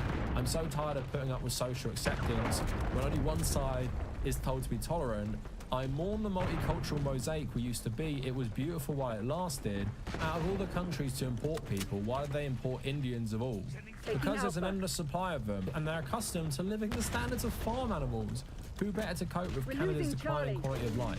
Literally the worst choice. Korean, Ukrainian, South American, so many other cultures work well. Why isn't there a tolerance test for immigrants? I hold immigration in a positive light, but I'm curious why there doesn't seem to be any sort of test to be held for immigrants wanting to enter Canada. Wouldn't you all want to have immigrants who don't discriminate based on gender identity, sexual orientation, race, and religion? This is more vague, but it is talking about India, which is clarified in an edit later. So that first post was like really upvoted. It's one of the most top upvoted posts in the subreddit over the last month. Yeah, like I said, it goes into the cultural realm so quickly. Hindi drilling my eardrums. And again, so funny to me in a country that first of all speaks two official languages, French and English. And let's not pretend Canada isn't full of immigrants of other groups, like Italians, who also speak their own language. It only becomes a problem when it's like a South Asian dialect, right? And as someone who like grew up on like taking buses where loads of people just speak their native tongues, who gives a fuck? Seriously, who cares? Why do people care what other languages people speak? Again, it just shows you that you are just a fucking racist. I couldn't care less if I'm hearing English or if I'm hearing another language. Like when you go to another country to visit, right? I've been to like quite a few countries at this point. I'm speaking English in like Japan, Vietnam, Thailand, Cambodia, Korea. I'd hope most people are fine with me talking to my girlfriend in English. And if someone came up to me and be like, fuck you, that's drilling my eardrums, speak Korean, speak Japanese, I'd be like pretty mortified because people are just people. They all speak different languages. And how do you know, first of all, like I said, the people speaking Hindi weren't born in Canada. How do you know they weren't born there? Loads of people can speak multiple languages. A lot of the South Asians I grew up with could speak like multiple Indian languages as well, right? While having like London accents when they speak English. So it's clear the person's problem primarily here isn't anything to do with like economics. It's just like a cultural thing. Oh my god, the Indians are taking over. They speak Hindi, which hurts my eardrum, and all the men are scary and yell on the trains as if, like, do Canadians not do that? But I've actually, you know, I've never seen an English person yell on a bus or a train before. Never. It's only the South Asians who do that. Again, it's so fucking stupid. It's honestly so racially charged. And obviously their problem with it is the cultural factors. And which makes it so much more ironic because Canada is just like some fake country built on top of native land with like two different settler groups, like French and English, with a mixture of like loads of immigration from across the old British colonies. Like how many fucking places in Canada like are Irish and stuff, and how many of those Irish places do people actually have fucking Irish accents still? They're talking about like assimilation. There are people from European groups who still have their accents. They're not speaking with a Canadian accent, they're speaking with an Irish accent, and even some people speak fucking Gaelic as well. And I seriously doubt these people would have a problem with white immigrant groups or just white people who can speak two languages speaking a different language, because lots of Canadians speak English and French to start with. So again, you can tell these posts are just so racially motivated, and they're just like jumping on this issue to basically say they're uncomfortable with Indian people. I've been talking too long now, but there's also loads of shit on like the Tim Hortons subreddit and the Boycott Tim Hortons subreddit about Indian migrants having jobs at like Tim Hortons. And I just saw this on Twitter going viral. Boycott Tim Hortons. I'm done. My family is done. My friends are all saying the same. The East Indians have taken all the jobs and Canadians are no longer being hired. They can't speak English, mess up every order, and don't give a fuck about customer service. So I guess there is like a more economic angle to it, but I do find it funny. It's this one institution. I guess Canadians are really rabid about Tim Hortons in a way like English people are about Greggs and stuff like that. The thing is, obviously, I'm not Canadian, right? But when you hear anti-migrant rhetoric, it's always the same thing. They're taking our jobs, they're ruining our culture. And more recently, it's become more racially charged, where it's against like basically brown people. So in the UK, it's against Arabs, Middle Eastern people, North African people, anyone who could be considered Muslim, and they say It ain't literally the same. this way. For the Canadians, it is Indian people. But also, in the past, in my lifetime, British people said it about Polish people. And in my grandma's lifetime, she literally experienced people saying it about Irish people as well. They're taking all the jobs. They come over here and they're like, they hate us. They are like, people used to say they're like insurgents against the British state. You can't trust them. And there was so much xenophobia against Irish people, which sounded a lot like the stuff I've read you about Indian people today. Because fundamentally, their problem is a cultural thing, and right-wing hate mongers stir it up and pretend it's an economic issue, but it's not an economic issue to them. Because like I said, right-wing people love exploiting cheaper labor. They don't give a shit. They just use this to poison you and get your support. And if you start hating, you know, people from different backgrounds, and even if you do violence against them, well, it doesn't actually affect them. And as you see, and as I've said, a lot of white migrant groups eventually are allowed to assimilate, so they start perpetuating the same xenophobia themselves or their parents or their grandparents were subjected to. Now, I'm obviously not saying in the way like capitalist countries design their economies, there can't be problems with rising levels of immigration, putting strains on things like public services, putting strains on things like the economy, if you don't accommodate for this rise in immigration. The funny thing with Canada and Japan, for example, is that to sustain a certain economic level or have people filling in like jobs at like vital public sector works, like for example in the UK, a lot of migrants and people from migrant backgrounds work from the NHS. You know, like I think about my doctors, one is South Asian, one is African. Most people I interact with there are from either like Polish, South Asian, or African backgrounds. And if your population levels are decreasing, obviously there are going to be less people being able to work these jobs, so you need to bring immigration to sustain this. Otherwise, you're just going to have to accept you're not going to have the same service at the level you were used to. Japan is still dragging its heels on this as well, because it's all about cultural reasons. And you see with Canada, a lot of the arguments you're hearing are purely based on cultural reasons. And a lot of these cultural reasons are so unspecific, they're just like racial stereotypes, and people don't think along class lines. They just think about it in terms of liberal identity politics, like that person says. Shouldn't there be like a tolerance test? Like if there's a migrant coming around, shouldn't we ask them what do they think of women? And if they say something we don't like, don't let them in. And again, this is a whole invention of like Western chauvinism that apparently us as Westerners, we all agree on the same stuff. We all agree. We all agree trans people should have the same rights as everyone else. Oh wait, we literally don't believe that. It's actually a small minority of us who believe that. Think about the US election right now, right? You would not let someone in based on them not having the same like views on social issues as you, when the two main parties running an election, which is going to split the country in half, like they're completely at opposite ends of the spectrum. How would you even implement that as like a screening before? If you take this argument to its conclusion, as we've seen it's being done, you get what's happening in Gaza being justified through liberal identity politics. Made a whole video on it called Woke Fascism.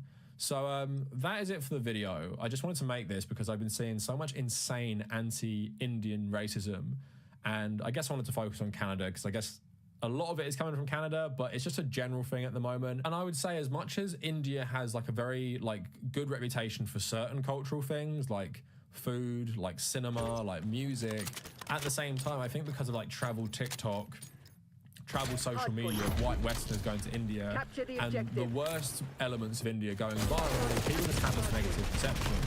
And if you speak to multiple people who've gone to India, even white people from Western countries, you're going to get a range of experiences because it's an absolutely fucking massive country. I had one friend recently who did a month in India, had like the best time ever, said it was one of the best countries ever, just talked about how great it was. My sister has done charity work in a slum in Delhi, told me about all the terrible stuff that went on, but of course it's extreme poverty, so I'm not going to say everything that happened in that slum is reflective of broader Indian society, which is 1.5 billion people. It's like me using my sister's experience of India to paint all Indian people when it was in like one slum in one city in one part of the country in extreme levels of poverty where there's a lot of social conservatism, right? It just doesn't work like that. There's a lot of racists. They take the worst elements and make it a stereotype for a whole group. So that is it for the video. Let me know what you guys think down in the comments and if you made it this far. Thank you for watching. Hardpoint active. the hard point. Got their sharpshooter. Hard point is secure.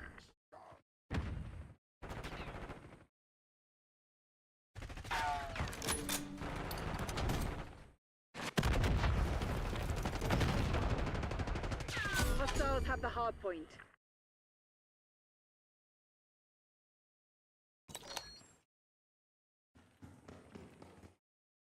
Enemy CUAV inbound. Enemy UAV inbound.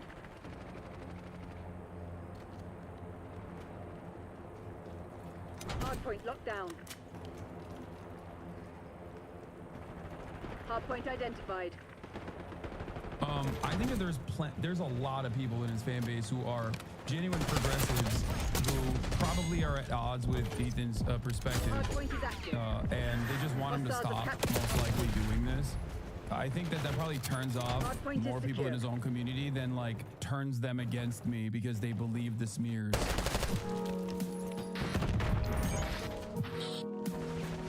Hostiles have the hard point.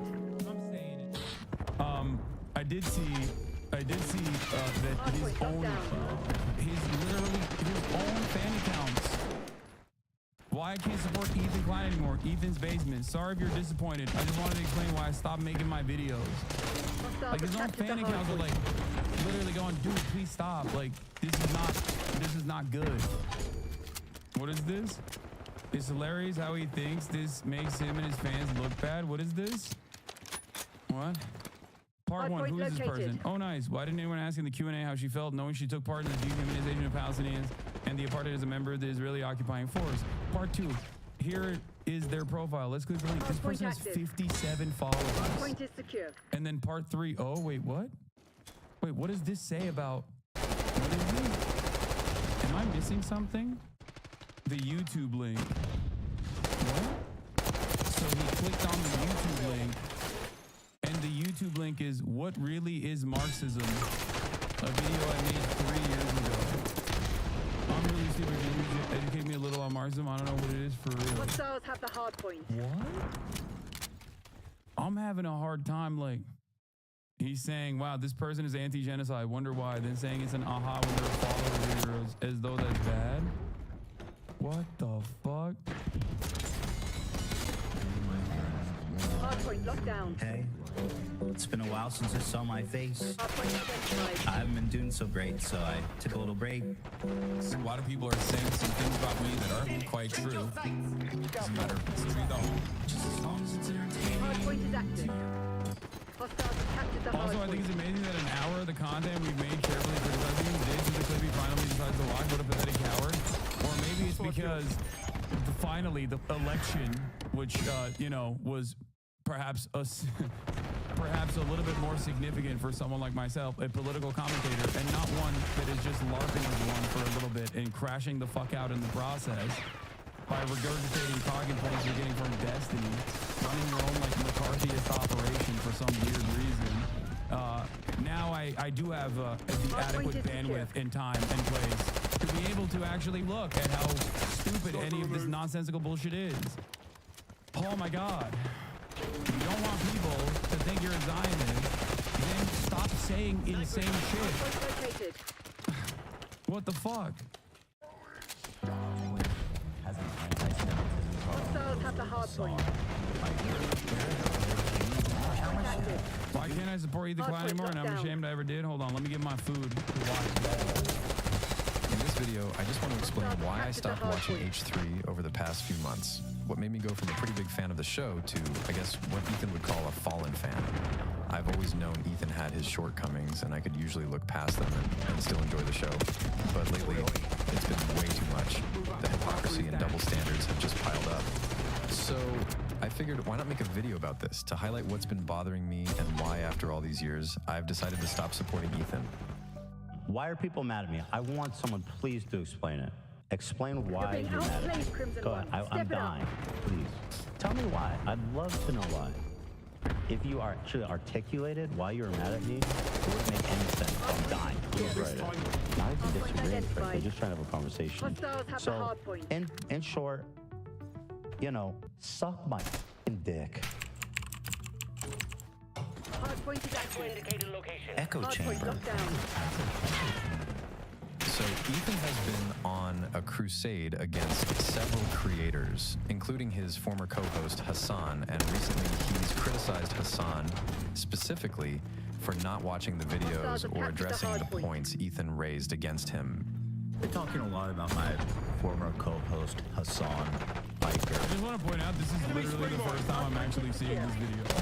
Which I'm sure will be frustrating for Ethan, I guess, because he's going to be like, oh, you never watched my video. It's like, yeah, dude, because I've addressed all of those fake concerns that people have had for a year, you know? And leveling some pretty serious criticism against him. Go back to comedy. I don't know. Like your comedy podcast, you know? I don't know why he's doing this. This is not, it's just so easy for him to just be like, you know what, guys? Yeah, I've been crashing out a little bit on this stuff. You know, it's time to go back to the basics and like, let's just have fun or something. I don't know. I'm sure people in his fan base would appreciate it. They're not gonna magically be convinced that like the arguments that you're presenting are super valid and not coming from a separate place. Enemy care package above. All you're doing is Enemy probably UAV inbound. creating more resentment amongst your audience. I'm sure there's plenty of people in his audience that really love him that also hate me now because of the smears, and they probably believe it. But you're hemorrhaging your fan base for no reason, thinking that this is a righteous cause. I knew that he wasn't going to take it well and wasn't going to respond to any of the points made. In fact, Hassan, I'm sad to say, honestly, I think he took it pretty fucking well. Hostiles have captured the hard point. What are you into? What Hardpoint planet are you on? identified. You've lost it. Ethan Klein is like just going off the fucking deep end. Hardpoint is active. His position Hostiles have the hard point. Israel broken or whatever it was in the first place. Hostiles have captured the hard point. did not watch any of it. He didn't watch a single point I made. To saying that I'm crazy. But about a month ago, I recall Ethan having a meltdown over a video made about him from a smaller creator called North Star Radio. So let's see if Ethan watched it and how he responded to the points made in the video. This dude, Comrade Casey, okay, he made a video about the end of Leftovers. I haven't watched the whole thing, it's long as fuck, and here we go. I generally don't like watching videos like this because it's usually depressing. Bring back the Ethan Klein channel. Bro, are you okay? I mean, all jokes aside, I mean, clearly not. Like, I feel so of two minds about all this stuff. Because, like, obviously, you know, from a practical standpoint, these people, their level of incession and harassment is a detriment to our lives. But, like, that's when you see under the mask and you see the person and just, like, there's obviously a lot going on. I'm out of sympathy. Yeah, I get it. I don't fuck this guy forever. You don't need to act this sideways. I got you. As you can see, instead of watching the video, Ethan's first reaction is to go through the creator's Reddit account and show his audience some of his old comments. I hope you are starting to understand my point, but again, here's Ethan a few days ago calling out Hassan. Now, instead of actually addressing a single point, he stops it before he gets there. I hope it's clear to everybody just how bad faith this is. No, dude.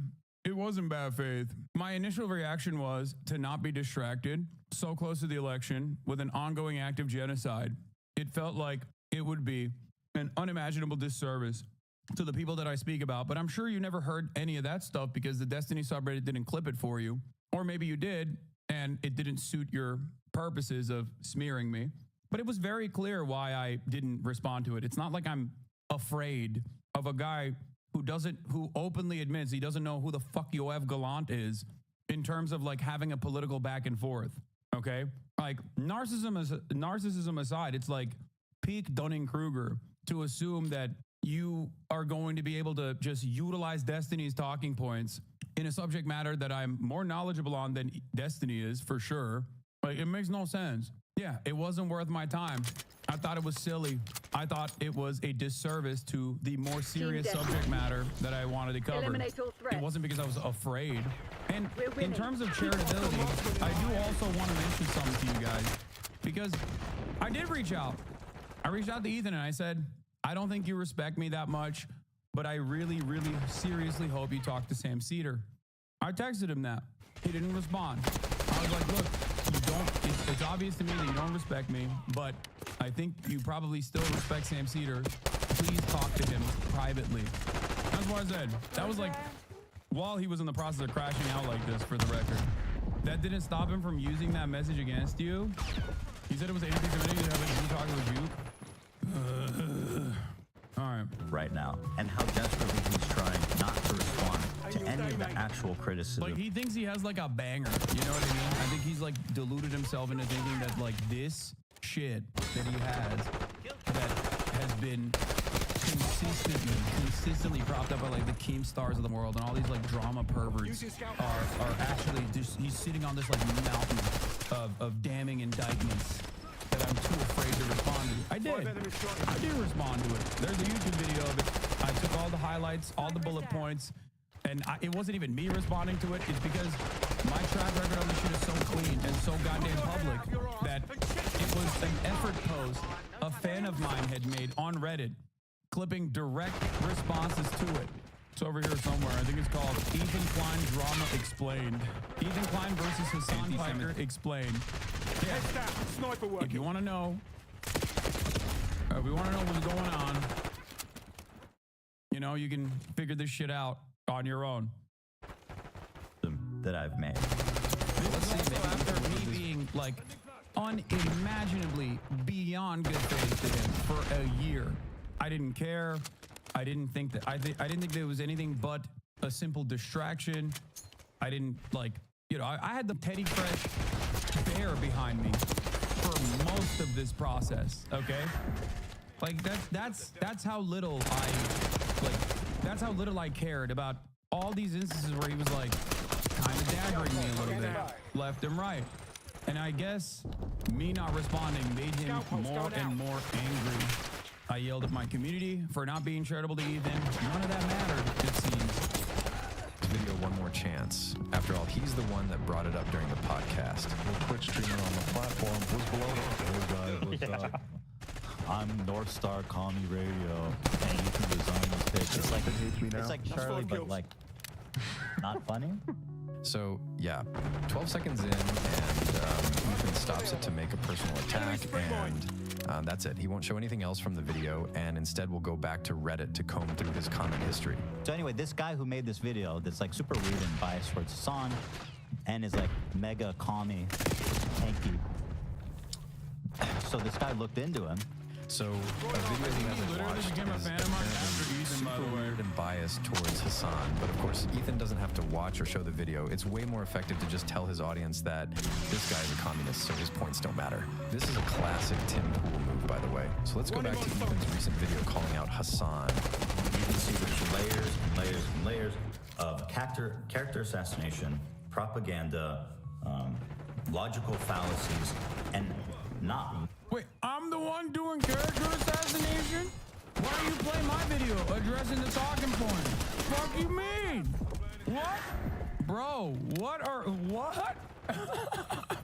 What the fuck? He wouldn't do reacts. It's unethical. I love that he was on his IG story trying to argue whether or not Bernie's a socialist. Bernie Sanders? Bernard, I'm a democratic socialist Sanders? Yeah, I think he's a social. I mean, he said he is. One response to any of the points that I've actually made. And it seems obvious to me that he's trying to poison his audience against me. Character assassination and not one response to the actual criticisms? I really wondered who would do that. This doughy white bitch is making content that is biased against him. And also, apparently, he hates Jews. Comrade KC, you ass weirdo. You look like a weirdo. And I don't hate mustaches, but man, that's a weirdo mustache. So this guy looked into him. Wait, why are you saying that Comrade KC hates Jews? This guy who runs North Star Radio, Comrade Casey, they found his Reddit account. He's a big Hassan fan, clearly developed a deep hatred for Ethan and Lewis since October 7th. So he's made a video about Ethan that he hasn't watched because it's too long, but he took the time to look into him and read every comments this guy's ever posted, and that's what Ethan will focus on to debunk the video. Now here's Ethan just a few days ago complaining that Hassan should watch the videos he made about him instead of relying on his chat to tell him what was said in these videos. He didn't watch any of it. He's basing this based on, like, I guess, chat. And, you know, it's like, what do you... Talk about it or don't, man. You know? Don't do this shit. Let's see if Ethan would rely on other people to watch the videos for him, because I have a big problem with this next clip. He made a video. I haven't watched the whole thing. It's long as... I think everybody noticed as they were watching through it, even Hassan, I think, commented on it, that this video is a little weird. Yeah. You had mentioned you had watched it. Yeah, I saw the whole thing. It is biased towards Hassan. Even Hassan was getting like frustrated watching it, and he was Yeah, I was getting frustrated watching it because like chat was not being normal about it. confused, and he was like, "This is weird." Yeah, Hassan didn't like the video at all, from what I recall. He thought it was weird, and Didn't stop Ethan from still going full tilt. Hassan is an anti-Semite on me shortly thereafter, did it? the more it went on, the more you kind of like disliked it. I was so disappointed by the crew when I saw that. I don't know if it's just bad faith or if they also didn't really watch Hassan's reaction, but I will show you a clip of him talking about this video. What is it? Oh, I gotta go. I gotta finish. I'll finish this tomorrow. I gotta do the podcast. Personal news-wise, I ended the broadcast. We watched a YouTube video that was really good, and I highly recommend you guys check it out. It's by Comrade Casey in the chat, also known as, I believe, North Star Radio. Is that what it is? Is that what his YouTube name is? I forget. Since we were talking about Hassan's chat, let's talk about it more because that's one of the main point of criticism Ethan has. He thinks his chat should challenge him more. It makes me sad that people in his audience let him get away with this types of like hand waving. And once again, if you're a Hassan fan, challenge him to do better than this. This is I've never once told Ethan's fan base to challenge him for any number of different like takes that he has, just for the record. And I don't suggest you do that at all, but you probably can't do it anyway because I feel like he always shuts off the chat. And he even saw that the comments were not favoring him in that first Hassan video, and he immediately shut off the comments in its entirety. So much of this is just pure projection. Also, my chat challenges me all the time. It's honest. And more than that, I'd like for him to just respond to one of the points I made, just directly. The do better part of this statement is really important because we recently had a great example of Ethan being challenged by his own chat to do better. Truly disgusting, disappointed in you and the crew. Do better! The crew! If you had a dog, y'all wouldn't have thought twice, but it was a cat and you don't care. Shut up, you freak, weirdo, loser. So following Ethan's logic, how does he react to his own audience when they try to hold him accountable? He often uses two techniques. Here's the first one.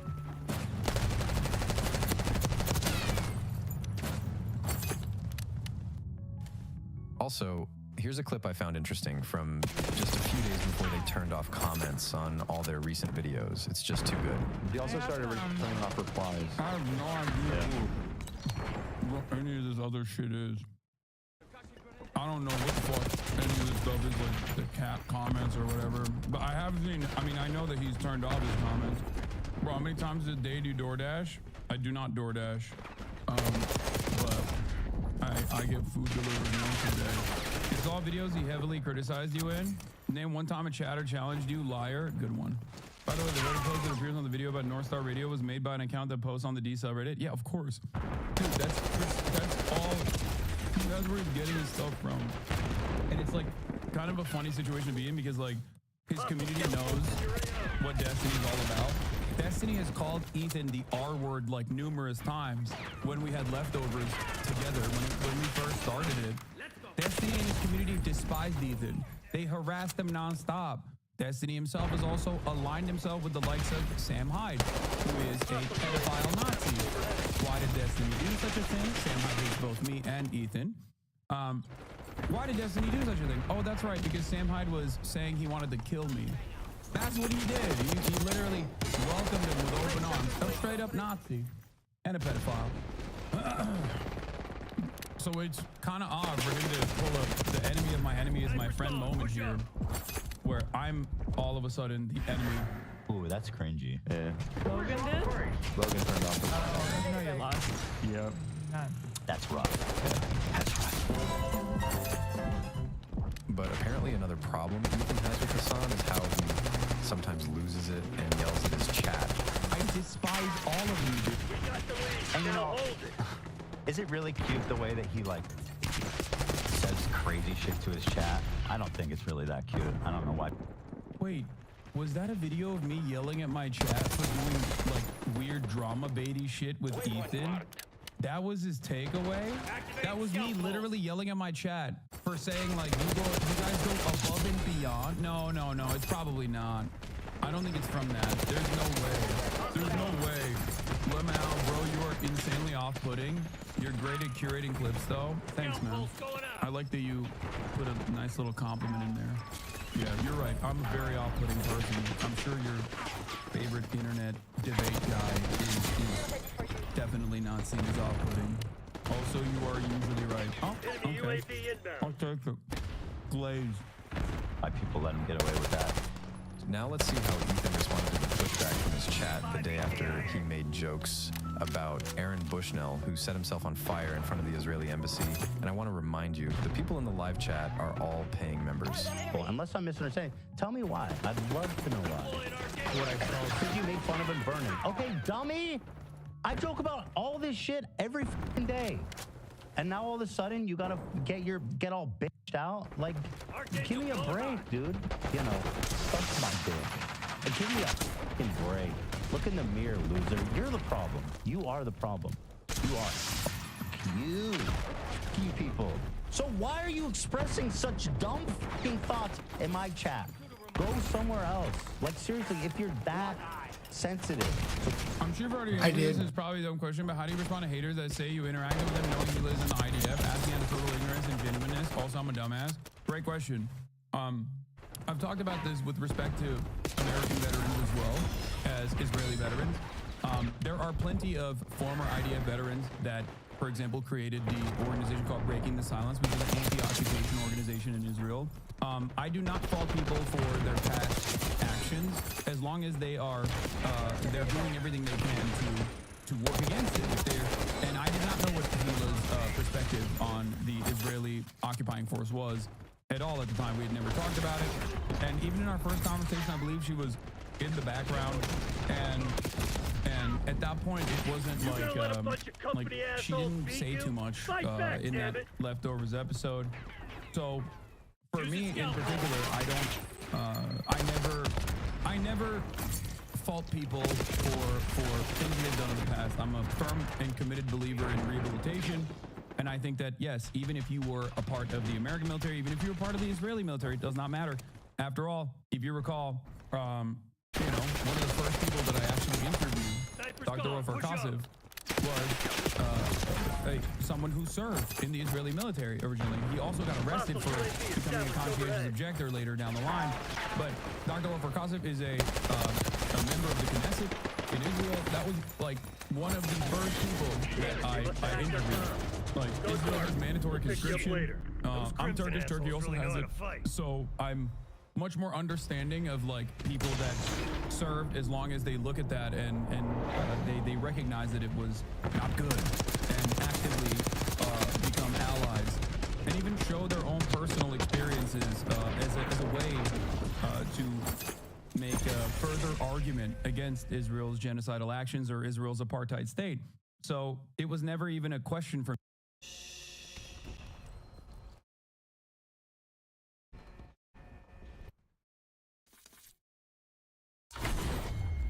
Also because I'm a normal person, okay? The fuck do you mean? There are millions of people that have served in the U.S. military. What the fuck would I be like, oh, you're a veteran? You're a baby killer. Like, I would never do that until someone tells me that they have no issue with that or that they have no issue with that at all. Like, they're not conflicted with their service whatsoever. And in which case, like, yeah, I'm still not going to be like a weirdo about it, but I probably will look at you a little differently. Well, I said the same thing in your chat once, and someone called me insane and asked if I feel the same about Nazis immediately. Yeah, I mean, it's just people get passionate about this, people get heated about this shit. But yeah, if there was a former Nazi soldier who then actively worked against the Nazi government, then yeah, you would want that person to do that. That's the entire point, okay? Like, that's literally that. What do you mean? And I'm sure there were people like that. I'm confused. Are you implying that anyone in the U.S. military is doing something wrong? Are you assuming that everyone in the military is just doing combat roles? No, I'm not. First of all, I did not say that. I know that like a massive amount of the American military is not actively in combat, but that doesn't change the reality that they're still facilitating a lot of the horrible shit that the American military does. Having said that, I didn't even tell you that I fault people for going and serving in the military, so I don't know why you got that shit. I'm even saying that even those who are active duty combat, like, who saw direct war, I do not fault for their experiences. Some of my favorite people on the planet, like some people I grew up with, literally have, I mean, were Marine Corps veterans, like straightforward, active duty combat veterans. There's plenty of them in this community who I love. There's plenty of people who are active duty service members right now. The way you worded it is recognize what they did is wrong. They just seem like everyone did something wrong.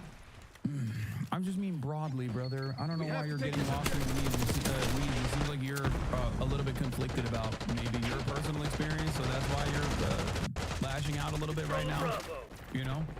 I don't know if you know this, but you're surrounded by other veterans and even active duty service members right now in the chat that are watching, so sorry, I'm just misunderstanding. I know. All right, let's continue. Give me a break. Who's the problem? Scumbag. Scumbag. So you're a fake fan. You get lost. I'm sick of it. But maybe it's just the chat that is overly sensitive, right? Ethan is known to make edgy jokes and make fun of all different groups of people. We call it goblin mode, and that's why people love him. Go somewhere else. Like, seriously, if you're that sensitive that you need to go away and go to a community that is going to just tell you everything you want to hear all the time and never make you feel uncomfy. There's plenty of them out there. Go. It's really annoying. This is about him, like, he made fun of Aaron Bushnell. Is that what happened? Like, is that what it was? I mean, that's pretty fucked up. Like,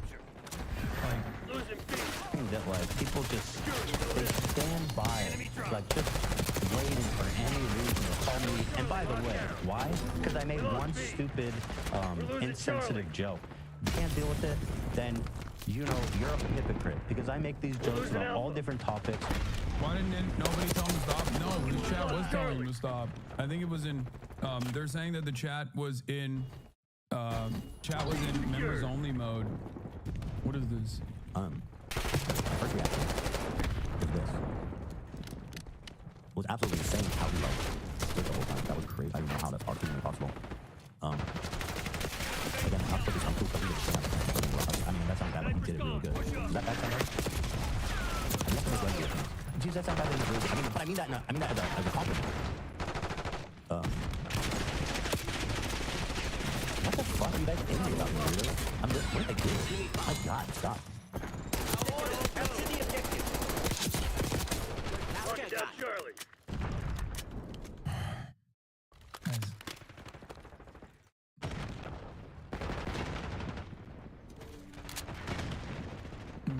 Ethan Clown's cracking jokes about Aaron Bushnell and immediately after his death, he was a veteran too, and then getting sensitive and sharing drama alerts and he's whipping up haters for saying U.S. soldiers get PTSD. Oh. About all different sensitive things, about all different groups of people, every show. And then when it blatantly brushes on your shoulder, you freak the fuck out and you bitch and you cry and you go and you try to find any reason to you know what I mean, to get angry. After hearing all that, I wonder how Ethan would react if he was the subject of a joke. Like he said, he makes jokes about all different groups of people. He's a free speech absolutist after all. It's a panel hosted by Frogan and 4 of her friends, in which they have a tier list where they rate people where good is Arab and bottom is loves Sabra. Sabra is a very popular hummus brand. I know in Israel, it's pretty much in everybody's refrigerator, and it's kosher. They're an American company, but they've been the subject of the pro-Palestine boycott. I saw some of it. I mean, it's kind of just Arab good, Jew bad. Ethan Klein. I told you guys to clap. This is a good reaction. That was a good one. We're very proud of you, Denims, for bringing anti-Semitism right on stage, and you guys are killing it. And may I point out here, Chevron, Capcom, and Samsung. Do you know? This was so insane. Like, that was so crazy. Oh my God. I still can't believe that like led to Twitch responding by banning them for a month. And then what did everybody do afterwards? They went doubly hard. He turned around and was like, Dan Clancy is a Nazi. Jesus Christ, dude. Call him a pedophile Nazi? No. That there is an Arab to Jew tier list happening in front of your sponsor. This tier list isn't about being Jewish. It's so funny because there's a Jewish Arab. There are plenty of Arabs who are Jewish. One of them is directly on the panel and got banned because of Ethan's nonsense. Jewish at all. Not only is one of the panelists Jewish, but in the Love Sabra category, people from all different races and religions were included alongside Ethan. It's more about not knowing much about Arabic culture and therefore eating shitty hummus. What is it? Ramadan what? Lena. Yeah, Ramadan Kareem or Ramadan Mubarak. Bike? Mubarak. Oh, Mubarak. Mubarak. Yeah. Mm-hmm. Hey, you said it good.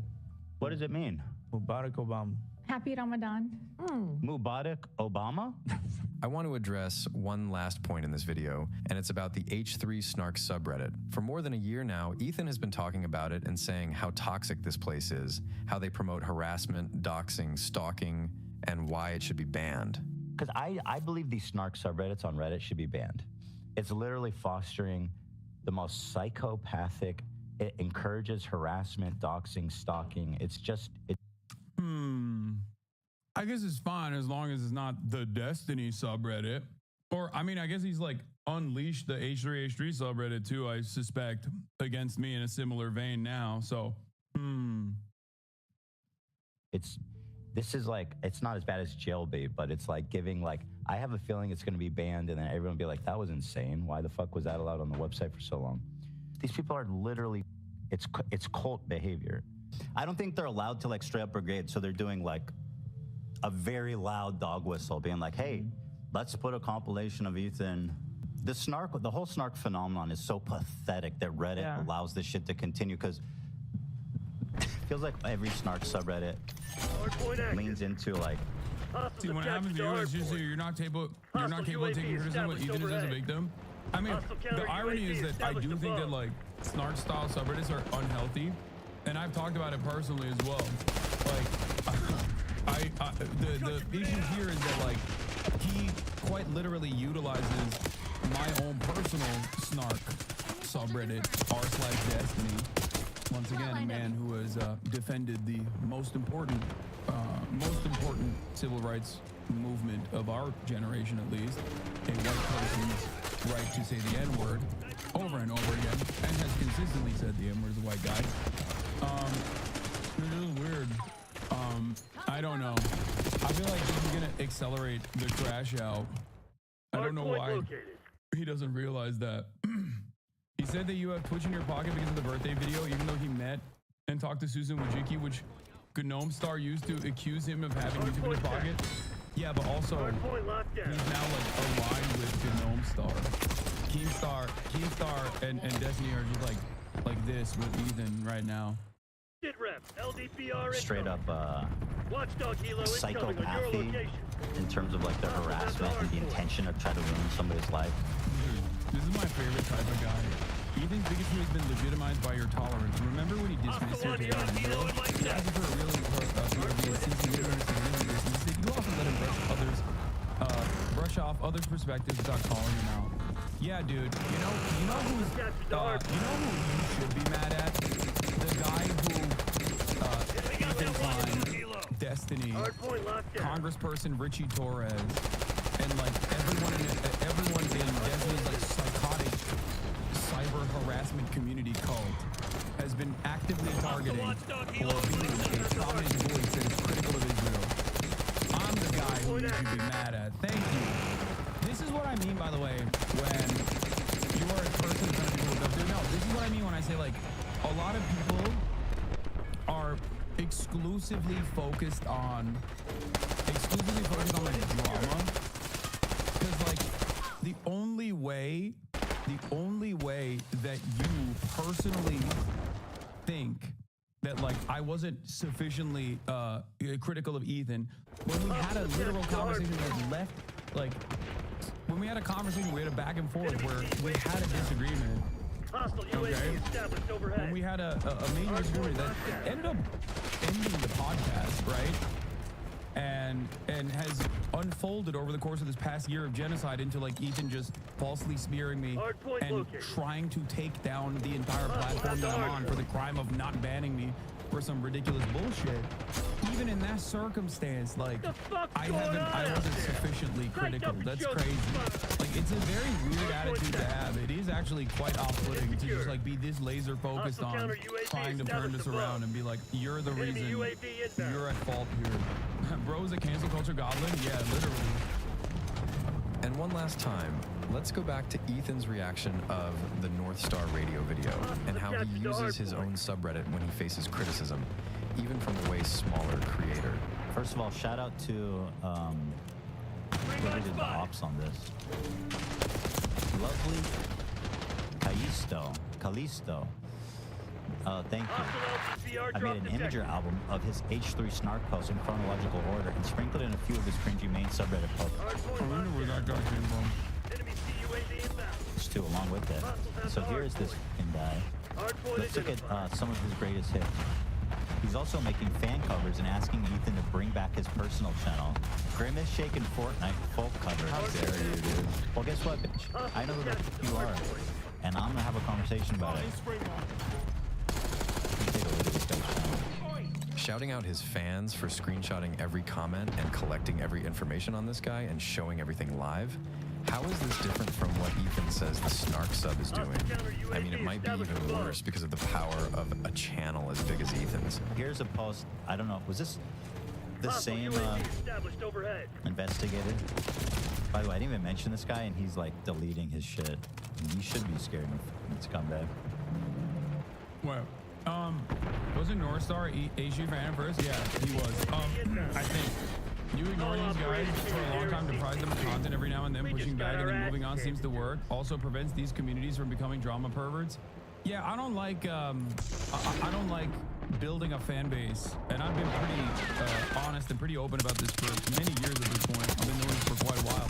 I don't want to build a fan base around drama and toxicity. I already have enough of that in the real world and the things that I cover.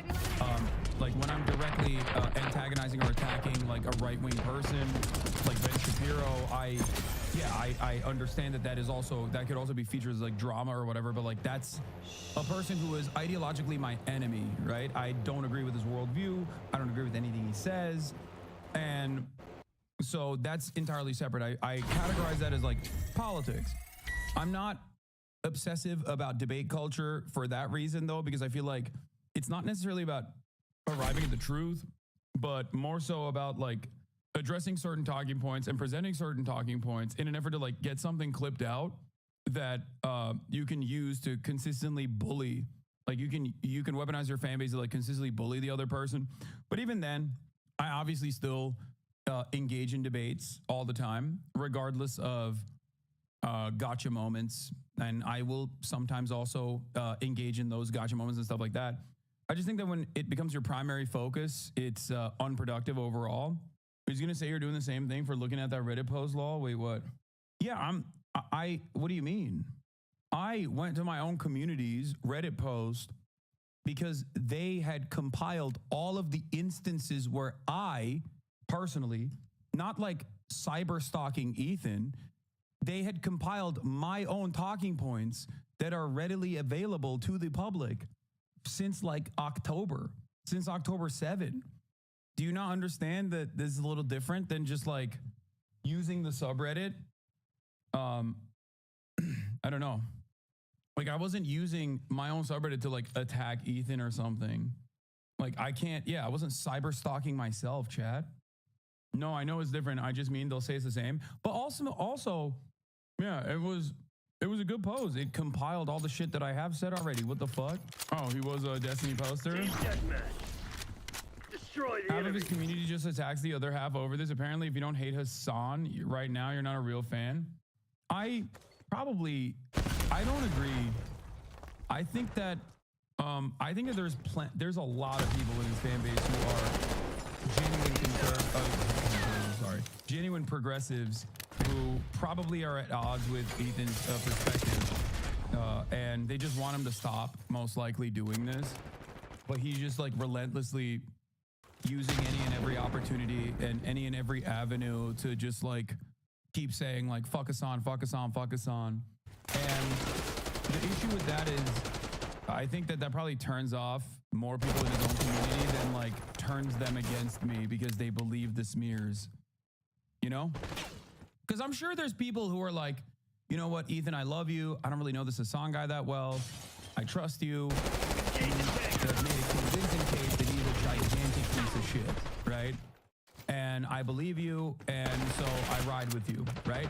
And that's sad, especially if they're like a progressive-minded person who could otherwise be convinced of seeing the world with my eyes, or rather,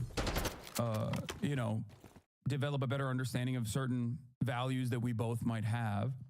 But outside of that, I think there's a far larger number of people in his community that he is cultivated by being openly progressive, that are most likely looking at this as a crash out and like hoping that it ends at some point. But every time it doesn't end, I suspect that it just, causes people to be even more annoyed. Yeah. It seems like everyone hates you because they ban anyone on their subreddit and live comments who disagrees with it or calls out Ethan. Yeah. This is literally...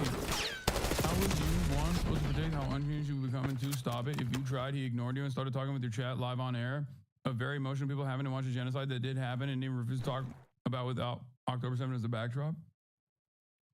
Genuinely asking, what progressive values has he exhibited? I think Ethan had a real change of heart about the kinds of content that he was making, the kinds of commentaries that he was doing. He became unapologetically pro-trans, like pro-LGBTQ across the board. There was always going to be some hang-ups if you were to look at like the broad swath of things that Ethan says. But beyond that, I think he has been like that for quite some time. And people that say he did it for the money, you're wrong. He could have just been slightly less edgy and he still would have made a fuck ton of money. Look around the internet, chat. What the fuck are you talking about? Like, you're so wrong. There is plenty of opportunity to keep making money hand over fist for with aggro right-wing ass content. He's not even calling you or Twitch an anti-Semite anymore. He's just openly flaming your general worldview and doing it from behind 24-hour IG stories with no option for pushback. Is telling that he's no longer calling for a ban after the election. I mean, I'm sure if you agitate him long enough, he will call for a ban again. But I don't know. I just wish he would stop for his own sake, not for mine. I get hate from every sector online. I get hate from every avenue. It's not new. I live in this filth, you know? This is what I'm used to for the most part. Does it suck, or did it originally suck coming from a person that I considered my friend? Yes. Okay. But ultimately it just becomes noise. Consider the criticism, my G. Sad times he is. What has he done? He did it. What do you mean? The man has a family. Think where the hate comes from. Not all criticism is the same. Consider the criticism, my G. You're right. I have considered it. I've considered it for the past year when people from the community that's getting a lot of these clips out of context were coming in here to literally keep repeating these points that I'm like in love with Islamist fundamentalist terrorism and I'm backwards or any number of different things, or that I'm like far too critical of Israel and that's actually giving space to anti-Semitism. They're wrong. So, you know, you're wrong, I guess. My G, You're right on that, but can you meet somewhere in the middle of the Russia stuff? I don't know why. I don't even know what the Russia stuff is in air quotes, but if you personally think I'm pro-Russia, you are also wrong. There has never been a moment where I've been pro-Russia. I know that like there's an entire group of content creators that have actively been like, oh, he's pro-Russia, pro-Russia, pro-Russia this, pro-Russia that, with, again, clips out of context. But not only did I immediately apologize for ever saying that I did not think Putin was stupid enough to invade Ukraine, but I also actively fundraised for Ukrainian refugees and have consistently criticized Russia over and over and over again, including but not limited to right now, which I assume you don't actually care about my perspective. I suspect, bear with me here, maybe you're going to prove my point in a second. You're going to move on to the next talking point. And I'm assuming that it'll be Taiwan, Tibet, any number of different things. The apathy towards the plight of Ukrainians is what I felt in the last year. Obviously, during the invasion, you were anti-Putin, full-throated. However, it seems like it's changed the last year. Wait, you think I have apathy towards the plight of Ukrainians in the last year? Wait, so you're... What? Okay, that's actually kind of cool. So you're saying I wasn't pro-Russia back then, which is the clips that they're using from that time frame to claim that I'm pro-Russia. But I'm actually now pro-Russia. Anyway. Yes, he should be scared, because Ethan knows by doing that, he's sending his audience to harass this guy. Him and his crew know what their audience is capable of, even if Ethan plays dumb sometimes. Well, I hope people don't hold us to the standard of what our community does. Right. What does our community do? I mean, you say that, but what do they do? Our community is fantastic. It's all love. Yeah, no, that's true. Name one thing. They've never caused us any trouble by... I don't even want to go there. What? Just tell me and I can button it.